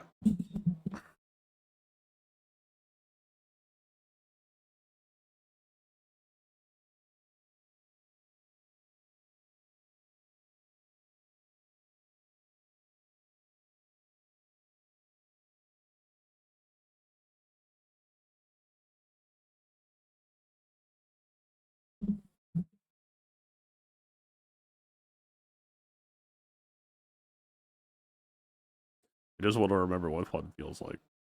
For a brief moment.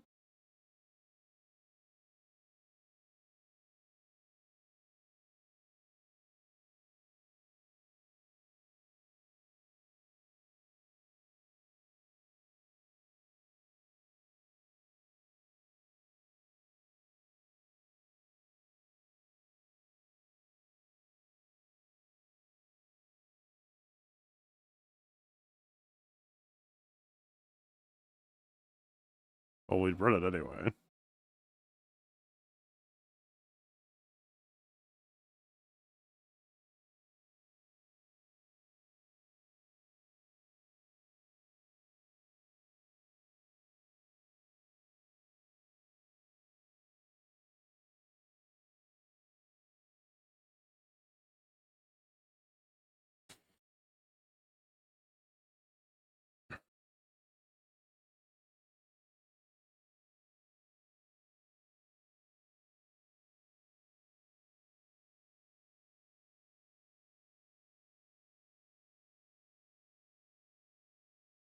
I'm still saving Eclipse for the transition.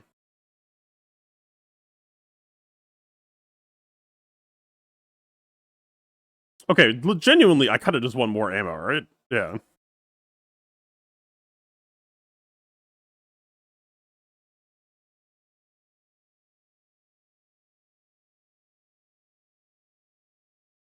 It's only +1, but you know what? Fuck it. Why couldn't it be a weapon, man? It's literally a fucking tool of war to destroy ships.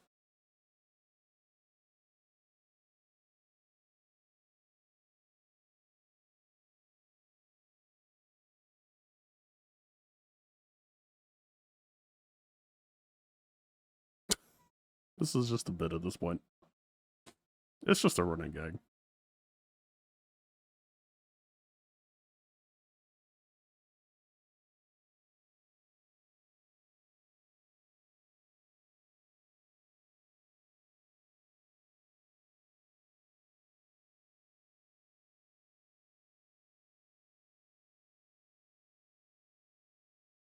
I don't think Master Alchemist skill is good, but just to... When you use a tool, reload an adjacent item. I don't think we have tools.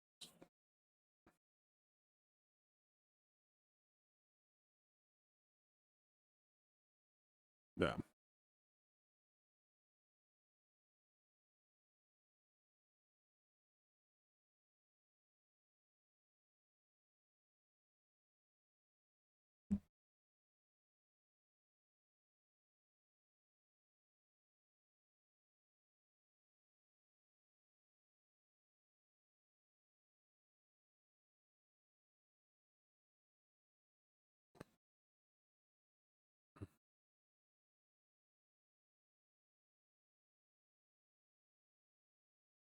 We are running out of ammo.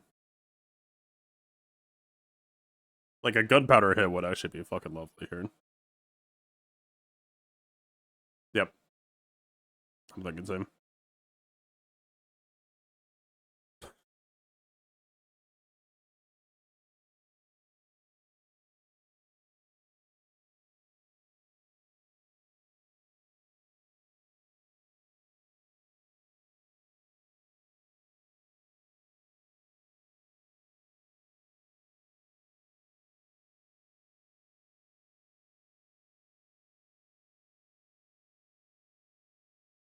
Classic.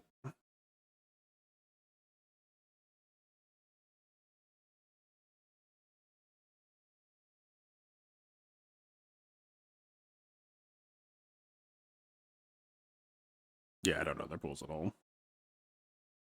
I assume nothing here matters.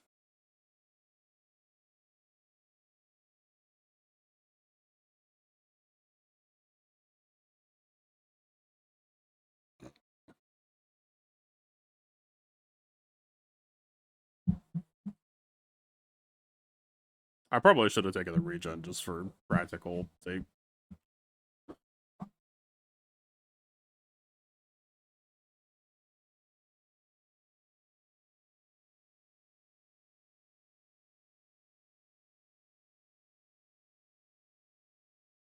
The salvo has been fired.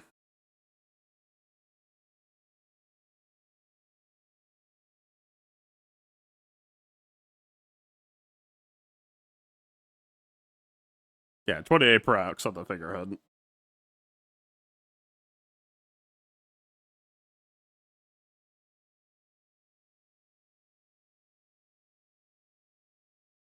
Casually hitting 60 freezes.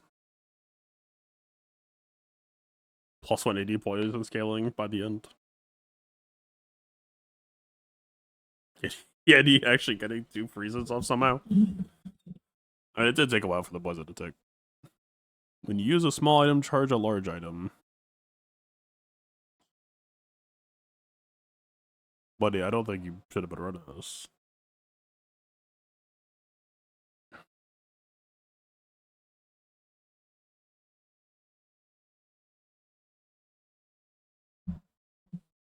Does an inexorable stack permanently? Because usually with a lot of stuff in this game, it does stack permanently? Okay, so I've been skipping that for no goddamn reason.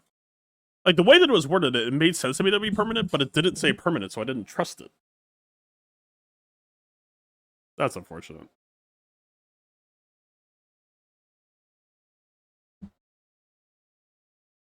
Because, yeah, there's, like, pig items and shit that say permanently stacks. Fucking unfortunate.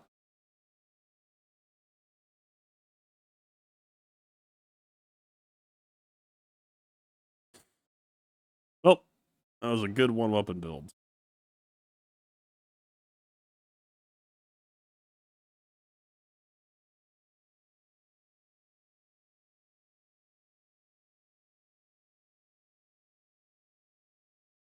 How much does big cost?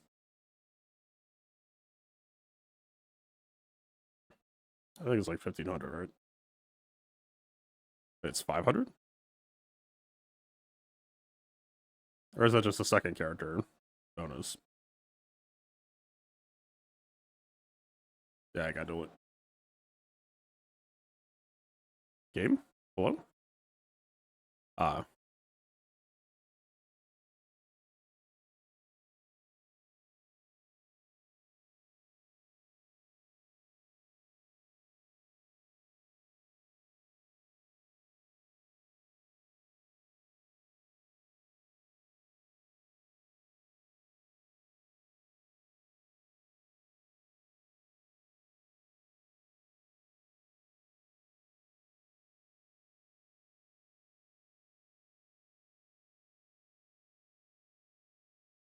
Okay, that's him. I'm almost halfway. Alright, I get a bit of headache. Not from the game, but just from not taking Tylenol yet. I'm gonna go take care of that and chill for a bit. Cool run. Thanks. I don't know, I might, like, these are the cars I was talking about earlier. I mean, I'm sure you know them. What the fuck? Sorry, I forgot that I had already hit the first play button instead of just the second play button.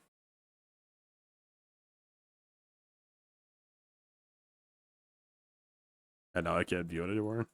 I mean, you know what the fuck I'm talking about, the deep sea angler and mantis shrimp and all the other shit. I don't know. It seems kind of fun. But I'm a little bit skeptical of its power. If it just opens more build routes, then maybe it's good enough. I know it like dilutes to pull out the fucked up stuff. But is that so bad, actually? Anyway, later.